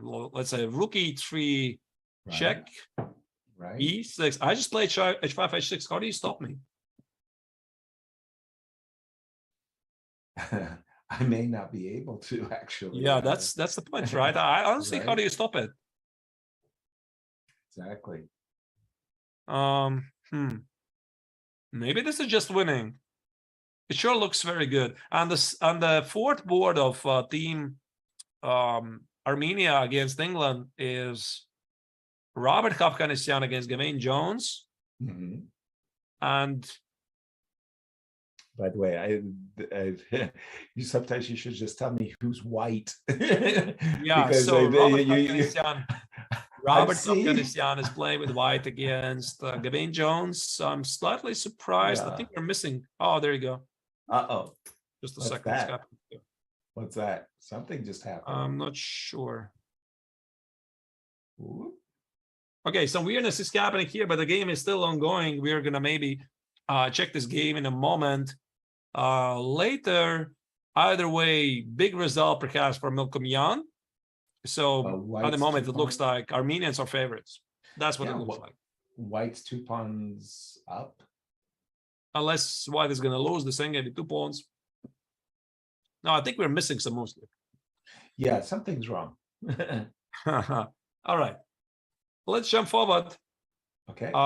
Team USA is still playing. Maybe France against Poland. By all means. So the top board, Jules Moussard has played a draw against young Krzysztof Duda. There's also a draw on the fourth board where Mark Andrea on Maurizi has played a draw against Mateusz Bartel. And then we have 2 alive games. It's the board number 2 and board number 3. So maybe let's check board number 2 first. Sure. Yeah, it's like sometimes I see a position that we saw with White against 2 hours ago. Yeah, that's the game. And we also, I think we are going to get the video in a moment. We have a very nice view on the players as we speak. Okay, once again, this is France, Poland. 2 games are completed. 2 games remain. 1-1. Right. Well, this looks like White just wins. He's a pawn up. Nothing to discuss. E4, E5. Let's go. And yeah, it's game over on as far as I can tell about this one. Also, it looks very good. Yeah. Yeah. The fact looks very good for Poland. Yeah, it's kind of pathetic, right? Where do you move Black's rook? B7 and D7. You can't go to A7 and A3 and activate. And in the meanwhile, this E pawn is going, and then F6 will be a check, and it will be a mate. Actually. Right. And the third board of France against Miranda Wojcik is, this is already a lot of moves got to be made. Yeah, that's what I mean. It's very strange. I'm seeing a position that we saw 3 hours ago. Is it? No. There's the real position. White has a piece for 2 pawns. So if somebody can win it, it's Lagarde. But could be difficult. Still, I would very much prefer white. Well, Black's king is not on H6 where it's nice and protected. It's open hunting season on a Black's king. I'd be very, very surprised if white isn't just winning like by force. So at the moment, this match is looking quite balanced because Wojciech is winning, having an extra pawn. He's trying to convert it. Probably he should do it. Right. And then we have from the French side on the third board, Maxime Lagarde playing against Miranda Wojcik. He has some extra material. I have a feeling he's going to do it. I mean, I see the bar says white is slightly better, but I'm talking about the practical problems for Black to draw this. I don't know what he has to do. What he's supposed to do to trade this remaining pawn on G2. I don't know. F5, F4, F3 as soon as he can. But I don't think he's going to get that opportunity. And especially, I think Black's king is actually still very vulnerable to checkmating attacks as well. So yeah, definitely white and if this match ended 2-2, I'd have to applaud Team France. I think that they're outperforming. Indeed. All right, who is next? Who is next on the list? There's also this. This one result between Azerbaijan against Cuba. I think we left it a while ago, and maybe we stopped a Shucks game. Cuba was leading 1-0, I think. Right, and that is Albornoz Cabrera beating Rauf Mamedov on board 2. White is completely winning. There's a Tsuji against the knight on A4. This bishop on D4 dominates the knight. The word Tsuji is from the game of Go, where you have one stone dominating the other. And in this case, this bishop on D4 dominates the knight. B6, C5, C3, and B2 are all covered by White's bishop. There should be some sort of a checkmate, right? Yes, or something like F5, G5, and now just find the study here. I mean, there should be a way to bring the bishop here and try to checkmate the king. Yeah, I was going to say, otherwise you got to go H6, and I'll go pawn takes H6. I'll make a queen. Maybe it's even Tsutsua. That's what I mean. You got to go H6. All right. Talking about Team Azerbaijan, let's have a look at who is playing for Team Azerbaijan. Number 1 board, chess legend Shakhriyar Mamedov, everybody's favorite, is here in Chennai, India, trying to fight for the medals. Timur Rajabov at the last moment pulled out, and he was replaced by Nijat Abbasov. Yeah. Due to COVID concerns, as far as I understand. A second board is Rauf Mamedov, Gadir Gusenov, Vasev Dorarbaili. The fifth board, reserve player Nijat Abbasov. Very strong players, all about 2650. Definitely one of the medal contenders. No question about it.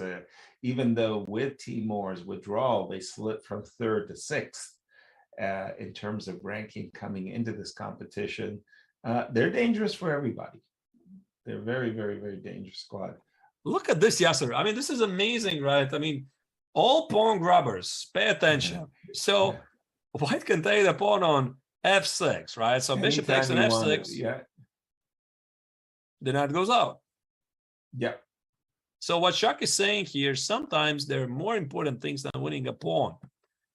So this bishop is imprisoning the knight on A4. Right. King F5, King G3, I guess. King E6. King F4. king f4, king d5. And there should be some winning, right?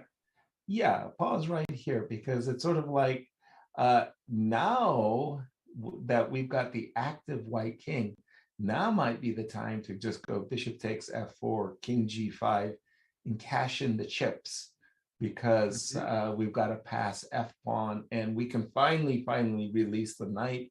The worst damage the knight could really do is win the a3 pawn. And it's going to take forever for black's king and knight to win the b4 pawn. In the meanwhile, we've got a streaker. The f pawn is ready to make a coronation. Bishop to e7, defends b4, and very nice, almost study-like setup in this ending for Shaq. Yeah, looking really good. So it's safe to say that Mamedyarov is very close to win the game. I don't see really any defense for black. Nope. This knight on a4 is so bad. And that's why Shakhriyar is basing his entire strategy to exploit his knights on a4. Unfortunate placement. So that will mean the match would be tied if Mamedyarov is going to win it. So who is the next? Let me check in the list of Team Azerbaijan. Vasif Durarbaili. Maybe let's head over to his game. Okay. He's playing against Quezada Perez Luis. I think that's the younger brother of the firstborn, because there's several Quezada Perez, Yasser, and Luis Ernesto. I think he was the younger brother. That's what I read. All right. So rook b3 is played. Well, black's a pawn up and has every right to think that he should be winning. White's pieces are basically tied down to some very defensive roles, and black has every reason to expect victory. One thing I would just point out boldly is that black's king could play more of a role than it currently does. White's king is, doing its best to keep the black rooks and the white knight, the black knight out of the game. I'd be surprised if there wasn't some forcing victory here, forcing ways of forcing victory. For black, something like rook c3. That looks like one right off the bat that I would say is very close to winning. Another one I kind of like as well is like rook c6 to c5, and just to prepare it. Ooh, that's the easiest. That wins on the spot. Yeah. And this just wins the game immediately. Yep. Sure. So does. yeah, it's safe to say that black is going to win this, and that would mean again Cuba in the lead. And finally, the fourth board, Azerbaijan against Cuba, is queen ending. Queen ending alert. Cuba is about to beat Azerbaijan. That's what it looks like. It sure does. And this one, again, I mean, black is desperately seeking perpetual checks, but it sure feels like you can slalom the king up the board, and somehow with the queen beautifully centralized on e4 means that you'll be able to interpose the queen against a check one day, avoid a perpetual, and should be victorious. Again, I'm not interested in whatever the bar says. I'm thinking of it from a human perspective. It's almost impossible to save these types of positions. So these are, this looks very comfortable for victory for Cuba. Wow. Yes, sir. Look at Vincent Kiemer's game. He's playing an amazing game today. Well, thank you for that. We'll definitely take a look at the German team in just a moment. I think we lost Arturs, or maybe me. And here we have, let me just see what game we have here. Another queen ending. Black with this passed pawn. It's always one of those things in these queen endings. You look for the quality of the passed pawn, and here the quality is on Black's side of the table. I'm just looking at this game of Vincent for a moment, as he's about to play d4, d3, and the queen is ideal on c3 on the long diagonal. No perpetual checks for white in this game, Arthur. Yeah, looks very good for Black. Absolutely. And in terms of the German, we only have one result, right? So 3 games to play, 1 draw. Yep. Okay, very, very good. Very, very, very good.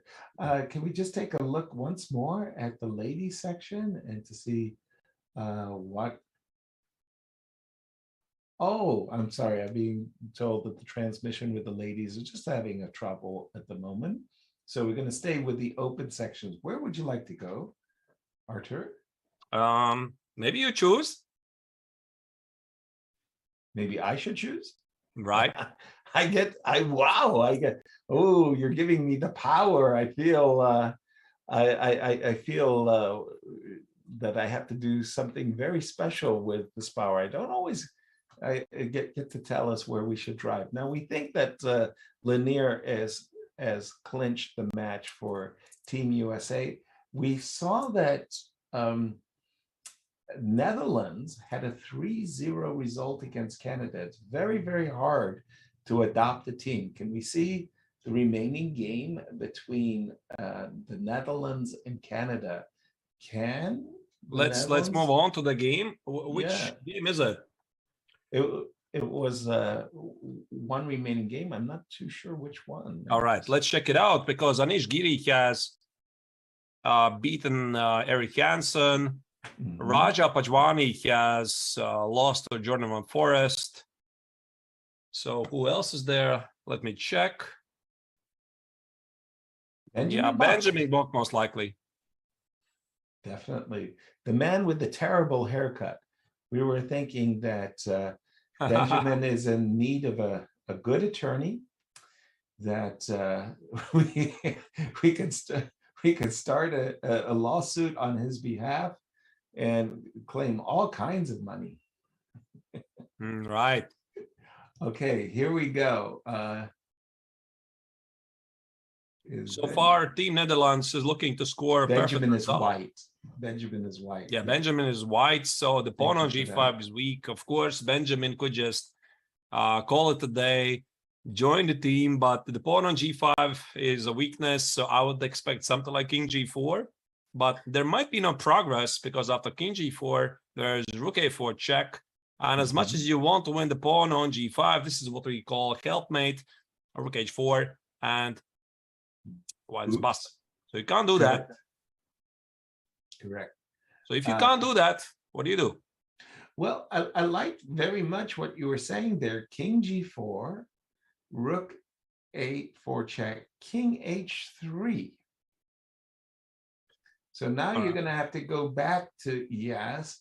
And then I was thinking g3 in order to protect the square h4, so I can do exactly what you wanted to do. King g4, king h5, without worrying about rook h4 checkmate. How do you can Benjamin score a victory this way? Right. You know, yes, sir, I'm not even sure. For example, let's say if I'm totally desperate from the Black's perspective. I don't know what to do. What happens after rook a4? This is not very obvious to me. I mean, take it. I'm afraid that this might be a draw. Yeah, I have a feeling this is a draw. I have a feeling, but then again, the king is cut off. I'm not totally 100% sure about this. Right. So you put your rook on you put your rook on e3. You invite me to snack on the g5 pawn. I politely decline. And can I try to set up mates with the rooks on the 7th rank instead of taking the pawn, right? Yeah. Once again, let's go back to the same line here. G3. I don't understand what's going on. So instead of taking the pawn, you want to checkmate me.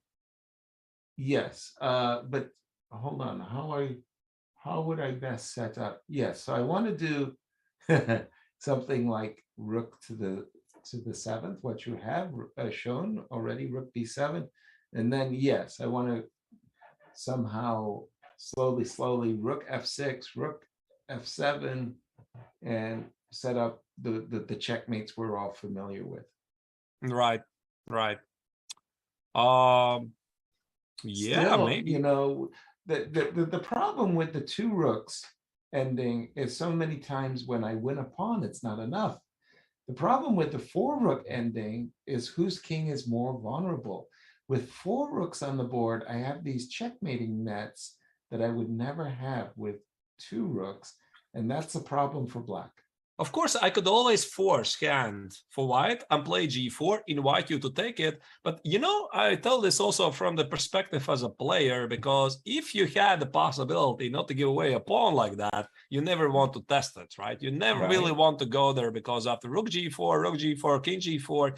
Now, honestly, is there a player on earth who can like put the hand on the heart and say, this is totally dead draw? I mean, I know you're not really sure about that. There's some technical issues. Every single position is unique. So even if g4 is drawing, it's something you don't want to do. It's funny you should put it exactly like that, because I was playing a blitz match against Garry Kasparov at his home in Moscow. And his mama, Clara, was serving us teas and coffee and chocolates and stuff, and we're playing this very serious blitz match. Garry and I very, very competitive, and I had 2 pawns and a rook against 1 pawn and a rook, and I have an extra minute on the clock. We're playing 5-0, by the way, no increments, and Gary's desperately trying to draw, and he stops the clock and he shouts, "Draw!" And I was like, no way, dude, I'm not going to give you a draw. I'm a pawn up, I'm ahead on the clock. And he turns around and he takes his book off the shelf, and it was by my trainer, Nikolai Minev, and it was a book that Nikolai had written in Bulgarian that had been translated to Russian. And I am not kidding. He absolutely did this. I'm shocked. He opened it up, the book, went bing, bing. He knew exactly the page, and it was the exact position on our board, and it said equal, and Nikolai Minev. Wow. And I went, wow, just like you. He put his hand on his heart and said, this position's a draw, Minev. I was prepared to argue with Garry, not with my trainer. I said, bravo, draw. So he convinced you. Okay. Absolutely. Well, I was just shocked by the fact that he knew exactly where in the book it was. He knew the position and he claimed it. But there's one little problem that the book doesn't have, is the clock. Of course, we understand. I was furious when he did it, but then I was so stunned that I had to say, look, you know, I admired the moment, and tip the hat, bravo, Garry. But yeah, it was just amazing that what a memory that, he saw the position, he knew it was right, and he knew what book it was in, which was the chapter, and which was the page. Right. Amazing. Sorry, let's try once again to see the ladies' game. What's happening? Yeah, let me try to pull up. Great story. Up some of the games. Absolutely true story. It shocked me. Right.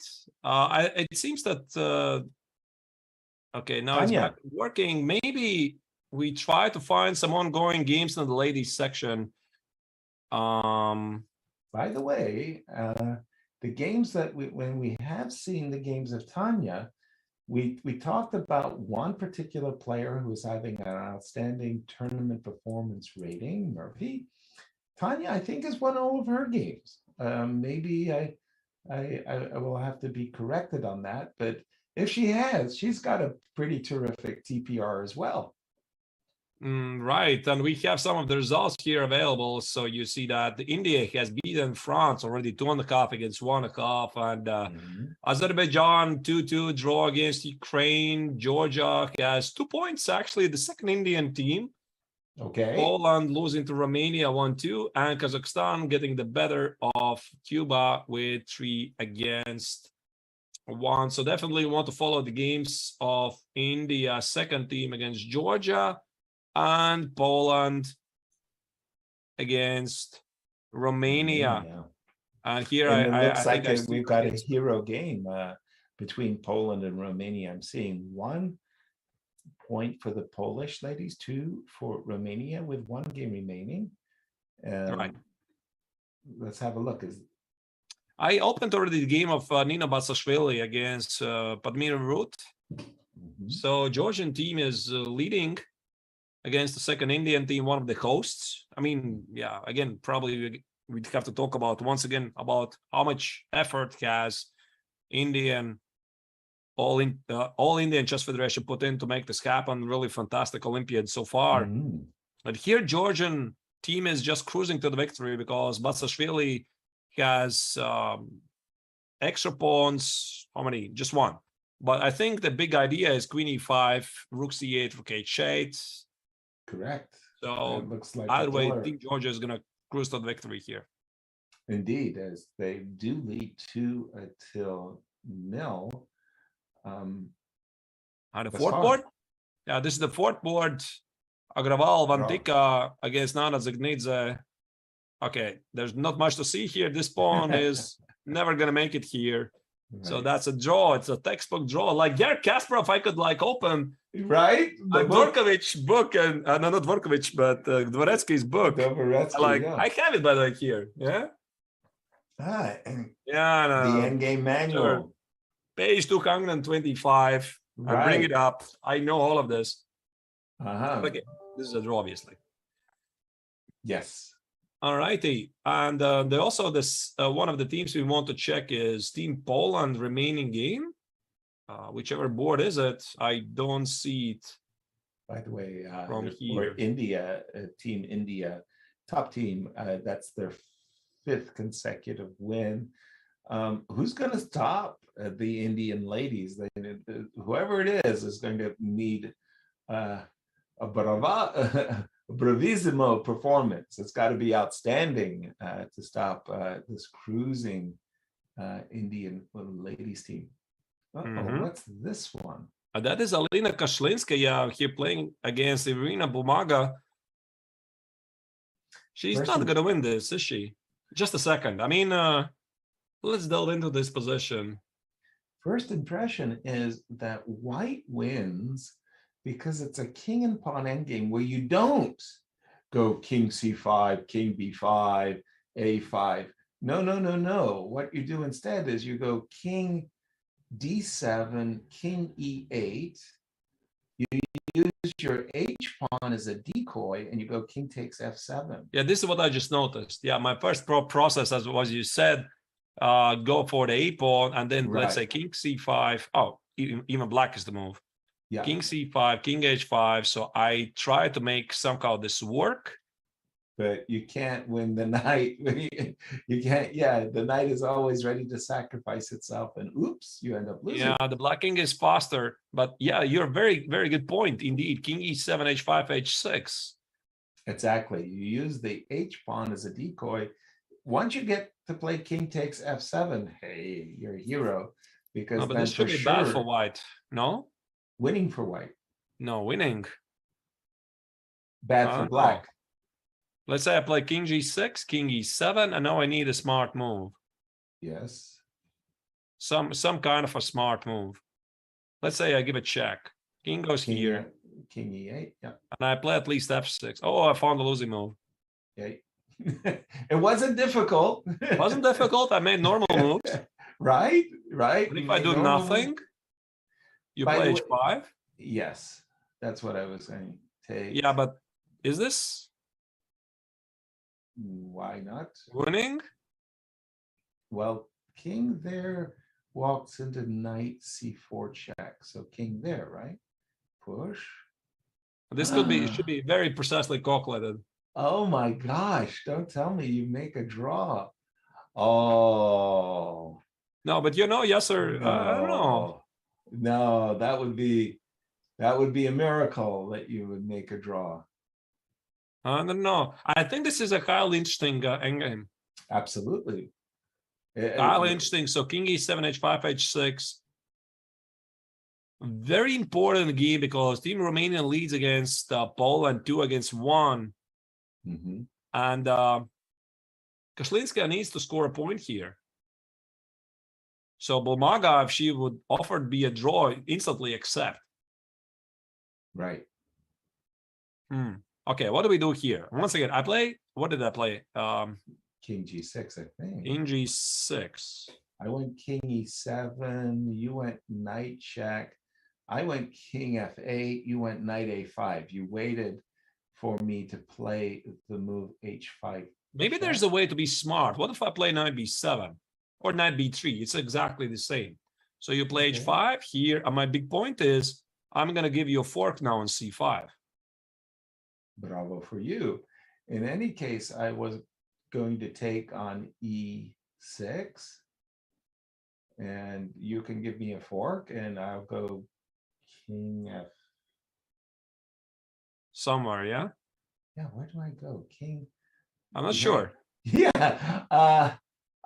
I didn't want to, okay, king d5. It's kind of weird, right? I didn't want to give you this opportunity to get your knight back with a check, but no, this but that's a draw, right? This should be a draw. Yes, yes, this is a draw. Apologies. So where do I Maybe go with my F6. king? King F, okay. I just, yeah, and f5, okay. No, that's a draw. Sorry, why is f5 a draw?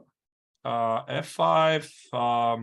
Oh, now you go knight d5 check. I see. And knight d5. I was thinking king f4, but and then yeah, found a losing move again. You see, see how easy. It's so easy. My advice is to take the Dvoretsky manual. Actually, crack it open. Comprehend. This position is not there. And, it's not there in the position. That's pretty funny. Knight b7 check. Okay, great. Good for you. Maybe even king. Well, I can't imagine, you know, that I have to be somehow brilliantly subtle. Some move like king c7, knight a5, king d7, and then I get my king to e8 quickly. Somehow it's better, yeah? Yeah, is it better that the I have no idea. There could be also some quiet moves like king f8, some smart ideas. Exactly. If this is a study where you have to play king f8 and force the knight to a5 just for the reasons that you were saying, that there's no knight c5 checks, now I get to go h5 and now everything is genius. Wow, that would be, you know, hat tip to the problemist of the world. Right. It's that knight c5 is played. Inviting a5, really? I'm protecting the pawn on e6, by the way. Oh, look at this. This is a brilliant idea. Look at this. Yes, sir. I mean, a5, king g6, here takes, and the white king can never make it to d6 because there's going to be a fork. I understand, but I'm sorry to say I'm not playing ball. I'm not going to play h5. You're going to play f5. Something like that. Yeah. No, go back for just a moment. I actually thought it was a Zugzwang if I go king e8. Dang. Okay, if I play king g7 h5, that's your idea. That's the idea. And then I'll go back to e7 and then I'll I'll be If I able play to f6? Oh, if I'm losing. How many losing was that? Yeah. Well, first of all, Arturs, you have my enormous respect because I think you've beautifully illustrated all the losing moves in the position. I don't think you missed one. No, I found them all. I'm not even sure why f6 is losing, to be honest. Me either. I just saw the bar, go through the map, through the Maybe roof. it's h5. Maybe that's the point. Ah, look at that one. That's the point. H5, the pawn on f6. Bravo. King g7, h6, king g6, h7. This is how it's done. Now that looks like a study, like variation. That's funny. Maybe there's some f5 ideas at some point. I'm not sure. Exactly. Maybe, wait, look at this. Here, maybe f5. No? Is it ridiculous? Can I go king e7? Hold on. King e7, king h5, king d6, knight b7 check, king takes e6, knight takes d5. My best of luck to whoever has to calculate this. I just hope it's not me. Because I cannot calculate this. It's so tricky. Everything seems the same. Of course, you switch on the engine. What are you talking there? It's easy, right? Easy peasy. But without the engine, I got to tell you, this is a challenge. This is a major challenge. I think it can end either way. White probably is looking good to equalize the match for Team Poland, but I wouldn't be surprised. It's also going to be a draw. I mean, you told this story, Yasser, some days ago, like, who was it? Plus 50-0, plus 50-0 because... Oh, yes, Wesley So versus Anish Giri. That was just terrible. But that was a queen ending, and we've seen a couple of queen endings where, the human, we can see 5, 6, 8 moves pretty good, but the engines, when they have just this very, very narrow queen upon it, they're seeing 32 ply. I mean, a very nice view, by the way, on the ladies. Yeah, I see that. By the way, if I read correctly from the chat at the open section, Dominguez has scored a victory. Is that correct? Bravo. Yeah, Bravo. Is that correct? I mean, somebody please confirm that. Dear viewers. It was winning. Yeah. Yeah, so dear viewers, thank you once again for your amazing insights. We can't thank you enough for sometimes bringing up very interesting questions or remarks, or pay attention to whoever games. But again, let us remind you this possibility to be featured in the feature chat. If you post something interesting, some questions, and if you have time to answer it, we're going to try to do it. Absolutely. And we do have king h5 on our screen, and you threw out a takes, and even an there's by the way, try. I would like to read one mention. It's already the 5th day. We have never stopped at women Kazakhstan game and their top 20. Listen, I'm guilty, and Yasser is guilty. We're guilty, right? But we have to choose. We have to choose, right? And we're trying to do our best, right? Choosing between the games, so that everybody is happy. We try to pay attention to the leaderboard. Sometimes somebody in the chat mentions, listen, there's this crazy game going on, and we jump to that game, right? So unfortunately, there's 200 teams playing in every event. This a smorgasbord of fantastic stories going on here. And by the way, we are reaching this position where we kind of went king e7, king g4, king d6, knight b7 check, king takes e6. And black did have that move, king takes f4, which is crazy. Can we look at that, Art? Is this I'm sorry, I completely lost which line you're calculating there. No, it's okay. In this position, it's white to move, and I'm expecting king e7. King e7. Okay, going after the knight. King g4. The bar says you made the blunder, yes. I believe you. Okay. King G4, King D6. Check. King takes E6. And I was stopped right here for a moment because I was thinking of the move King takes F4. Instead of, look at that. Right. And then I was thinking King D5. And oops, white is actually winning. Wow, that's beautiful. Dominating the knight on the corner. Exactly. The knight, is way off sides on the rim there. So many things were wrong in that analysis, according to the bar. The bar was like... Yeah, the bar, of course, is making fun of us people. Right. Shaming us, I would say. Shaming us. So instead, knight a5 seems to be... By the way, I think knight a5 makes sense because one of the most dangerous passed pawns, especially for knights, are the corner pawns, right? So the h-pawn, a-pawn, you just cannot easily stop them. Yeah, and in this position, after knight takes a5, well, shall we see f5? Will the knight manage to get back in time and stop these pawns? While we're wondering about it, there's a question in the featured chat. AD Katz is asking, what is the role of the reserve players, seemingly? Of course, and substitute.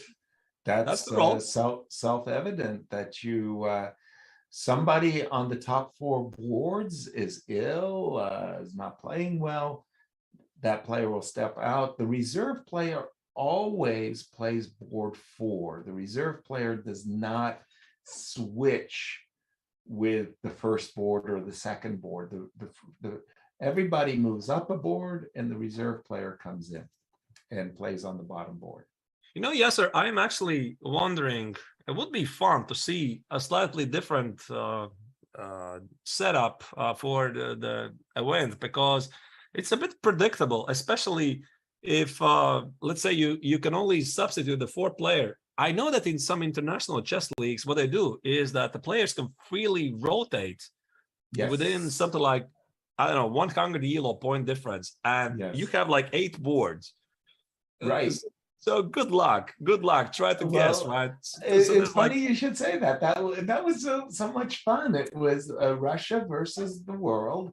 There was 10 players per team, but you had 2 reserve players. So you had 8 players playing per round.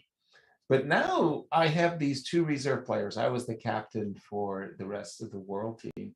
But in that team competition, my reserve players did not come in on board 7 or 8. In other words, if I wanted to take Timur Radjabov as a reserve player and stick him on board 1, I could do it. Right. Take Asmai Parashvili and stick him on board 4, I could do it. And your first 8 were your first 8. They played perpetually, there. But the reserve players could come in, and that was really surprising because the team captains, you'd have to prepare yourself for, a different lineup for each match. By the way, did I make the mistake? I should have played the move F5 in this position or something. Is that what I did wrong? I have no idea. Because the bar, when I played the move King E7, seemed to, hiccup. I don't know. By the way, there's another question from the chat. Davkuchi 432 is asking, does the highest player always have to play board 1? No. Thank you for the question. In fact, it's a little embarrassing for me to say this, but if you look at the US women's team, we have 5 players, and the lowest rated woman, Begum, is playing board 1, which is like, what?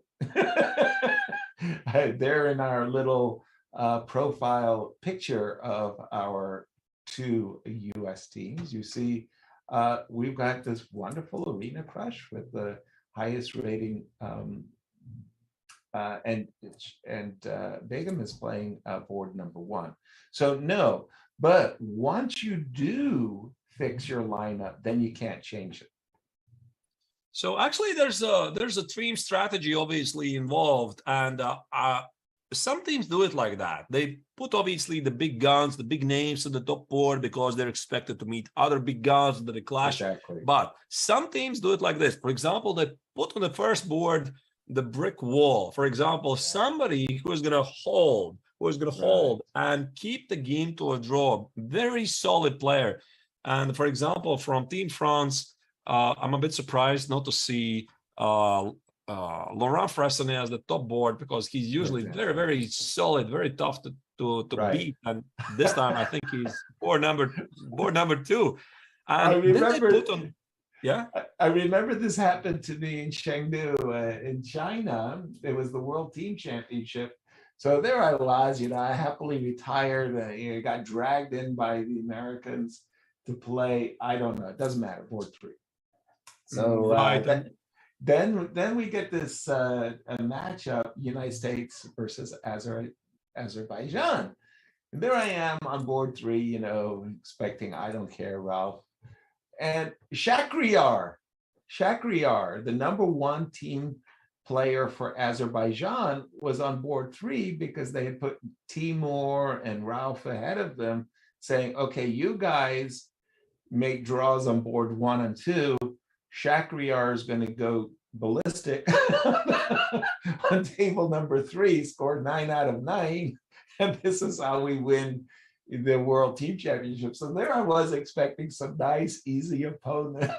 And I had to play Shakhriyar. While we talk about it, maybe let's check very quickly the results of this round, because some of the results are in. And here you see in the women's section, Germany already beat Mongolia. Team USA actually is not doing good against Peru. I mean, Yasser, what's going on? What the heck? Yeah, that's a shocking result. And it comes after, I think, USA had lost to Mongolia. Well, you tell me. I wasn't there yesterday. Previous round. So this is not looking good for Team USA. Armenia, 3 versus 1 over Indonesia and Hungary. Wow, 3-0 versus Sweden with 1 game remaining. That's a bit and of a Colombia shock. match against Spain still ongoing, and now we switch to the first 5 boards. You see that here on the 5th board. Kazakhstan already beat Team Cuba 3-1. Romania is leading against Poland. And we have this super exciting game, but I have a feeling that we're going to still switch to the open section and check it out, because at some point we simply have to make some choices. Here you see the standings right now, 6-10. Kazakhstan currently is in top 10. I believe that is, that is the current result right now.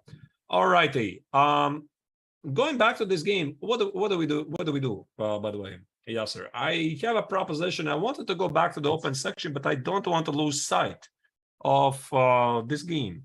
You should make a toggle so you can easily toggle back and forth. Make a toggle. All right. I mean, extremely interesting endgame. Definitely. No idea how he's going to finish it. Maybe we'll do it like this. Quickly jump to the open, check what's going on there, and it's going to be decided the next move or 2. You think so? Well, this particular ending is going to be decided in the next move or 2, and are they moving quickly? They sure seem to be moving like everybody knows what they're doing. All right. Well, what has happened? I don't know. We're not getting the relay. Oh no! Big. Let's go to the open. Sorry about that, everybody. This is the. This is over. This was Benjamin Bach played a draw against Razvan Prioto. Not a perfect result for Team Netherlands. Team Netherlands wins 3.5 against half a point. Right. Now, let me go back. The leaderboards, there should be still some games ongoing.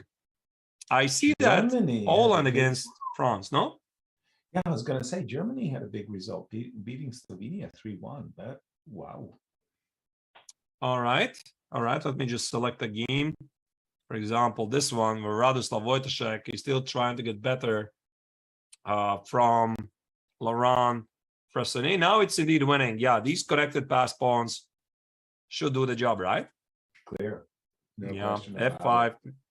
E6, E7. Right. Looks winning. Totally. Powerful game by Wojciech. The second game where we were not sure. Yeah, exactly. I mean, we were here about, I don't know, at which moment here, right? Yes. The bar would say it's about, I mean, I don't know which moment, sort of equalish. But this pawn, Right. remaining pawn for white, could not be easily traded. And I would say that Lagarde is most likely going to finish this with a victory. And that would mean 2-2 draw between France and Poland. I would say it's 100% that white was going to win. Always 100% is a little wrong, 99.9. But the reality is it wasn't just about the pawn. It was also about the fact that Black's king was on the wrong side of the board and could find himself in a checkmating net. If the king were on h6, it'd be a totally different discussion that we would be having. As it is, there's mates, rook a2 mates, there's knight b2, knight d3, knight c5 kind of checkmates.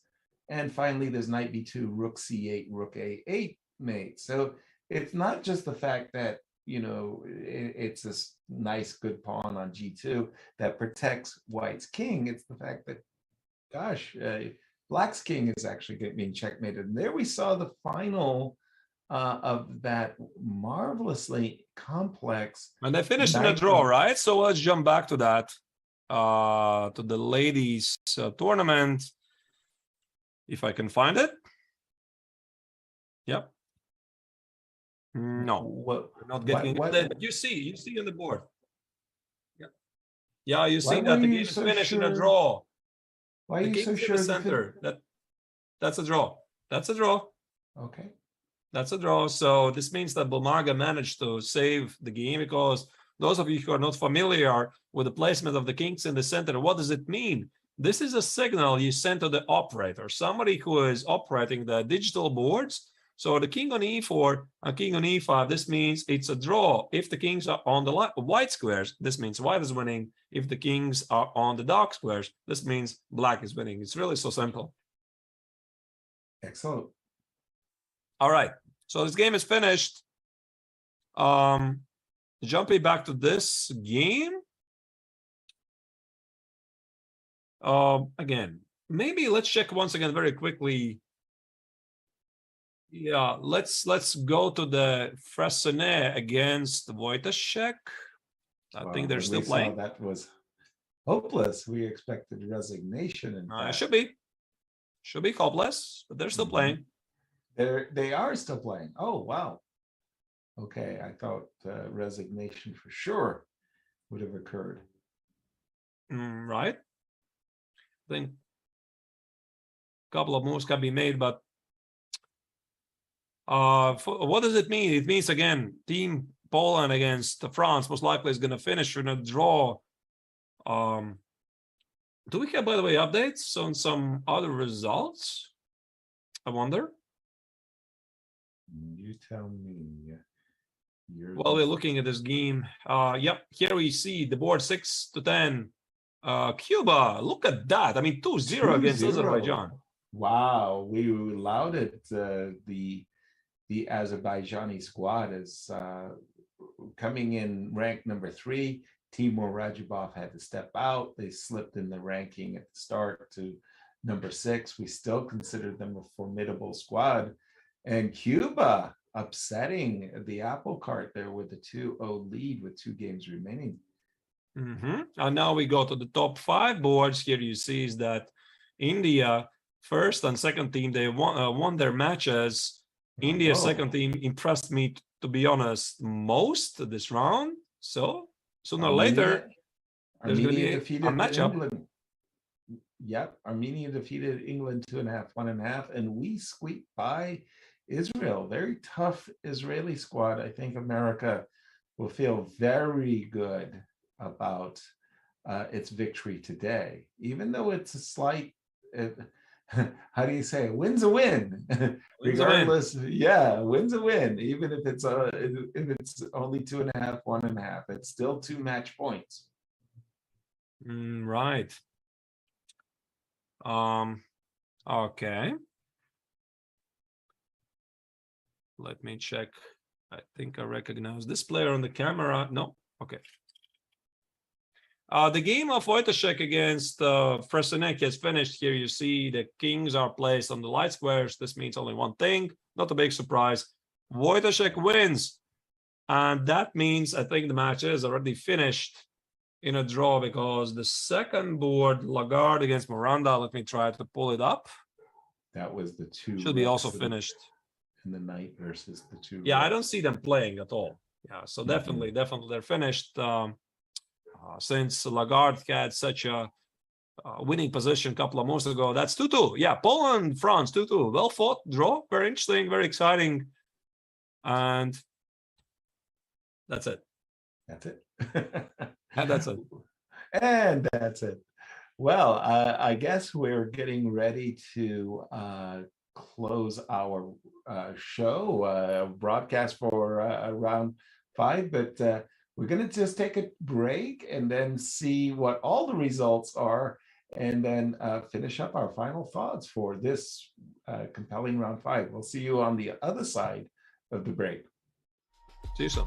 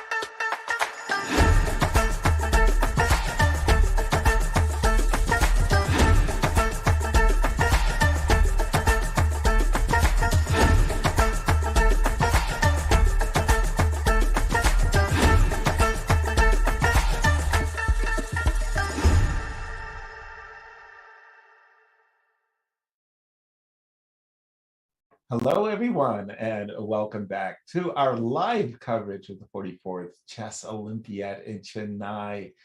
We have had a really exciting round 5, Archers, and I got to tell you, the favorites performed really, really well as we take a look in the open section, the top 5 boards. Impressive. Right, so India is really doing well so far. Amazing 100% score in terms of the match points, 2.5 against 1.5. I'm sorry, yeah, I think first India was point behind, but still beating Romania. And second India is 2.5 against 1.5 versus Spain. Nice. Armenia got the better of England. Very, very close match. And then Team USA. Yeah, very, very nice.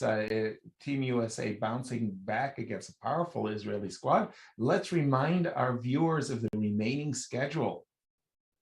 So we are going to be back also tomorrow, of course, the same time for the round 6, 11:30 Central European Summer Time, which is the same as 2:30 a.m. Pacific Time.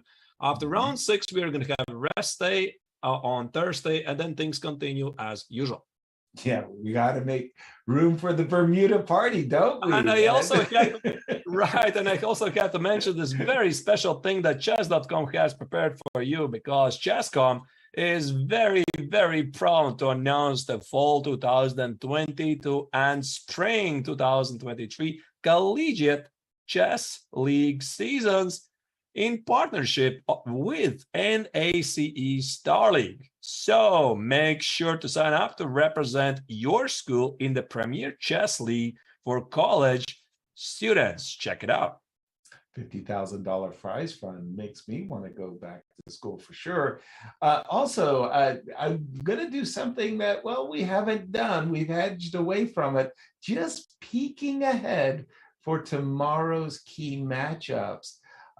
We've been told, and don't hold us to it, that it's going to be India 2 versus Armenia, as that's the expected result. And I got to tell you, that India 2 team has really impressed, just as you predicted correctly, Archers.